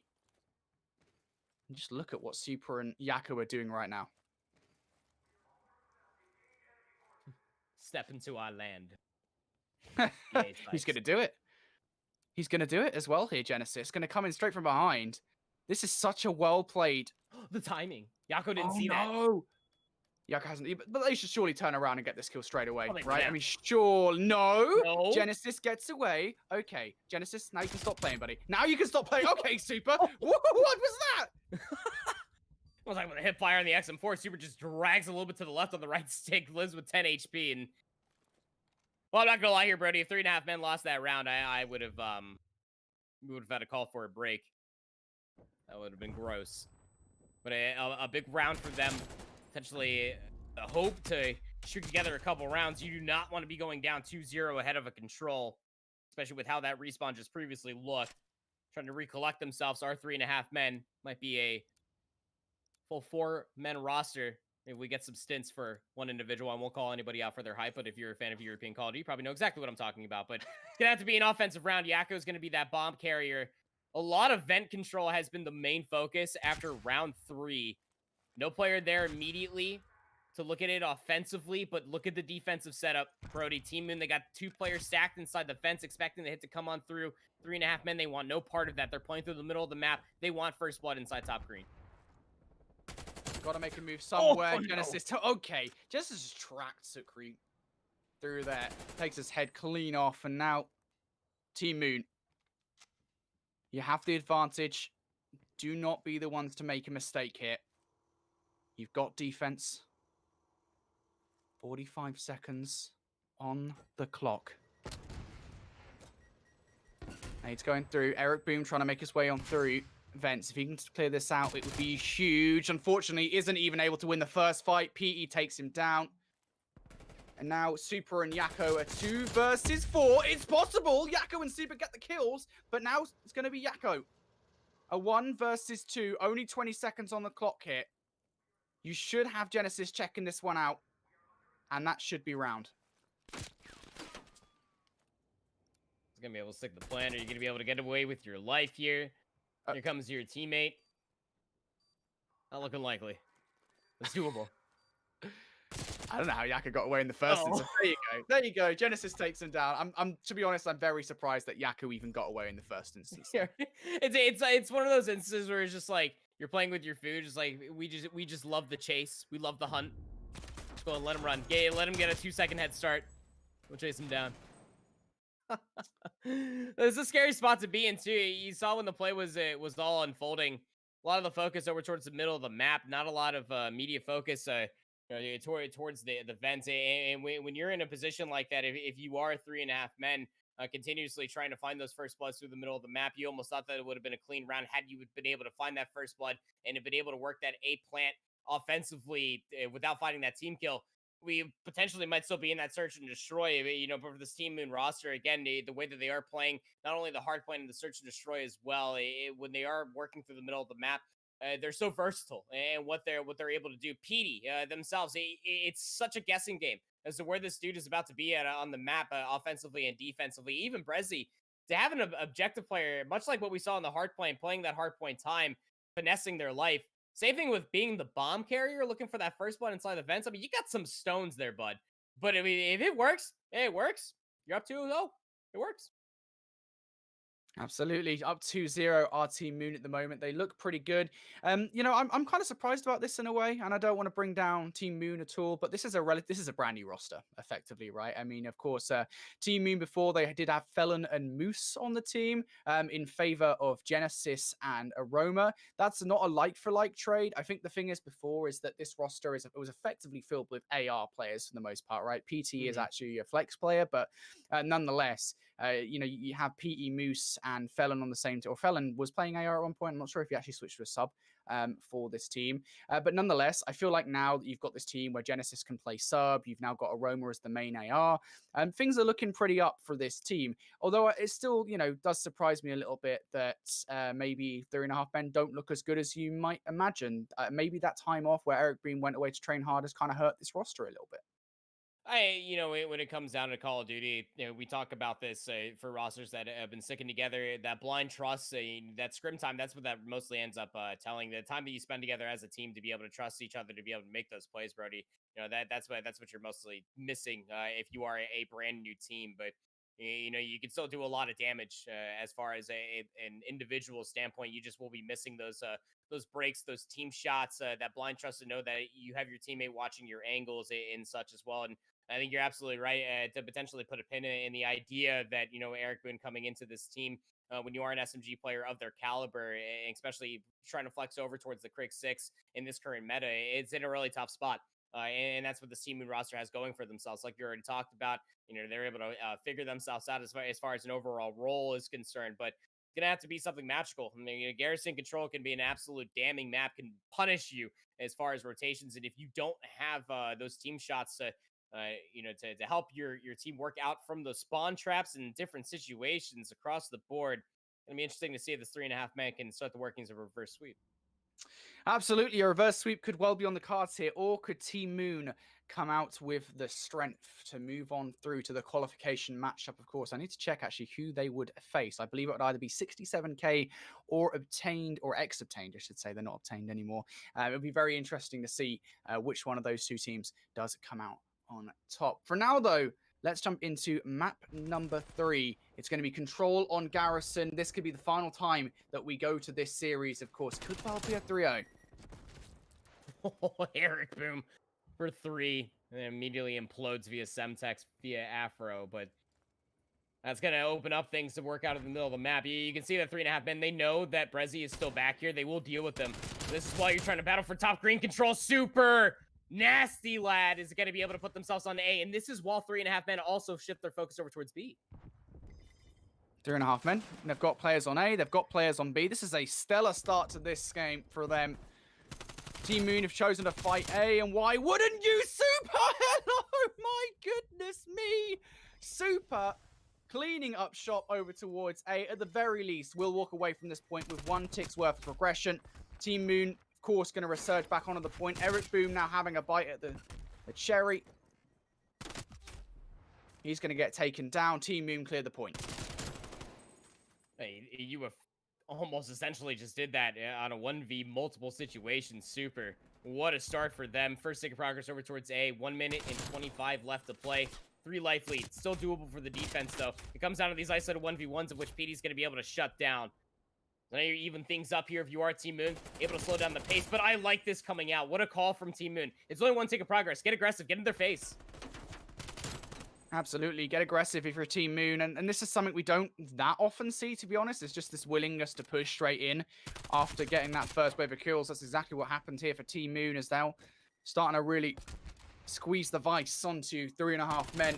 Yakko searching for Genesis. Doesn't check the right corner. Sukri also knows that taking down Genesis is going to be key to getting out of your spawn. They do deal with Genesis. Now step 2, I was going to say step 2 is taking out PE from green. That's exactly what happens. Now 3.5 men. They have an opportunity to push on through square, but Brezzy and Lights, that's a problem you've got to deal with, and they should deal with him pretty quick. Now down to 9 lives apiece. Super still inside top comms. 25 seconds now remaining. You got to make this play count if you're 3.5 men. Big kill actually comes through onto Afro. You just got to deal with Genesis. They go down, so now you're able to stop the clock. A presence is here for 3.5 men. First few kills do go their way. Also, you've got to get on this point. You've got to get on this point if you're a Team Moon. You can't afford to just sit there and let this one happen. Eric Boone's pushed all the way up. He's going to get 1 kill. He's going to get 2 kills. The third is there, I believe, from Super. And 3.5 men, I really think that the early aggression from them helped out so much. And Team Moon, I mean, they almost looked like they were back in the driving seat for a moment when they pushed 3.5 men back into their spawn, but it just didn't happen. And again, because Codcaster, we hopped in there just a little bit late, but it looked like 3.5 men. They lost the initial breakoff, Brody. But then Eric Boom, you saw in the best play for the round, we saw that 3-piece come through. That was the space that was needed. It was just Brezzy that was left alive at that time for Team Moon. But that was the option that was then available for Super to go AWOL over towards A. Big offensive round for 3.5 men. Oh, Team Moon looking for the same exact success. We talked about this in our previous matchup. Team Moon, now they're essentially on their back foot, Brody. They got to win an offensive round. They absolutely do. Control on Garrison. It is a punishing beast if you lose a defensive round. Now, you've got to see a response coming out from Team Moon. Brezzy only going to win 1 there before falling. Trades coming on through. Pete and Aroma are there. Roma going to pick up that gunfight. And this is smart from Team Moon overall. I really do like this to an extent, right? They're going straight for A. But you got to be careful. You don't want to lose these fights and then be forced into an immediate rush towards B. Aroma going to pick up one. Sukri also there. Nice trade from Sukri. Sukri actually picks up two. And now you should see Team Moon go in apparent mode. They should assault B. They should. The other two players that were trying to help things out for Team Moon while the two players were assaulting the A zone were trying to focus toward the middle of the map. They wanted that to be their zone control rather than focusing over towards B or trying to stack A. That gave the opportunity for 3.5 men to get a foothold towards the middle of the map. Now the option is available. Yako's going to appear from out of vents. Team Moon is trying to stop the clock over towards B, but 3.5 men, they're going to be here to stop it. One player coming in from behind. That's going to be Sukri. They do deal with him. Team Moon now making this progression over towards B. 3.5 men. They got one player inside lights. That's going to be Eric Boom. Team Moon looking to push on through. They've got B now, Andy. Now it's A. Add another 60 seconds and a spawn rush. Oh, man. Team Moon are in here. They're flooding up the ramps as well. Afro is frying. Afro's got a sub. Afro's got some help as well. Clear on top green. It's a stack on A.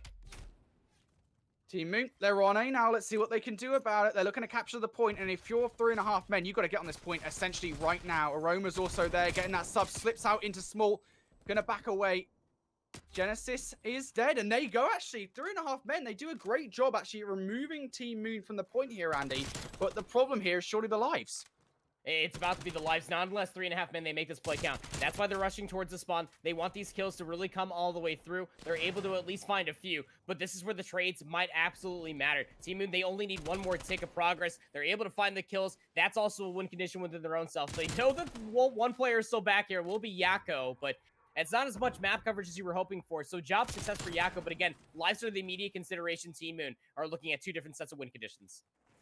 Prezi in from behind, picks up Yako. Sukri still in the backline to take out. And while all this is going on, you can see Eric Boom on the point. Really feeling the pressure now. Double Semtex coming at him. You got to deal with two players here on the point. Gets the first against PE. Unfortunately for him, though, Prezi is there for the trade. Now Yako up to the task. No, he is not. And Team Moon, we said that they had to walk away with a round win there. And they do get it. Yeah, I was going to say, I mean, they had to win an offensive round win. I just think it was going to be their first offensive side. But, you know, still, big things coming out of Garrison Control for these two teams. It is no easy feat being able to close out an offensive round on Garrison Control. But when it comes down to it, once you capture that B zone, 60 seconds out on the board, the second that 3.5 men try to get their wheel bearings over towards the A zone, all of Team Moon flooded through the main doors of Garrison. Were able to find a couple of spawn kills. They were able to hold on to their life, and an Afro just bursted up the ramp, opened things up so wonderfully to be able to find those ticks of progress. And when we speak about win conditions on Control, if you're new to the scene, you got to remember when it comes down to those lives, that's a win condition for either of these two teams, getting the tick progress or coming down to the clock. So now Team Moon in a great spot, tying things up here one apiece. Absolutely. Moon going for the reset they needed. Yako, though, isn't wanting this to be a reset. Yako, hello? Oh, my goodness me. Picks up 3. Starting this one hot. Looking for some more players inside bricks now. Gonna spot out Prezi. It's gonna be PE looking for him. Yako still alive. He is gonna get taken down. While this is going on, you have Eric Boom over towards B. Capturing this point all alone. A nice stick coming in from Prezi. Gonna take him down. Nicely done. That's a good arm there from Prezi. Yeah, absolutely a fantastic arm. What a nice little angle. You can only imagine they've probably thrown at least 1,000 of those same nades coming into Garrison from that side. But now we find ourselves here. 40 seconds remaining for 3.5 men to try to make a play. Lives are even. They want this B zone, but Team Moon, they found the opportunity to push out from green past trash. They're effectively setting up a pinch if they're able to find these kills, but 3.5 men, they read it, and the second tick of progress is going to be theirs to B. Prezi going to have to back up here, actually, all the way through. You know that being a problem in the spawn, yeah, that's all well and good, but when your teammates are just coming off the spawn, you kind of need to bring yourself back for a more solid defensive line. Unfortunately, he is going to fall. Now Genesis is going to have his crack at it. Unfortunately, he's going to fall as well, and now it's going to be 3.5 men on the point. Team Moon all the way back into their spawn. They could feel like you just jump on this, start to capture it if they wanted to, but as Prezi opens up with first blood, trades coming on through here. The kills do go in the favor of 3.5 men. Team Moon now gonna have to push on through. It's Genesis and Aroma. They are the first players who could do anything, but they're gearing up for a push as a team. Here it goes. Brezzy gonna fall. PE also flying on through. Genesis is still there, though. Super picking up 2. Surely not a third. Inside the hard point is not to be. Genesis stays alive, but 2/3 progression made here, Andy. And again, that's pressure. That is another win condition. You'll be able to win at least one more gunfight convincingly. You're able to put yourself on this zone, but here come the score streaks. It's going to trap all the players inside of Cobble. Yakko is able to find PD, but now for 3.5 men, they find themselves on the A zone. Absolutely do. They just need 1 tick progress. You got to go if you're Brezzy, and that's it. That's exactly what happens. We see teams do that so much. Just stack on the point. If you're in that position, you know you only need 1 tick of progress. Why not just 4 stack it? The likelihood it is that Team Moon are not going to be able to get there, and that is exactly what happens. Andy, what a wild game of Control this has been. And that was a great artillery strike, too. Again, if you're not finding the kills, you know exactly where they're all going to funnel in from their spawn, from the ramps. It's all the focal point of that bricks and cobblestone area, Brody. And again, you called it. You have the space. They're trapped. You can stack that zone. All you have to do is clear out green and the immediate ramp and staircase going down towards the tax sat, and that's exactly what 3.5 men do. And now they find themselves up on map point. Team Moon looking for another offensive round win. Middle of the map pressure seems to be what they're looking for. 2 players do make it through, but at the end of it all, it's just 1 more player standing. So 3.5 men, they win the first break. They do. Big first break to win here as well. This has all been trading offenses. And of course, if 3.5 men win this round, well, they will close out this game and finally have a map on the board here. Team Moon looking to prevent that. What can you do? Currently, kills not really going in their favor. Brezzy going to end up winning 1, though. That should open up the mid-map at the very least. Brezzy has a lot more work to do with this kill against Eric Boom. It should open up some control over square, and that's exactly what happens. Now, though, no control over green. Sukri's still alive, causing all sorts of problems. For Team Moon, no control over lights either. Andy, it just feels like Team Moon at the moment don't really have much map control. No, they really don't. I think at this point, you just scrap the entire middle of the map where you're currently at. They're not even really playing as a team. Those team shots that we saw through the hard point and the search and destroy just aren't really there. Yakko actually takes themselves down via explosive barrel, so that'll open up the B zone. Team Moon gotta wipe the sweat off their brow, trying to stack this B zone with at least 2 players. The second tick of progress will be theirs, while the rest of them are zoning away green. Well, Team Moon now going to finally be able to capture Zone B. Now the question is, how do they transfer properly over towards A? You've got 2 players close by, Eric Boom and Yakko. Eric's going to fall. Yakko actually picks up yet another crucial 2-piece here in this game. I swear he's got a couple of those so far. And that's really going to open up the situation for 3.5 men to push on through. There isn't that much of a life difference, though. 3.5 men just making sure that no players have snuck on through. That's what you're seeing Yakko doing at the moment. But Team Moon have to find an opening here, Andy. Can they do it? He inside square. He's going to win his fight against Yakko. Now, Team Moon looking to push on forward here. PD looking for this kill inside small. Super going to back away for now. PD, what can you do? Brezzy also there. He's going to win a gunfight over towards the front. That's going to be Genesis winning a fight out the front. Now it's Aroma winning a fight, and it's going to be Team Moon on the point here. They're going to stack this. 4 players strong, Brody. 3 players actually. 1 is going to be killed off. And Afro's just going to run across. I don't even know if you're going to get here in time. If you are 3.5 men, you might just want to give this up and go towards round number 5 without giving up more lives. They're going to try to flood on in. Trades are not in their favor. Not at all. PD is beaming. And Team Moon, they send it to a round number 5. And I was sitting here just muttering the words. I said just not again. Just not again. They after getting the B zone, the difference between their previous offense to that one right there, Brody, is that they had to slow things down. You have 1 minute and 15 seconds left, but you had to just slow things down. You had to really make the time count, and that's exactly what Team Moon were able to do. And they were able to find the kills necessary to work through Cobble and then take the entire A zone away from 3.5 men. Nicely done from them, and they were able to find more than enough kills to be able to put themselves on the defense for the final round. I don't think that even matters. I'll be honest with you, Andy. That does not matter at the moment between these 2 teams. Every single round 1 has been an offensive one. 3.5 men and Team Moon have just been trading them like Pokemon cards. We'll see now whether or not Team Moon are able to hold strong on the defense. And right off the bat here, we're seeing players push over towards A. Yako, who continues to be a problem in this game for a Team Moon, making progress towards A. I'm getting a little bit deja vu because now we're seeing 3.5 men making progress on B as well. And Team Moon, they don't really seem too sure of what they want to push. Trying to zone away players. I mean, this last-ditch attempt from Genesis to try to take away lights. That's just lives that you don't necessarily need to give away. Same thing for PD. Luckily enough, you were able to get the players away inside of top green, but 60 seconds out onto the board, just above 2 minutes. Life disparity, not a big one to speak of. Again, those kills from Team Moon, big ones inside top green. If you were able to find those kills, the zone plus top green, Team Moon would have been in a very dire spot, but now slowing things down, R3.5, and they want these kills to try to hit through bricks. Very much do. Eric Boom going to pick up 2 now. 3.5 men. They know all that it takes is one good push. Yako gets one. It all falls on the shoulders of Aroma. What have you got for us, buddy?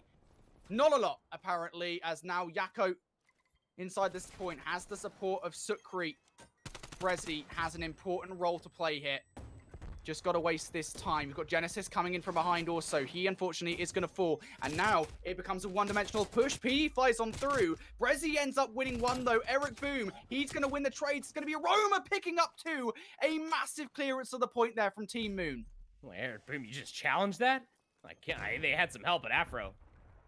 2 big kills from them, 27 and 19, 31 and 22 for Brezzy. Only 1 tick of progress, 1 minute and 12 seconds left to play. No life lead to really speak of between these two teams. And now for Team Moon, you just gotta play these positions. One more gunfight, 3.5 men need to not only get themselves inside top green, but then to be able to put themselves in a spot to potentially get inside the A zone, but they got less than a minute to do so. And we'll see whether or not they're able to do it. Team Moon at the moment have a slight advantage in lives. There you go. Now it's going to get worse. I'd like to see Team Moon now push up the map and really force something out of 3.5 men here. Could this finally be the defensive round win that we were looking for, Andy? Because right now, Team Moon going to be holding control of caution. They've decided to put a lot more emphasis on the right side of the map. And why wouldn't you? But unfortunately for them, in doing so, they've allowed Super on through. Super, loses a huge one against Brezzy. Brezzy somehow wins that, now has more work to do. Only 7 bullets left in his weapon. Will use every single one to finish that gunfight. Now Yako, able to pick up 2. Team Moon here, they have the time to work this one. A 7 versus 5 in terms of lives. Super, Eric Boom, what can you do here? Eric Boom, Super's going to fall as well. Eric's still alive, just saving the time here. For 3.5 men, he's still alive somehow here. And Yako also there for support. Finally, both players fall. Genesis going to be responsible for that. It's all on Super. A 1 versus 4. It's not to be. And chaos in the end. But Team Moon pull off a round 5 victory here on Garrison Control. They will be going through 3-0 against 3.5 men. I just don't know how Eric Boom stayed alive that long. Well, there was only so much help to come out, but it was just tough. Team Moon, they just had so many fantastic spots as far as breaking back inside the zones, the offense of being able to work their way inside through the middle of the map to be able to find those strong points. I mean, Afro was just well past 30 kills. Even so for Brezzy, that is within its own self. When you have an AR and an SMG player just being so flexible throughout the entirety of the map, that is a bright spot for success. And then through all 3 game modes, keep in mind that all 4 players were playing their role very effectively for Team Moon and were able to exploit a lot of the unforced errors that 3.5 men were able to showcase for themselves. Again, a relatively new roster, but even still, they're starting to get a little bit more comfortable with one another. But at the end of it, they still have a lower bracket that they can start to play through. But with this Team Moon roster, the things that they were able to showcase for themselves throughout the entirety of this best of 5 series, Brody, like what I saw. Yeah, I really did. I really like what I saw from that team there. Specifically looking at the map set here, you guys can see the victory that we saw coming out of Team Moon. I think if anything, there were moments where maybe 3.5 men did feel like they were in control, but Team Moon seemed to be able to just come out on top of a number of those situations. And that's going to be Team Moon coming out on top of the series overall, a 3-0 sweep that's going to confidently put them in a great position to maybe qualify. Of course, that match is coming up next, the qualification matchup, winners round 3. It is going to be awesome. Hopefully, we'll have 2 matches going on simultaneously, and we'll be able to bring you the action as and when we can. For now, though, guys, we're going to take a quick break while we set up our next round of play. Don't go anywhere.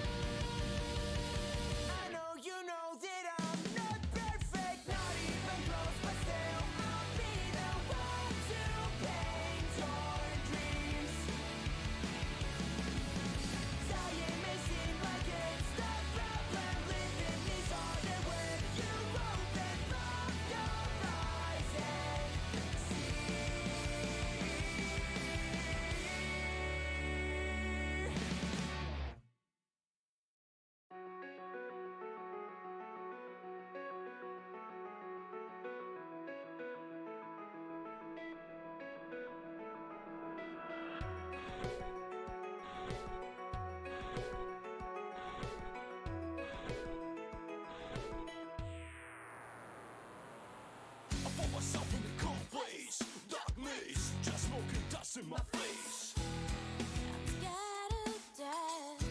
Can you catch my breath? I feel a lot of denial. It's so wild.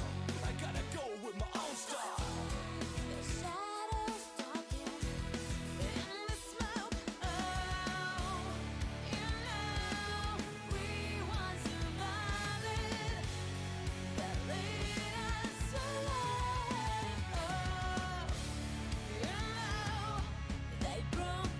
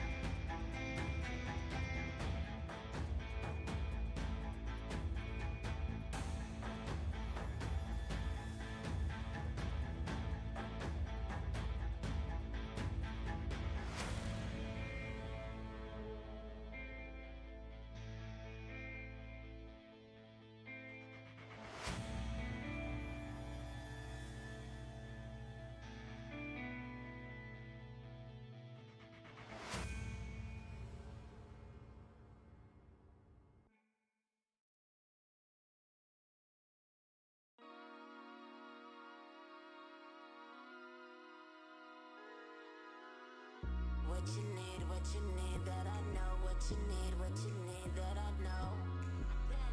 What you need, what you need. What you need, what you need.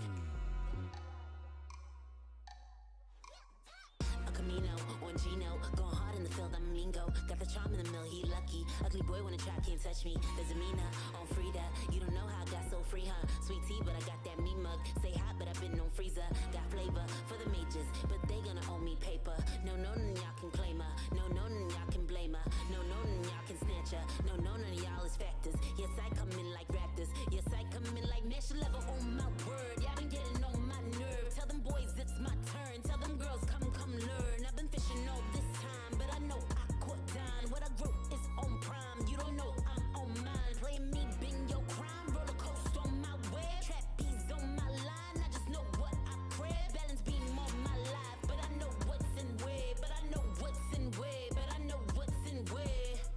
What you need that I know. What you need that I know.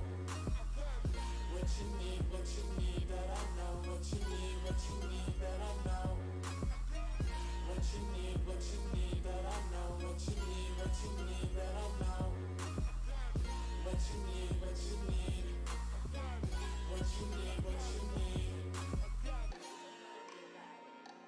All this right here. I got it.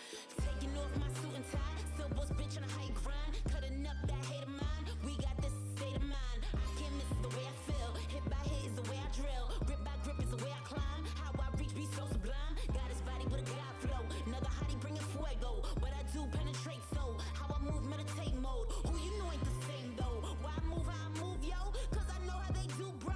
Cause I know what it do, bro. Like whoa, like God, like you don't know. I got something for show. I rock so rock and roll. I pop your bubble. I block so slow your roll. I pop like shock and go. I mop your whole flow. You know.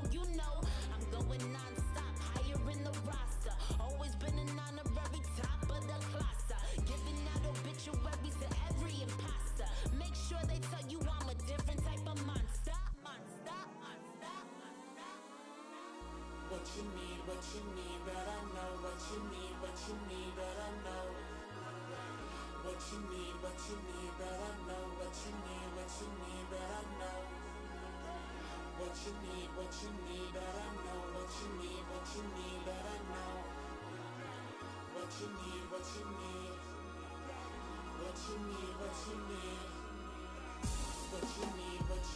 that I know. What you need that I know. What you need that I know. What you need that I know. What you need. What you need I got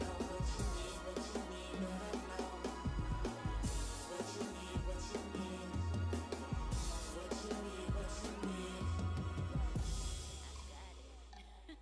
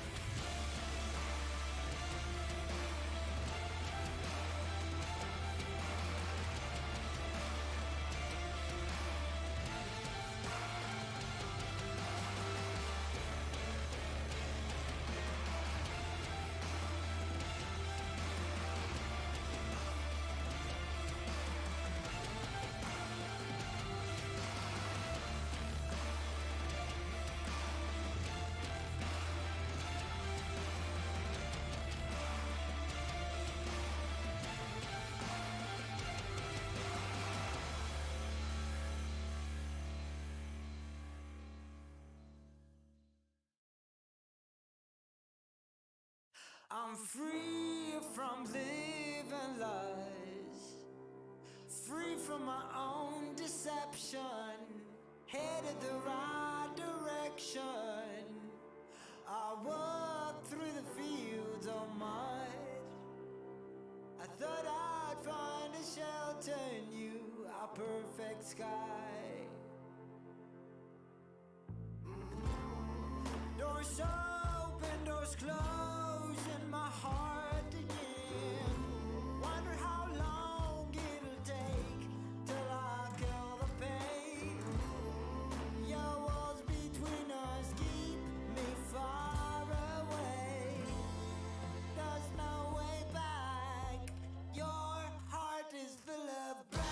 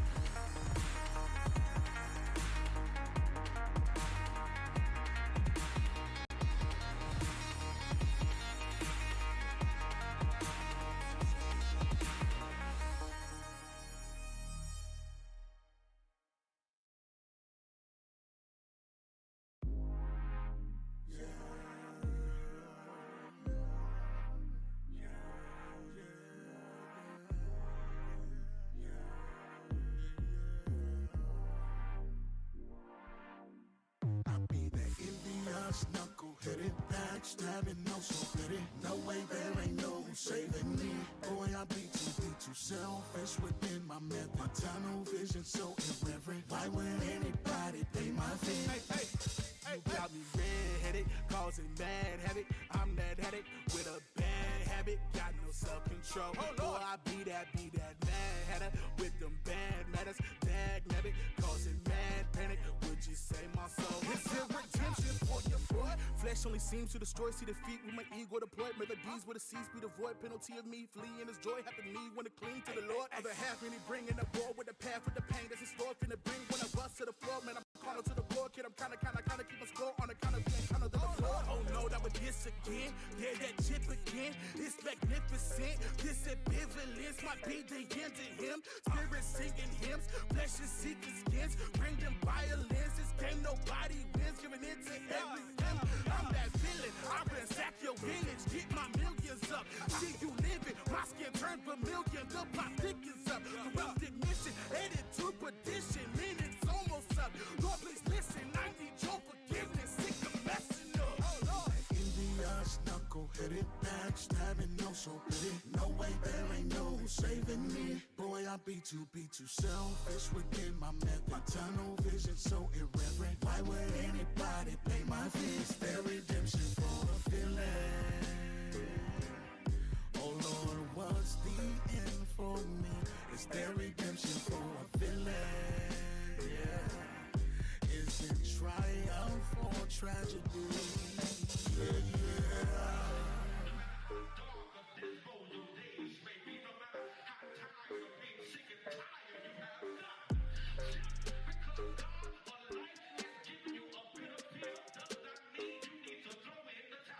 Oh, wretched man, oh no, wretched man, don't get a dim advances. Pleasures of this world, they leave you wounded there without a bandage. Wretched man, oh no, wretched man, don't get a dim advances. It is never over, no, my God's a God of second chances.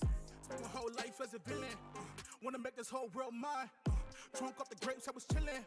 Now I live attached to the vine. Cup full of rap or a glass full of wine. Walk the path where I pass to the light. Will a villain be a mask for the night? In the morning, will he pass on the fight and believe that his grace will suffice? Envious, knuckle-headed, backstabbing, no so petty. No way, there ain't no saving me. Boy, I be too selfish within my method. My tunnel vision so irreverent. Why would anybody pay my fees? Their redemption for a feeling. Oh Lord, what's the end for me? Is there redemption for a feeling? Yeah. Is it triumph or tragedy? Yeah.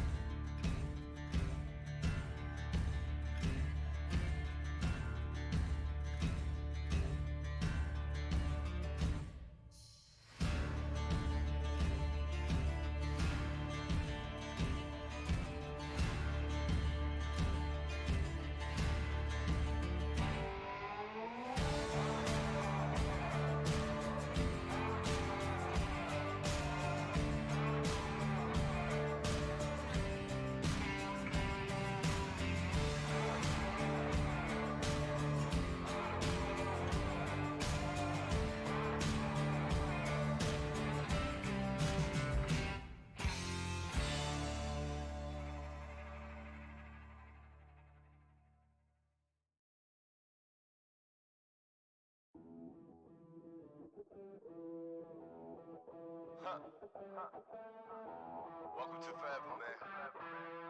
Let's go. Come on. This forever. No surrender.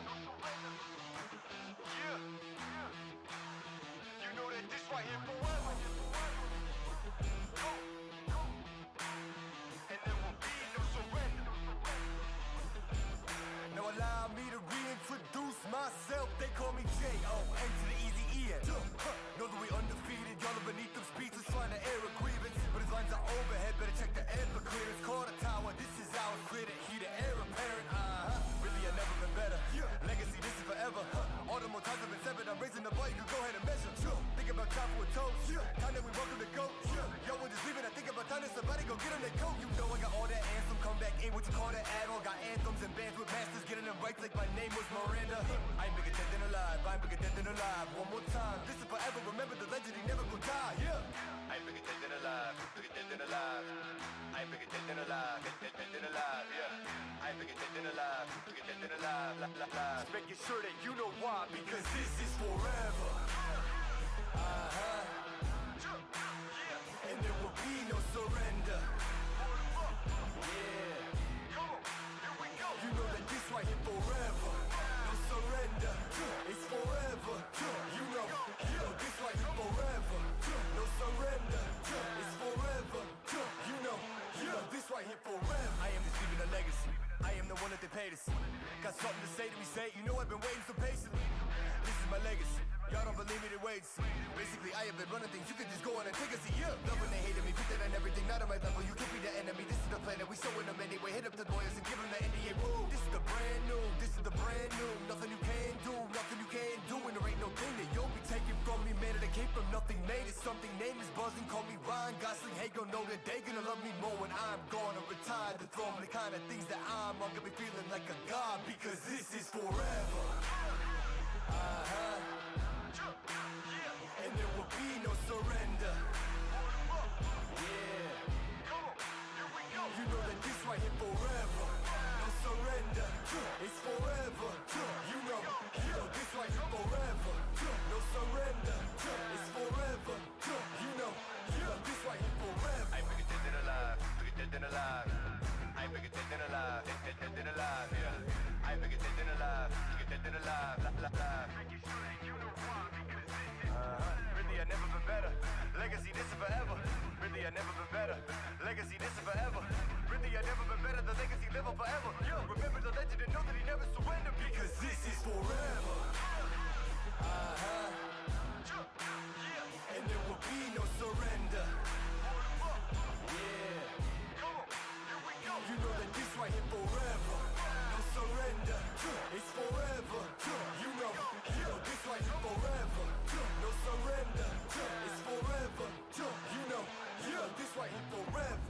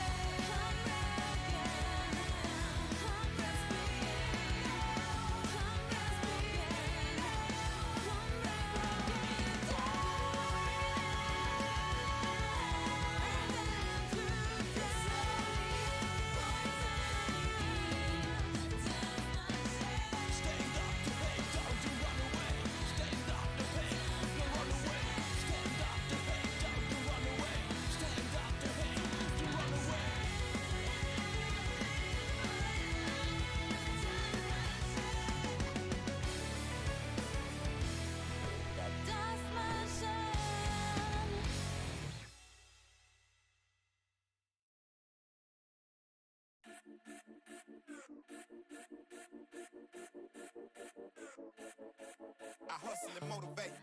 Follow me, I know the way. Grind hard on them every night and day. And the 40 bang hard in the air, I don't play. I aim for the neck and the jugular. So don't people think I'm a smuggler. Don't get it confused, bro, I'm just a hustler. Been in the gym, so I got my muscle up.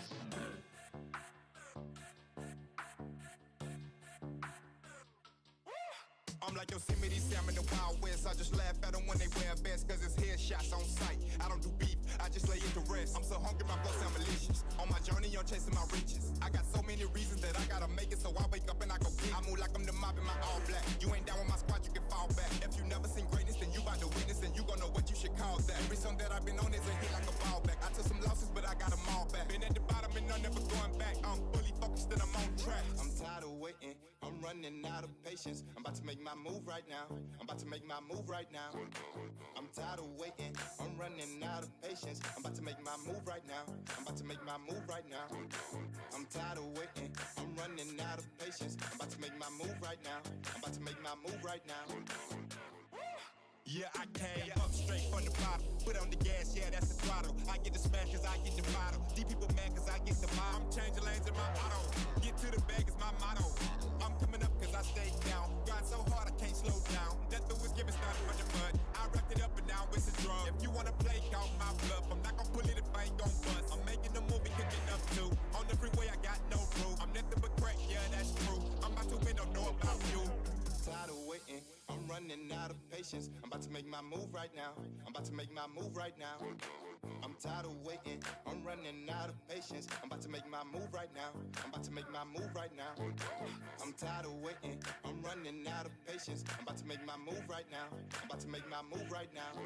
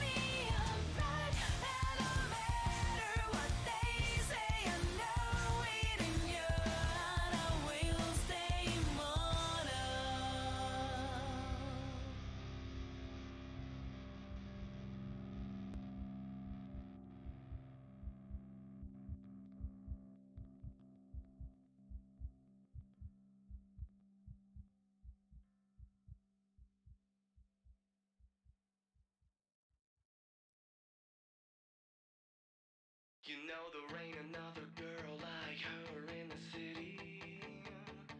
No, you know she looks so good, but she ain't so pretty.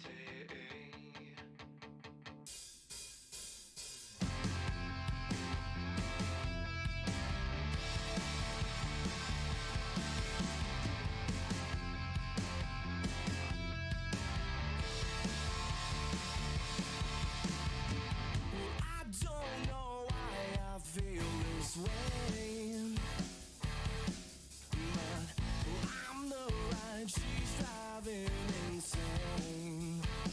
And don't you know you oughta pump the brakes? I can't tell you why don't you let it go.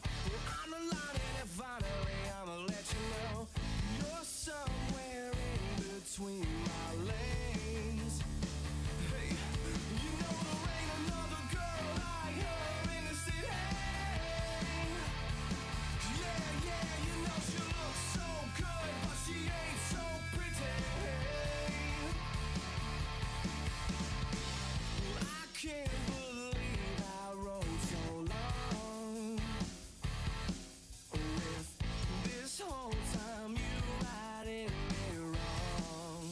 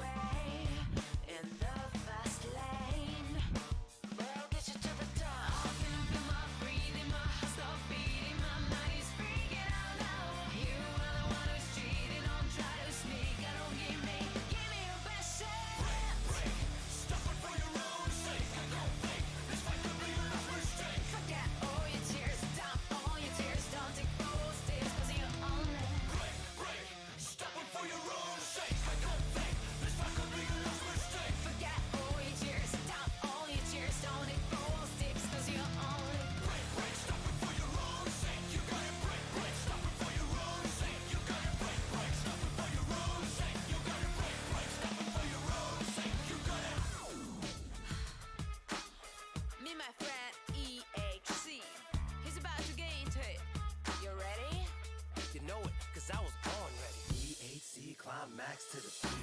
G9 band got your ass out your seat. NYC is the place where I be, but G2G. So you might not see me, I'm gonna be a rock star. Fuck what you think, I ain't scared of a damn thing. Run like a sink, if you wanna get some, I'm the man to see. Bow down to the king, who the fuck you be? I get money worldwide, never localized. Stop riding my dick, not circumcised. Ask the G9 band who run this shit. Each member's mad sick, just take your pick. And I'm rolling on a track like a fucking Kush Crusher. My girl is fine, so you know I'm gonna touch her. When I get time, best believe I'ma fuck up. And I'ma make it big like Mother Russia. Break, break, stop it for your own sake. I don't think this fight could be your last mistake. Forget all your tears, stop all your tears. Don't take those days, cause you own it.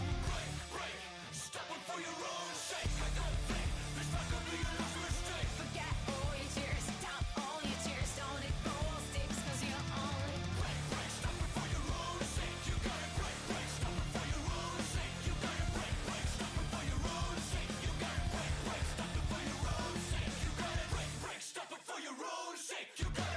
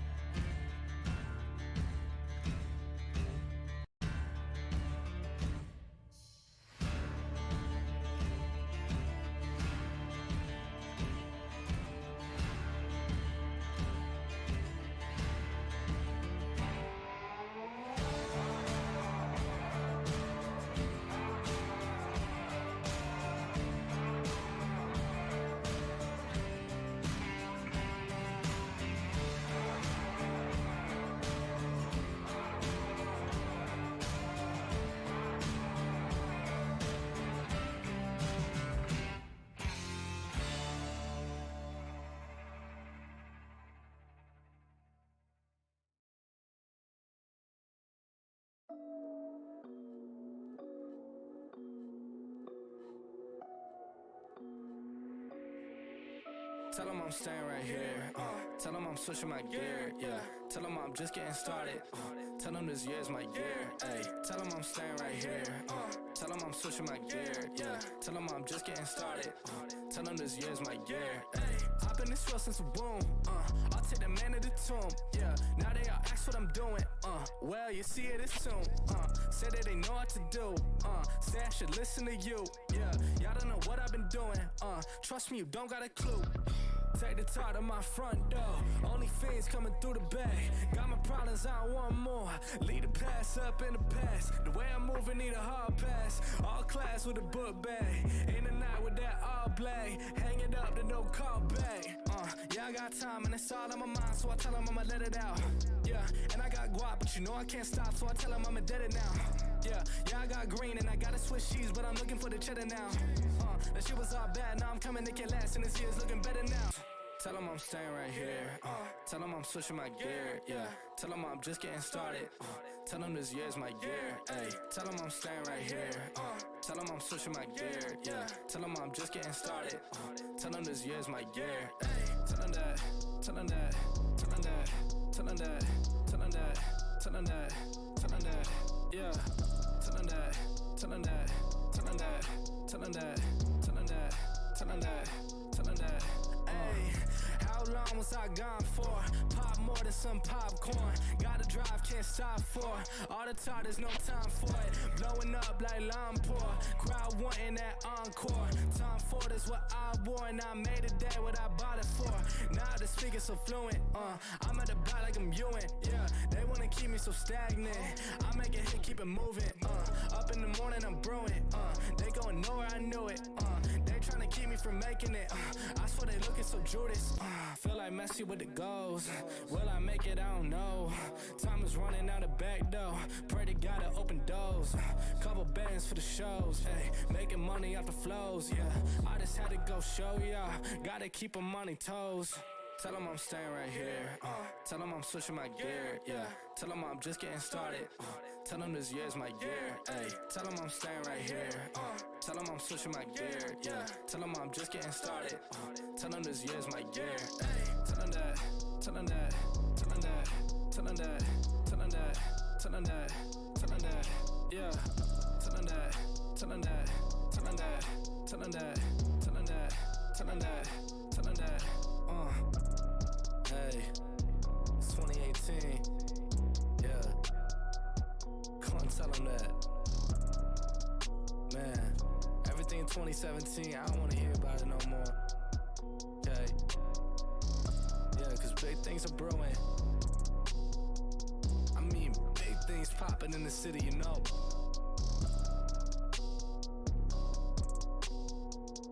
Yeah. That's all you need to know. Don't tell them that.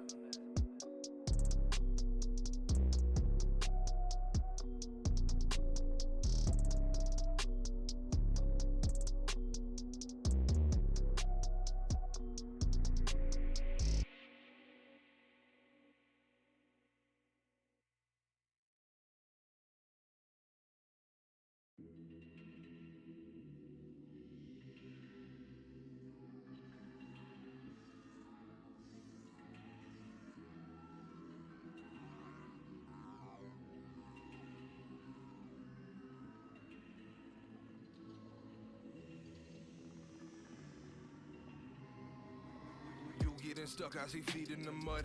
You have been caught in the flood. While the water isn't parted, we run, we put you so the harvest is us. You have been enjoying life, sipping the syrup and a line in the white. Taking whatever you touch, the sword of the wicked is covered in blood. Welcome to the city of the nonsense. Pleasure is the peace we can find in. Dive in, ride a shotgun alongside the divided. Taking a piece of the pie, takes what was provided. We won't be silenced, the path is wide and we found our God here. Blood, sweat, spit, and these bricks for Babylon. Made from the dust, these souls we trample on. You have been caught in the flood. I have been caught in the blood. What you need right now? You have been caught in the flood. Wrapped in the sea right now. You have been caught in the flood. I have been caught in the blood. What you need right now? You have been caught in the flood. Caught in the sea right now. You have been caught in the flood. I have been caught in the blood. What you need right now? You have been caught in the flood. Wrapped in the sea right now. You have been caught in the flood. Caught in the flood. What you need right now? You have been caught in the flood. You have been caught in the flood. You have been caught in the flood.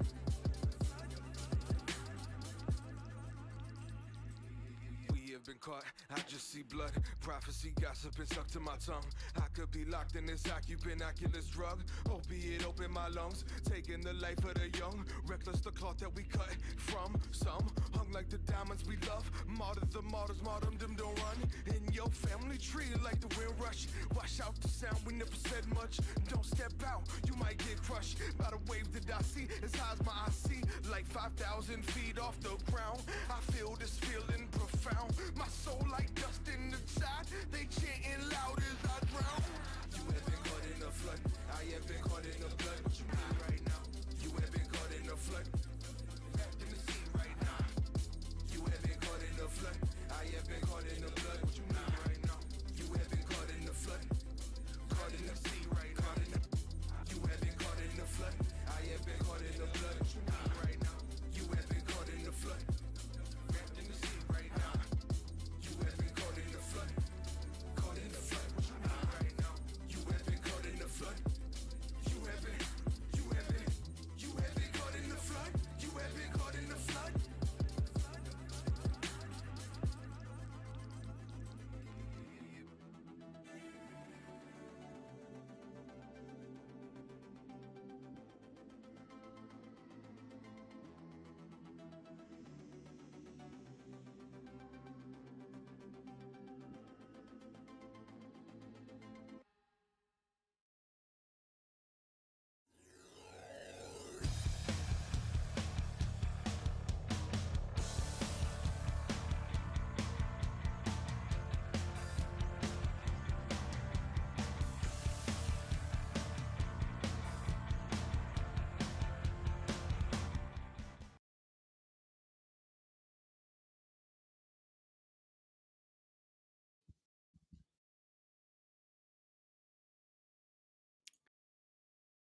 Well, good evening, everybody. Good afternoon. I've lost all conscious of time, to be honest, with this stream today. But we're finally back with a match here. We're jumping straight into a qualification matchup for a spot in stage 2 of Challengers Elite here in Europe, and bringing you all the action is myself, Infinity, joined by Proper for Team Moon versus 67K. Andy, one of these two teams is about to find their way into stage 2 of European Challengers Elite.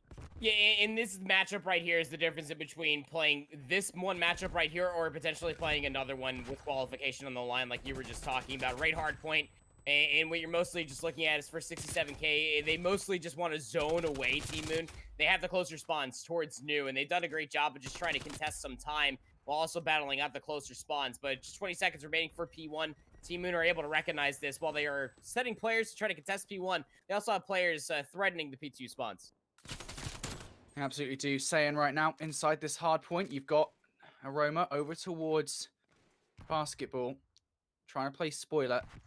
Nobody knows he's here at the moment. While that's going on, you've got Team Moon coming through the front of the hill. Sayan's got to deal with all this pressure. Unfortunately, he's just unable to there. You've got Beans coming in from behind. And what a great break immediately here from Team Moon. They come on in for this time. And we'll be able to work their way in, and there's still a healthy amount of time left inside of P2, so you know that 67K, they're going to try to break for this one more time. It's just so tough to be able to work your way across all these open areas, but now two players reside inside of the hill. We'll be able to hold strong, but contested time might just still be good for 67K. Oh, Nuke J comes on in, picks up 2 kills there. This last 30 seconds is still quite a large amount of time, and talk about the spawns of where 67K currently pushing Team Moon into spawning all the way around the back of this hard point. Not that bad of a thing now that Team Moon have cleared out that hard point. They're going to be spawning all the way at the back of the map, though. And now 67K in control of this rotation. Beans in such a power position here, Andy. Yeah, so now what do you end up doing if you are the side of Team Moon? You're able to soak up a decent amount of time off of P1 and P2. Nuke J is going to get scouted out. They're going to get pinched up. That's a great first kill to work your way inside of these garage thresholds. And they're doing a great job of just trying to double challenge. But Sand says, I'll take you both. That's not a problem. First 15 seconds are almost guaranteed for 67K at this point. But Team Moon are going to be threatening this one more time. That was a really good play from Brezzy, actually, there. You see it. He blocks the spawn, so a couple of 67K players spawn out, and Team Moon, off the back of that, able to break on in and now find the time. 35 seconds left on this hill. Still quite a lot of time to soak up. We'll see whether or not 67K wants a slice of that pie. You feel like they might maybe push this once and then back away to Basketball. But as they do, they're going to push in. They're going to go full commit to this time. They'll break on in. A couple of kills do go their way, so that time is theirs. But in doing so, Andy, they've given up the spawns. I have, in fact, given up the spawns, too. And look at the rotation. And 67K are just beamlining through the middle of the map. Not even a care in the world, but they'll meet Brezzy who's had a fantastic series that we saw earlier on from them, especially on this map mode combo of Raid Hardpoint. We're only 8-6 right now, too, but the SMG presence for Team Moon has been absolutely electric from what we've seen of the day. 67K, nope. First 10 seconds have already gone, but they've regrouped, they've reconvened. Past tiles they go. They're looking to contest all the way down Spiral. Absolutely are. Let's see what 67K can do. Look at that jump up from all three, but Genesis, not a problem in the world for Genesis. Takes them all down, and Team Moon now in control once more. They can start to really rack up the time in this game. Currently, they've given themselves a solid lead, and Genesis just will not stop. Finally, Nile takes him down. As you can see, it's going to be Nuke J also there for this time, and that is effectively scrap time, though, there for Andy for a 67K. Yeah, it is legitimate scrap time. So now we move towards the center of the map. How's the spread of things? In 67K, they've already thinking about how the next 10 seconds need to play it out. And that's going to be coming through these entry eliminations by way of Kitchen. But PD, through the middle of the map's got a Craig 6 in hand. It's going to be 2 for them on this life. Means that Team Moon will have the initial time. And this is where things can get rather dicey. Team Moon, for their setup, they got Afro over in bottom condo. They will get taken down. But they're just trying to read where 67K are coming from. They are indeed hit. 67K looking to push on through. Saiyan is going to fall, however. Petey's still in this hard point. Prezi is actually going to reside inside the pillars area of the mini-map to try and hold over control of this hill. And 67K just going to back away for the moment to try and regroup and hit this together. Saiyan's going to draw that first blood. This should all be on Petey now inside the hard point. He's able to pick up one, but no more. That's 25 seconds of scrap time that will go the way of 67K, but it is going to be Team Moon at the moment, effectively holding on to the entirety of this game. 40 or so point lead. Look at this rotation, though. Nile looking to do something. Player spawning out towards Laundry. Brezzy looking for the fight. Now it's just coming down to a 1v1. Genesis going to win it. Now Saiyan coming off the respawn. It's going to surely Genesis. Hello. What a stellar game from him so far at 20 and 11. Yeah, 3 spree for them, too. Just about 4 kills away from an ultimate streak, but we are mostly looking at it in comparison from the first set of hills as Genesis still goes on a tear. Number 4, number 5, gonna be to the left versus Sans. Semtech's gonna clear them out. Can't find the kill before, but the trade is gonna be good. But 67K have been only finding scrap time, Brody, even though they have the initial setup over by P3. And although you may think that their breaks have been absolutely triumphant, they've been only finding scrap time. Off of Team Moon getting the initial 25 seconds inside of P1 through the first set of hills, this is where they've been able to get a very comfortable buffer. Absolutely, Team Moon just keep on giving, and 67K, sorry, scrap time. But we'll see whether or not that will change now. 67K have made their way over towards the rotation for Kitchen. Once again, it's Aroma coming in from behind. This time around, though, they learn their lesson. They get full control over the front of the hard point. They make sure that nobody's in from behind. And now, Team Moon, they're going to have to regroup and go again here. This is not time you want to give up to 67K. Rezi knows there's going to be a player in the backline. That's going to be Beans, who's been monumental with this AR so far. The Crig 6 absolutely suits him. However, only able to get one here. PE still in the backline. He's going to fall. Brezzy now, let's see what he can do. Fortunately, he's going to fall as well. Now, Aroma in the front. He is going to die, of course, when there's players just sat there inside the hard point. But Team Moon, they're not done with this hard point just yet. You can see them going for a three-pronged attack. PE comes on flying in. He's going to get taken down. Genesis with the trade, though. Brezzy, of course, wins his round the back. And 67K booted out of the hard point for that last 20 seconds of time. But that was a good chunk of time there for 67K to get. But look at it, even Team Moon members, you have Genesis and Brezzy. They're already threatening the rotation towards New. Luckily enough, Beans has the wherewithal to be able to take down Genesis jumping out of the red window. But you still have players for Team Moon, like you talked about. They found that break. That was actually a very key break for them, too. That was the difference maker in between Team Moon getting over or close to 200 points and 67K coming right back in towards this game. But the setup of 3 has to be a big one. Look where player number 5 of Beans ends up spawning out, given where Team Moon are located at. They have to hurry through the middle of the map to help out their teammates. We do indeed, Team Moon. Let's see what they're able to do. 1v1 won by Aroma, but look how close Niles just spawned in. 67K, they get blessed with the spawns, and now they're in control of time that would essentially put them level with Team Moon. You can see Beans now starting to heat up in this game. Saiyan's also close here on the Lambo, looking for that second kill against Genesis. It just isn't to be, but Team Moon look a little bit scattered, and that's so unfortunate. PE, unfortunately, has fallen out of this game. 67K now have such a huge advantage here, Andy. Yeah, and that's just so unfortunate. So the game will end. You know, we'll see what the final ruling will be, but that right there Regardless of having a fourth player or not, Brody, that was the best hold that we had seen from 67K all raid hardpoint long. And that speaks within its own self volumes. Whether or not this is going to be a replay, if this is a standing, it doesn't really matter because that is a big mid-map adaptation that comes through from 67K of finally looking at these angles, playing for the trades, especially in Garage where you want full 40s, full 50s, full 60s, where they're only getting scrap 30 seconds here and there, sometimes all the way down to 15 that they were battling for in that first set of hills. They finally walk away with a solid 60. It's just unfortunate that the player lags out, so we can't see the conclusion of what was about to be a blistering end. Yeah, I feel bad for Genesis there. He was on fire pretty much all of that game, and now maybe this is going to be a restart. We're not entirely sure what the ruling on this particular map will be, but regardless, to be honest, that is just so unfortunate because they had such a good lead. And I imagine that I think Petey's been lagging all day long. I want to say I don't think he's had a good connection, at least from what we saw earlier on. And he tweeted about it as well, saying that his connection's not been the best. So hopefully they can get him back in, and maybe we'll see a restart. Maybe we'll see it restarted from a certain scoreline. Who knows? But 67K, they were most certainly on the comeback there. Andy, they looked pretty good on that rotation. Let's take a look at our map set for this series then and really talk about what's ahead of us. I believe we're going to be kicking things off with a double raid for this series. I'm not sure what the middle of this series is going to be. There you go. We can finally see it. Garrison Control is going to be our game number 3. Checkmate Hardpoint, not checkmate Hardpoint, and Garrison Search and Destroy to close us out. Andy, what do you think of this map set?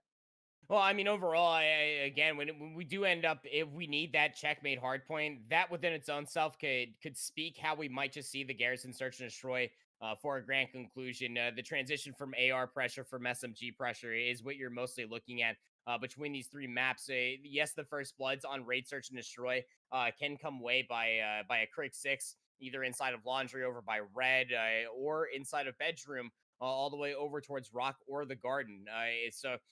But the SMGs through the first 3 maps, make sure you keep an eye out for those breaks, those timings, everything that you need hinges off of the SMGs to be able to create space for these rounds, to be able to get those quick plants in the Raid Search and Destroy. You even saw it in the little glimpse of the Raid Hardpoint that we have between these 2 teams, what it means to be able to dictate the pace of the overall match and being able to break inside while also holding these hills comes down to the SMG. Yeah, absolutely. I'm sure if we're going for a full restart here or what's the case. I didn't actually get to see the game chat as it was going off, so I guess we'll find out as we do get into it. Okay, so I believe we're going to a full restart here. Yep. Is the case for Raid Hardpoint. So a bit unfortunate there for Team Moon. They were ahead. PE lagging out, of course, is going to send them into a bit of a wild headspace, but we will see what they're able to do right at the start here. We're going to go for a full reset into Raid Hardpoint once more. Let's see what they're able to do. As right off the bat here, it's actually going to be Nuke J, Niall, Saiyan, and Beans. Every single player has a pot at Team Moon, and they're able to get those first wave of kills. Yeah, so 67K, starting off a refresh, they're spreading off through the middle of the map. Sand will go down, so you know that's immediately where the focus will be. Team Moon, they want these P2 spawns. You got Genesis threatening through money as well, and Team Moon, they are all over the middle of the map.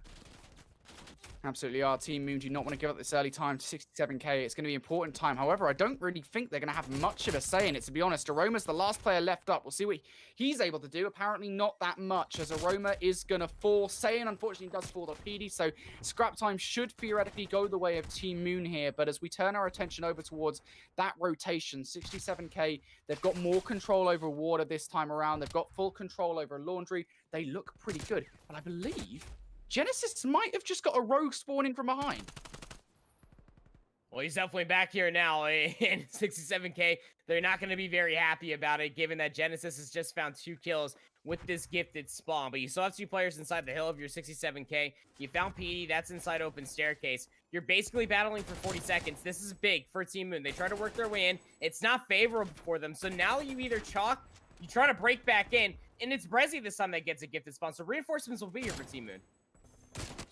Oh, Nuke J, big gunfight to win. Unfortunately, isn't able to do it as Brezzy comes out on top. So Team Moon should get this last 20 seconds or so of scrap time. And then, of course, it becomes all about this rotation. As you can see, Beans inside Zig.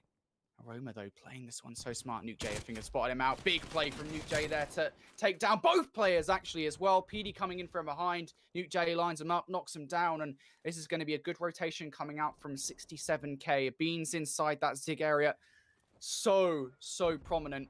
And Team Moon, I mean, you've got to hit one of these areas together, to be honest. You can't really hit this from multiple different angles. You want to flood in. You do not want to let this time go to 67K as Beans tries to come on through and put a stop to it. Saiyan and Nuke, they may just do exactly that, though. As Nuke J just got to get one more gunfight. Saiyan is actually going to get his third in a row. And 67K, they do the initial time here. They're in control. Brezzy's going to try to commit to this through weights, but this is, again, you go back before the first initial raid hardpoint came to an unfortunate conclusion. 67K were here on P3. They had a very good setup, but Team Moon, through the second go of things, will battle for the scrap time. This time, it is Team Moon that is battling for all the scraps. 67K, they're getting the rotations, they're getting the setups while starting with 20 or so seconds off of P1. But this is a completely different start than what we had off the initial raid hardpoint. And 67K, they're starting to feel a little bit good for themselves too. But Team Moon, they're only 20 seconds or so behind. And look at the setup for 67K. All players are just stacked inside of that hardpoint itself. No players looking to zone. That means that money is free. Genesis coming on through. Money has a couple of players to deal with from the front of the hardpoint. It's not to be. Team Moon now have to find their way on in. Brezzy wins 2 fights over towards the pool, so 67K is starting to feel this pressure, and now it's just Niall inside the hard point. I don't really think there's much you can do there in that situation, as now Team Moon got to find a way back into this game. Brezzy's starting to heat up on a 6 spree. Naked 7, that should be the artillery strike, and it will be. If you can get that cruise missile, Brezzy will be a real problem here. 67K are going to have to deal with. Oh, can't finish it just yet. Brezzy's going to fall, so no cruise missile here for Brezzy. Team Moo do hold on to this scrap time, though, and that makes this game all the closer here, Andy. Yeah, and especially with that resource in mind for their artillery strike, when you're thinking about a rotation or even a setup, that's an ace in the hole for Team Moon, who, going inside of P5, have tied this game up, give or take a handful of seconds. But 67K, they have the setup. Nuke J's about to be in a very tough spot to be able to read rotations inside of Kitchen, but the initial spawns for Team Moon, they all came through from P1 and through Zig as well. So 67K, they will be able to get the initial 15 seconds, and they have a pretty good spread to get more. Niall going for a big rotational battle, but still, I mean, that rotation is going to be at the back of their minds. There's still 35 seconds left here. That's quite a lot of time to give up to Team Moon, who are now looking to take the lead in this game. Brezzy again!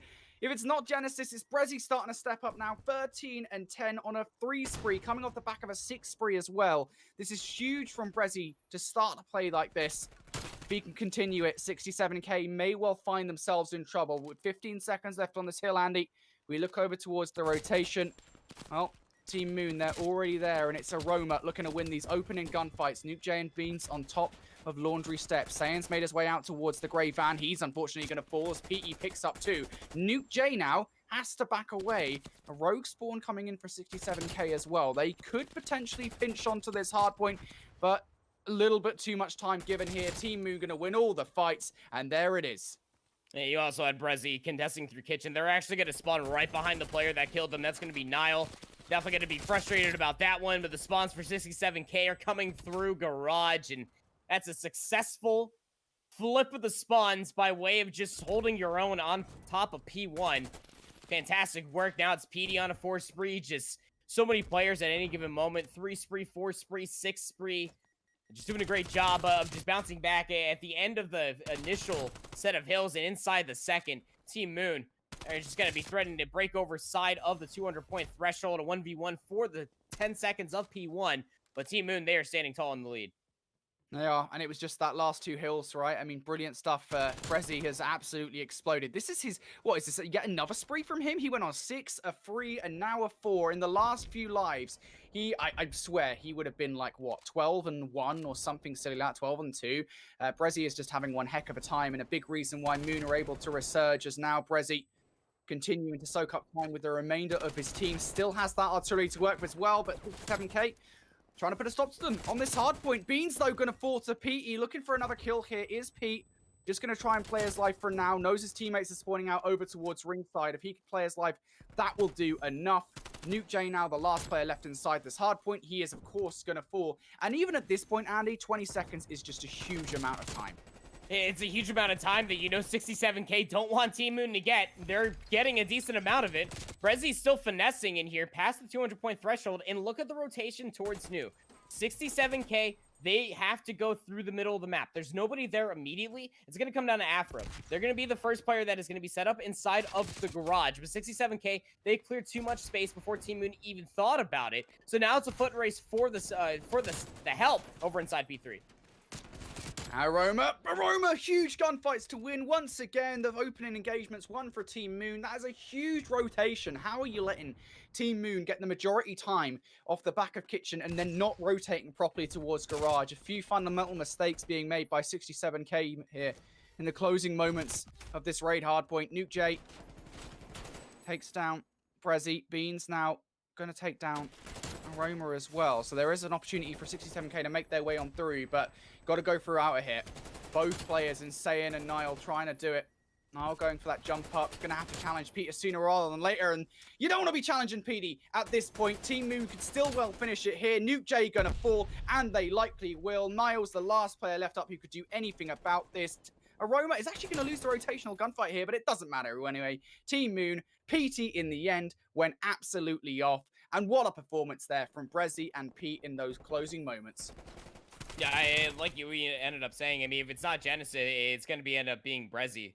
Brezzy, they had an artillery strike they didn't even use there until the very end just for the funsies of it. But even still, the work that this young individual was able to do at the beginning, or I'm sorry, at the end of the first set of hills, that 6-3 within its own self was able to turn the tides of a gunfight. That was just so key as far as a rotational advantage that Team Moon ended up having over 67K. And then went right back to where we were before we had a complete lobby reset. That Team Moon, they were breaking 67K. They were meeting them on rotations. Even for the setup, 67K stood absolutely no chance. They were only finding scrap time towards the very end. And it is just so tough to do. And it almost seemingly feels like you have 5, almost 6 players on the map, whether that's PD playing a head glitch with the Krig 6, or you're looking at the side of Brezzy with the 74U. These individuals of Team Moon just outpaced 67K. Yeah, they did. And to be fair, that was pretty close at the start, at the very least. But I think it was there was that just the end of the first set of rotations. I think it was like a straight sort of, they bounced around from P5 to P1 to P2, not necessarily uncontested, but it certainly felt a lot easier than it should have been. And it never really felt like after P4 that 67K were all that threatening. So unfortunately for them, they are going to fall out of map number 1. The restart does go Team Moon's way, and I think that would be a sigh of relief considering the fact that we did have to see a restart there at the end of that map. Let's take a look at our map set for this series then, if we can bring it up again to you guys to show it exactly how everything has turned out so far. So Raid Hardpoint has now gone the way of Team Moon. Raid, Search and Destroy will be up next in this series, of course, followed by Garrison, Control, and then we do go to the distance to Checkmate Hardpoint and Garrison, Search and Destroy. In your mind, I want to ask you, Andy, before we get into the Search and Destroy, what really went wrong there for 67K? Well, I mean, 67K, you ended up breaking up this very key point towards the end of that hardpoint call, and that's the key fundamentals. They just fell a little flat there at the end for 67K, and by a little flat, I mean they were solo challenging almost a lot of different things. Even for their spread of 4P3 was a little bit, I wouldn't necessarily say one-dimensional, but they spread the resources a little bit too thin. When you have players, you have a solo player defending the driveway, solo player looking at Zig, one soaking up the time, and the other one is top bedroom. That's spreading your resources a little bit too thin. You're almost better off just trying to go all in, either thinking that the hit is coming through one angle and just trying to deal with it at all fronts, because by the end of it, every single time the Team Moon had worked their way inside of these holes, the 67K were thinking were so strong, they were just outnumbering them. They were outgunning them. And where you would think that trades were going to be able to be beneficial, when you are thinking about the power positions and the money hills like P3 and P4, they never really sat there and tried to block the spawns. So they never really tried to sit there and be able to play for those trades, so that way they could hold the spawns as well. It's about slowing the gunfights, and that's one of the very key fundamentals. The 67K were missing on that hard point. But again, it's one of those things too, that if the SMGs are quite literally turning their life for 1 to 3, sometimes 4, if not 5, and the ARs are able to do the same thing, that's where you really have to, again, go back to that one fundamental I'm talking about. Just slow down the game just a little bit, get the setups, try to read the situation, and then try to work the time for these money hills. 67K just try to get a little bit too ahead of themselves. Yeah, it was just unfortunate, really, for me. It was just like 67K, they just lost control, really. After that P5, I got to say, a lot of that was just down to Brezzy, if I'm honest. Brezzy was just, he went off. I think it was like a 6 spree, then it was a 4 spree, Then it was a free spree, and then he finally sort of fizzled out. But by that point, I really do feel like the damage was done. You got to take out Brezzy. You cannot let him fly like that. But Raid Hardpoint did go the way of Team Moon. We now move ourselves over towards Raid, Search, and Destroy. Andy, this is where things could get real tasty. This is where things can get a little zesty. It depends on the spice, but what are we going to end up having here, man? Because we saw a lot when it came down to just to a Raid, Search, and Destroy between 67K and Team Amelia, that 67K were able to control what seemed about 90% of the map at all times. But coming off of that hard point, the pace is set up just a little bit higher. So 67K, they have their work cut out for them. Absolutely do. And right off the bat here, 67K, well, they've got a free bomb site over towards B. As, well, Team Moon going to try and employ a little bit of a different strategy here. I really do like the pace which Team Moon is setting here. Genesis, steady as you like, going for the kill against Beans. We'll find it. PE on the flank also finds Niall. And what an execution coming out from Team Moon here. Immediately finding 3. PE does take out Nuke J, so it's Saiyan left up in a 1 versus 3 here, Andy. I mean, what do you even do?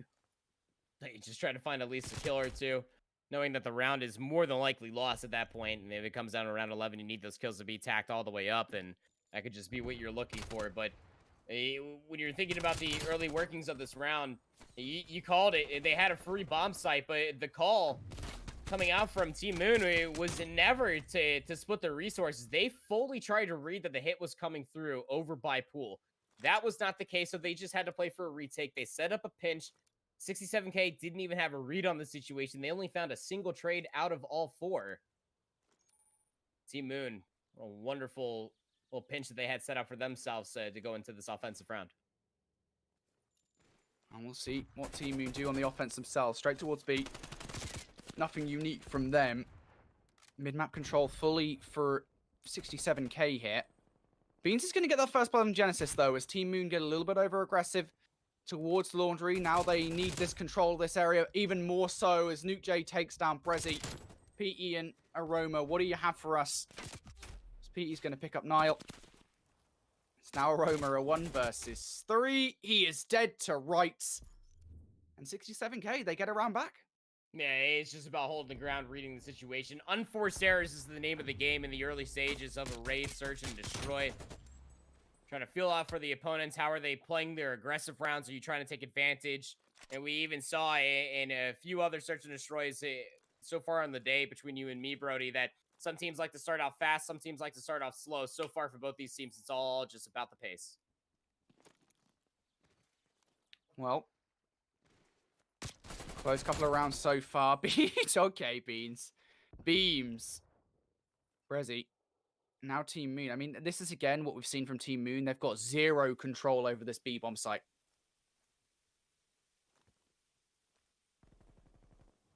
Gonna be able to at least find 1 through the middle of the map, so it's gonna open up the rotation. Player number 6 of PD is gonna be the dedicated player to try to get a read on the situation. That angle is gonna be covered, but PD still finds a kill. Big kills here for Team Moon to make. However, they do make it a 2 versus 2 here, Andy. And now this bomb will go down. So Beans and Nuke J versus Genesis and Brezzy. Team Moon looking to progress through the mid-map. Beans might not get the best timing. He will do. He'll spot out Genesis, put the shots in, but unfortunately won't finish the gunfight. Hello, Aroma now takes down Beans. Nuke J, a 1 versus 2, gets the first and backs away. I believe Aroma might have seen Nuke J there. Now he most certainly will have done. Nuke J's also spotted out Aroma, though, and this is exactly the situation of what we saw earlier, I swear down. But Nuke J not going to win it once again. Aroma has more than enough time to get this bomb down, and I've got to feel there that Beans just should have finished this earlier gunfight. Yeah, I mean, when it comes down to it, look, Brody, we've all been there. Yeah, I thought they were dead too. Dead to rights. Just couldn't get that last bullet in. Maybe a shot of the spread went right over their shoulder, but nice at least from Aroma to close things out there at the end. You get the read on the situation. You know where the player's located at. You just got to challenge. Time is not your friend. I like to talk about it. PD, you even highlighted as well. Those were big kills that came through. It's one to be able to find the information for the bomb site once you lost first blood, but to be able to find a kill and then get out with your life, now that's also impressive for a rotation member for Team Moon there. As far as a retake is concerned. PD now up to 5-2 through 3 rounds. Offense for Team Moon's going to see a lot of players coming through the middle of the map. Big mid map pressure coming in from Team Moon now. They have full control over that mid area. Now it's a really a question of what they want to do with it. 67k have spread themselves pretty thinly to cover all of the areas. Team Moon don't seem quite certain of where they want to go. They kind of want to get this pick first before making the move. And Nile may just be tempted into this peak. Or maybe not. Will have actually spotted out Aroma. Nuke J pounces onto PE, who was over towards the ring. And that's perfect, really, from 67k. They didn't push over Team Moon. Team Moon were really trying to bait him out there. Again, it's just one of those respect calls. And you start off all these rounds super fast, and you try to slow things down through the middle of the rounds now, Brody. And you're just trying to bait out information.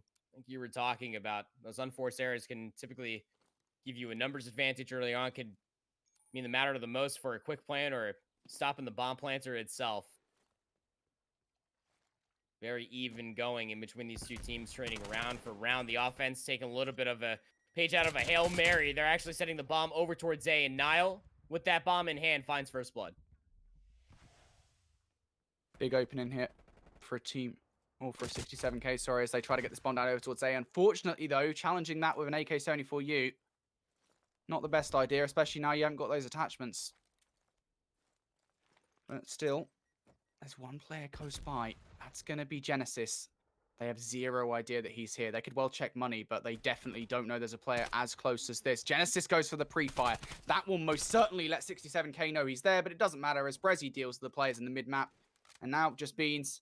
1 versus 3. You're in a great position here if you're Beans, but you gotta play this one slowly. Got 30 seconds to be able to find these kills. 20 seconds if we're being honest to be able to find at least 2 to plant the bomb, but all 3 players for Team Moon are hunkered up. It's a bright sunny day here on Raid. And they got their lemonade, no, but Brezzy still gets cut down. There's the trade. Yeah, Team Moon victory in the end. It comes down to the hesitation, right? You find that first kill through the open staircase, Brody. At the moment that you start hesitating, that player that got cut down immediately got all the information in the world. If you see more than one player beelining outside a condo, it's more than likely going to be an A commit. So the rotation came through from Team Moon. The trade onto the bomb carrier of Nile, of all things, drops it in such a precarious position that they just hold their line. Once the rotation came through, you saw from Brezzy's best play of the round, just shut down 2 players by way of snap of their own fingers. Now Team Moon with themselves a round lead and threatening for a 2-2 split here. They got a player threading through the mid of the map, a PD carrying the bomb. Gonna hang out in condo for the time being. Slow for Team Moon here. They do not want to lose a player. Of course, we kind of saw this earlier on Garrison. I can't even say Garrison now. Garrison, search and destroy. It was winning an offense that really tipped the scales in their favor there. But Team Moon now starting to push up here. PE looking for this opening blood to say and knows that he's going to be around. And there it is. Spots it out perfectly. Elsewhere, Beans is going to fall. That's inside kitchen. And this leaves 67k in a horrible position. A 2 versus 3 now as Nile takes down Genesis. But this bomb is going down. Bomb won't be planted. Both players. One's actually already out on towards site. It's going to be Nuke J. It's going to be good for 1. Towards the center of the map, it's going to be Brezzy for the trade. And Team Moon, like you talk about, they just made that in Mission Impossible status for 67k to try to retake this site. It's all by way, again. Unforced errors is the name of the game. And if you can catch players just trying to jostle for position, try to work a better angle, you start knowing where these players are going to be located at off rip. It's about your centering from there on out. Now a 2-round lead. And even if you look from top to bottom, I mean, not that much disparity as far as KD ratios are concerned. The only thing that you can really talk about is that Brezzy is doing better than at least one of the subs for 67k, but 67k, they're going to send 3 players strong over towards B, leaving Beans behind to watch the flank. Team Moon looking to extend their advantage here. They've already taken out Saiyan, so this push for 67k has most certainly slowed up a little bit. But if Nile can take out Genesis from that back laundry area, this could be an opening that they need. Problem is, realistically speaking, now even this is a 2 versus 3, even with that lovely Semtex from Nuke J. At least until Beans can make his way back over. But for Team Moon, they're just choosing to play this one as a team.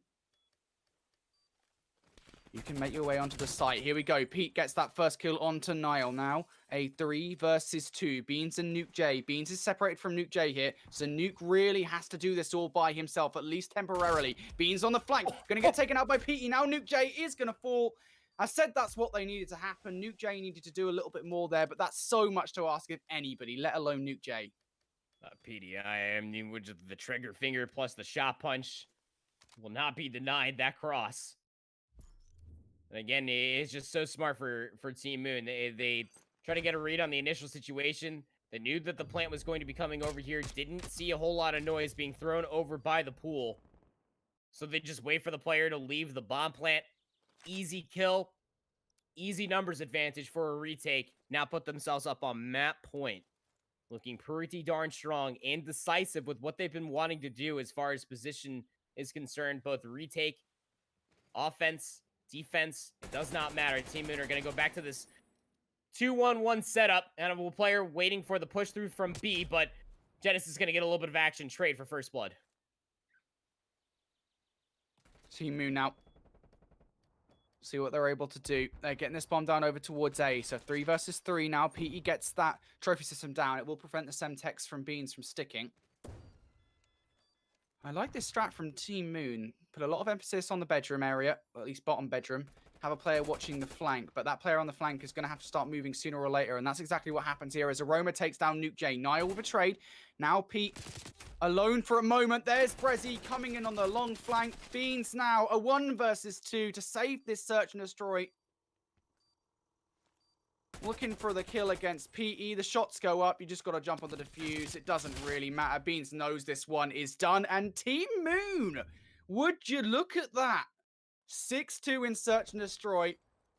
I mean, I'd say it's just short of dominant, but it certainly is comfortable.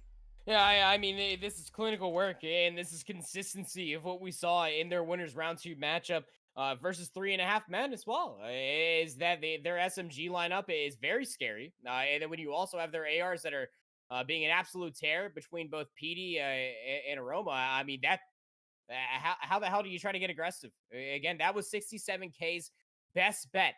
If you go back to map number 5 of winners round 1 between 67K versus Amelia, that was their best bet. Aggression through the middle of the map. Finessing and forcefully finding these first bloods. That's not going to happen. Even towards the very end of that of the search and destroy, you saw in that final round, you push through Zig, Genesis is going to be able to find at least one. You get the trade. But where do you go from there? You got aggressive through the middle of the map. You find yourself in a 3v3 that the AR lineup between PD and Aroma are just going to try to slowly prod those angles, and you're going to make an unforced error. Eventually, 67K says Team Moon. They will gobble that up, and they're going to walk away with a win. Yeah, I think that was really situational, to be honest. I don't think overall that Team Moon were doing anything too crazy. I think it's just sort of early basic search and destroy strategy, which we're seeing from them here. And, well, it's going to put them 2-0 up in the series. Let's take a look at the rest of our map set to see how the remainder of this series is going to play out as we move over towards a garrison control for what would normally be the swing game in the series. Of course, here, it could well be the conclusion. Of course, checkmate, hardpoint, and garrison search and destroy if we do need it. But at this point, I mean, Team Moon, they do look really scary. They 3-0'd 3.5 men. Now, I mean, the question is, can they do the same thing to 67K? Not a good spot to be in if you are 67K as well. You know, the last time that we saw Garrison Hardpoint or Garrison Control out of them as well, they were able to win 3-1 versus Team Amelia. But again, this is a must-win Control. The difference in between you playing just this last best of 5 or another one is riding off of you potentially reverse sweeping this Team Moon roster, which again, if you can tell by the candor of my voice, is no easy feat. They are playing very good Call of Duty. In even their biggest pushback in that matchup versus 3.5 men, yes, came through on the Garrison Control, but it was a claw and battering that ended up coming through. I mean, we're talking about the SMGs from the 67K roster playing probably the best Call of Duty that they have in previous weeks. Their ARs have to be undeniable as far as holding angles. They have to be able to trade their lives for all the way up to what seemingly seems about 4 all the way to 5, because that's what Brezzy is bringing to the table. Absolutely is. This is a scary team, I think, for Team Moon. And honestly, I think for the last few weeks, we've been talking about sort of them on various podcasts and such, and really commentary around the community about sort of them being one of those teams, at least in their older form with Felon and Moose, that could absolutely qualify for stage 2 if they pull off an upset. Well, I mean, they have done exactly that from a seeding perspective. They've come in, they've performed very, very well. They've made their way into the qualification match, just one more map away from qualifying for stage 2, joining the likes of Rams, August, Connect 4, and Train Hard Esports. It's going to be interesting to see which other teams also make it. If I quickly bring up the bracket to see sort of whether there are any updates, we do have one major storyline sitting in the loosest bracket right now. How crazy is this to think about? Only one of 3 Hombres, House Taff, obtained, or ex-obtained, I should say, and Lucy and Co. will be making their way into stage 2. That is just crazy to me, Andy. It's just shark infested waters down there too. Sound- We were talking about this off broadcast, man. yeah. I mean, just think about it. Just in between House Tarth and even 3.5 men as well.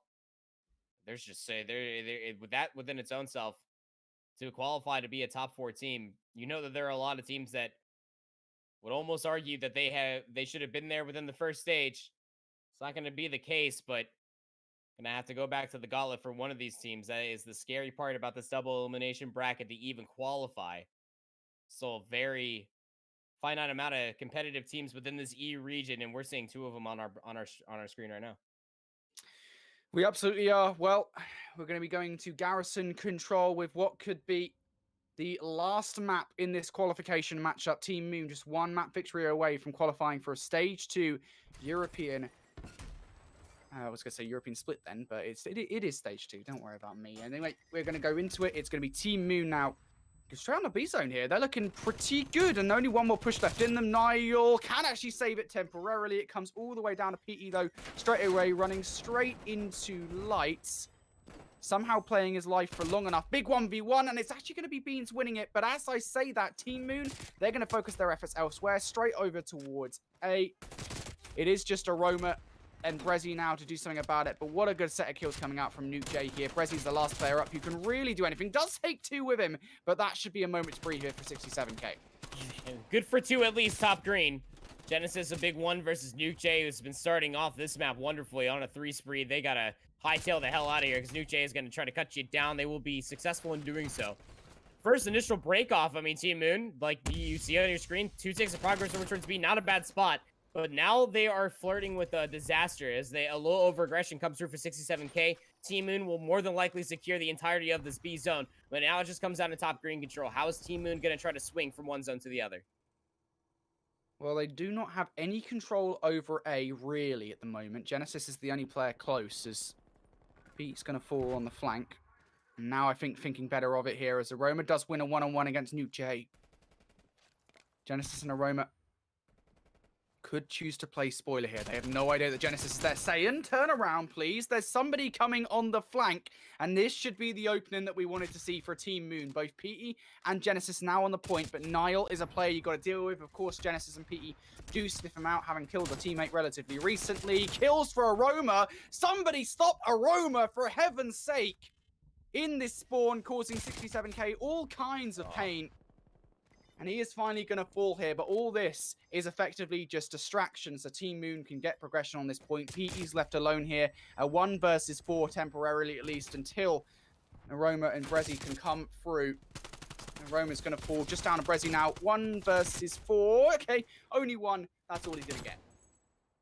And now you're just playing for the kills. You got the second tick of progress over at A. Just try to spawn trap them. You're about to be down to just 1 respawn remaining. That is the case for 67k. There's been so much space that has just been provided out through their double doors that Team Moon are just going to flurry on, be able to find these kills down. No respawns remaining. Player number 7, Nuke J, which is expecting the hit from top green. It's not going to be the case at all. Team Moon, they can continue to play this pace to close out this map. Or this round, rather. They very much can. 2 ticks progression over towards A. They only need 1 more good push left in them, but 35 seconds, 7 versus 4, 67k hit. They could play time. Saiyans going to get that opening blood onto Aroma. Lovely play Semtex. Niall gets another one as well. And all of a sudden, this becomes more possible. But Genesis takes down Niall. Now a 4 versus 3. Genesis a massive one to win in the backline. Saiyans going to win it. Now a 3 versus 3. PE's the closest player to stop this. But Nuke J sitting in this corner. He is ready for this push. Saiyan dies in the backline. What can Nuke J do here at the front?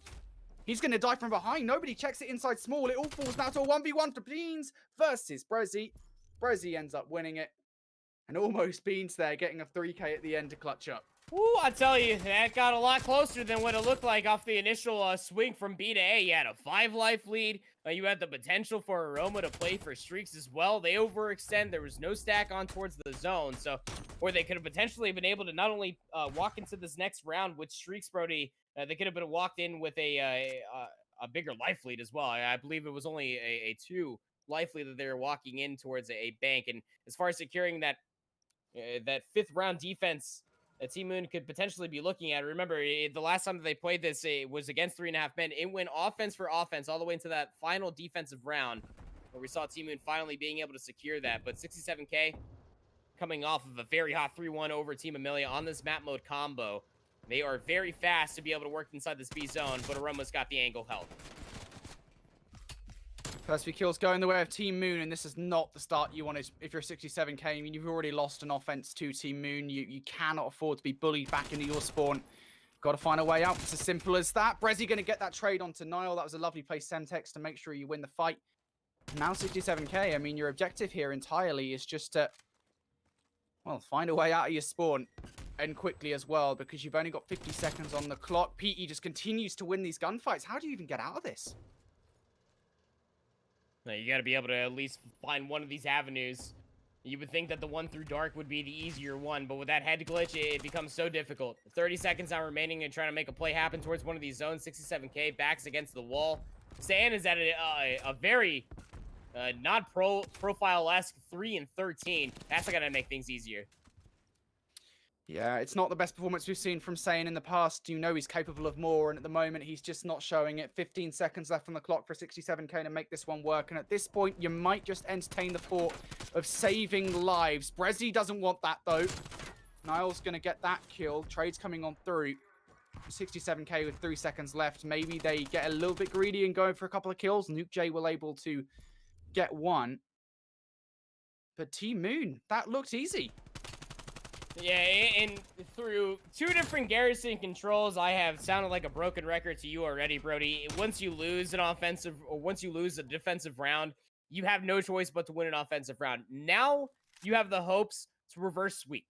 In control of your 67k. To start the hopes of a reverse sweep for a map set that you are currently down 2-0. Saiyan is down bad. They are 3 and 14. The rest of the team is trying to do everything they possibly can, but Team Moon, again, through the previous 2 rounds, they're just outgunning and just trying to outpace them, but single file line straight down the middle of the lane. Beans will line those bad boys up for first blood. Now 67k. Okay.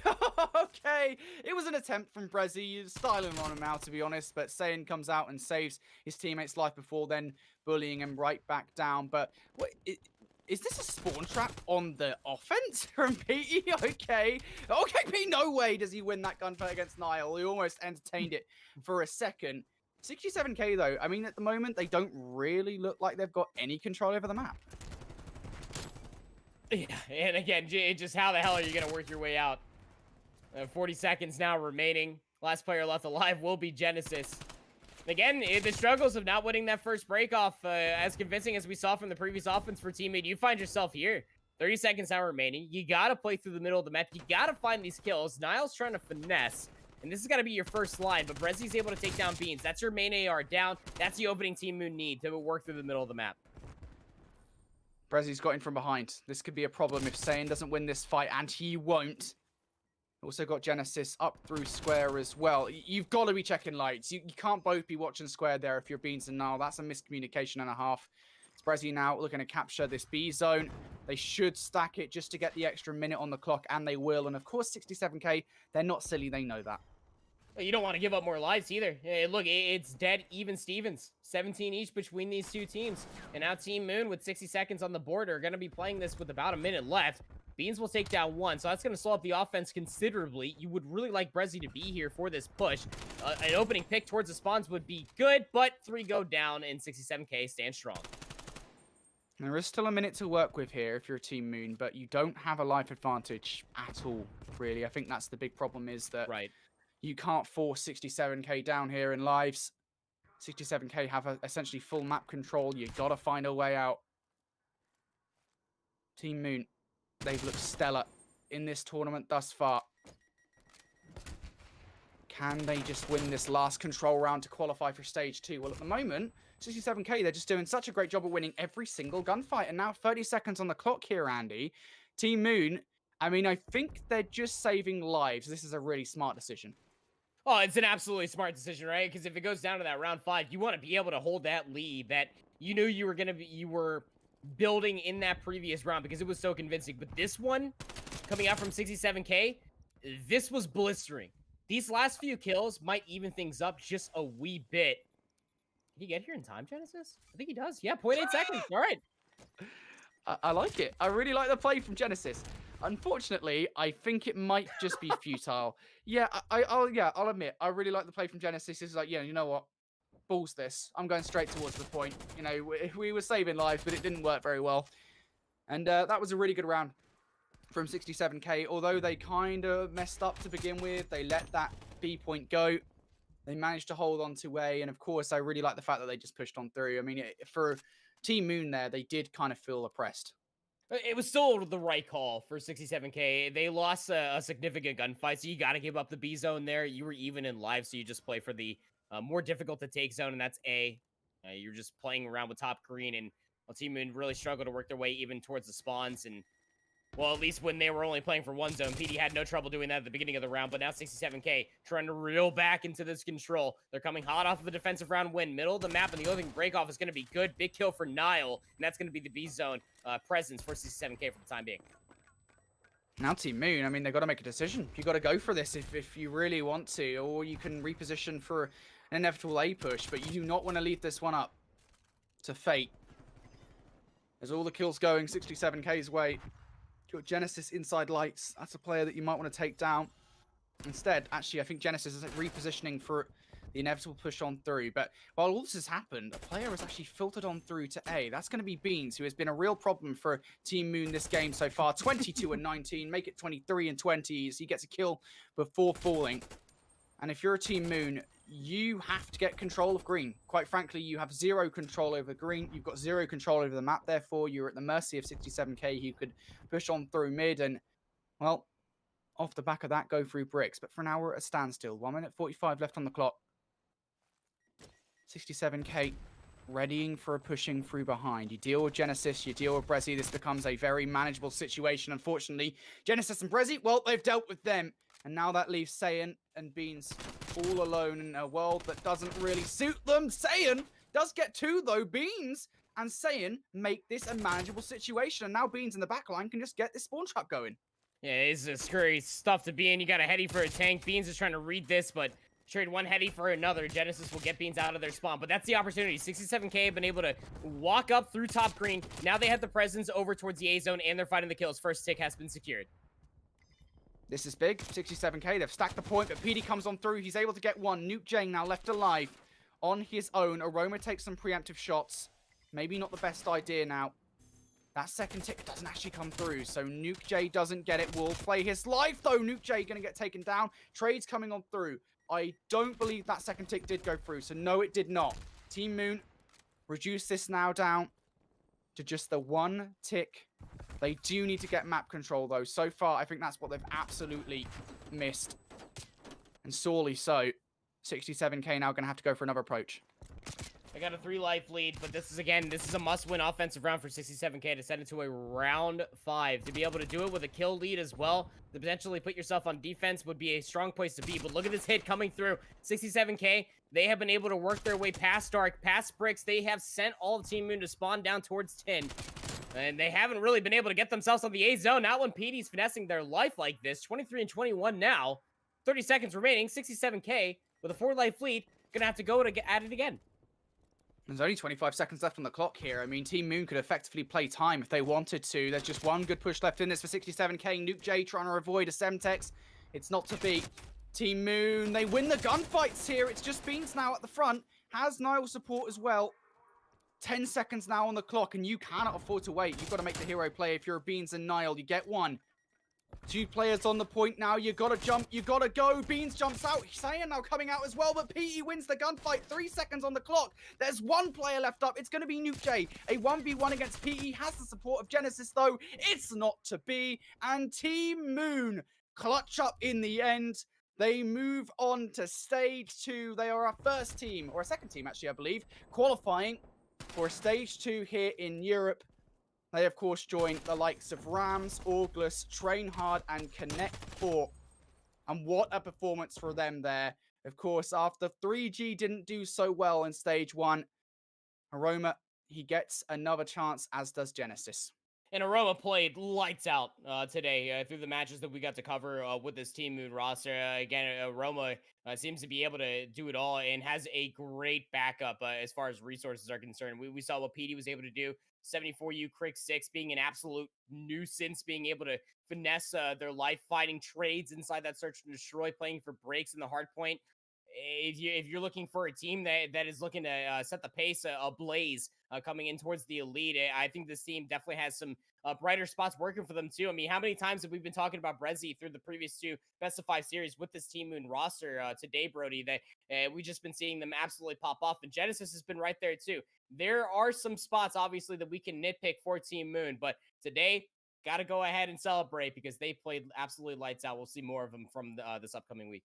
Yeah, absolutely. There are some things they're going to need to improve on going to stage number 2. Of course, you are facing the big dogs in August, Rams. Of course, we've got Train Hard and Connect 4 there as well. So, some massive updates coming from the bracket as well, as we do have our 5th and 6th teams qualifying, of course, with this roster making their way in Team Moon, and of course Passion also there as well. That's Bids and Co, their new roster.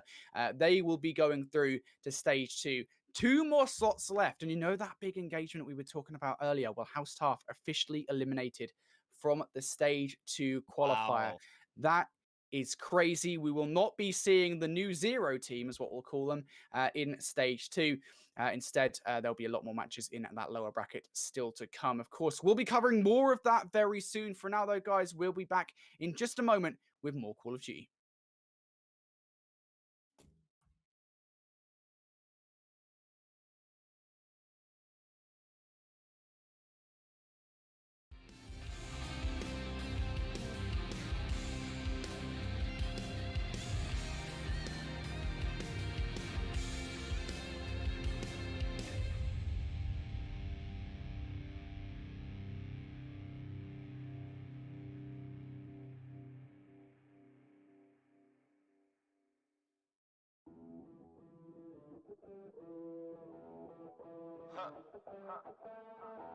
Welcome to forever, man.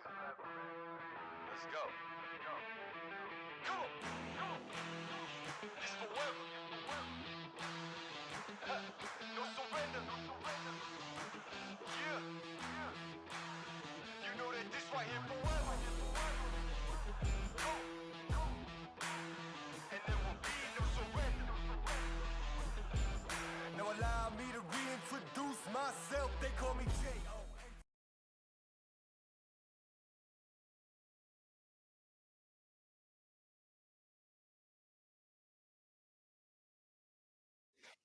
Welcome back, everybody. Apologies for that very short break. We haven't got any match of Call of Duty to show you guys just yet. We have got an update on the overall stream. So what we're going to be doing is we're going to be transferring from my YouTube channel to my Twitch channel, just so everyone can have easier access to the stream and such for the last 2 rounds of play. So go check that out at twitch.tv/InfinityBL. You can watch the remainder of the matches today in the Stage 2 European Qualifier Community Broadcast there. For now, though, thank you to everyone for watching the YouTube stream, and we'll see you in Twitch in just a moment.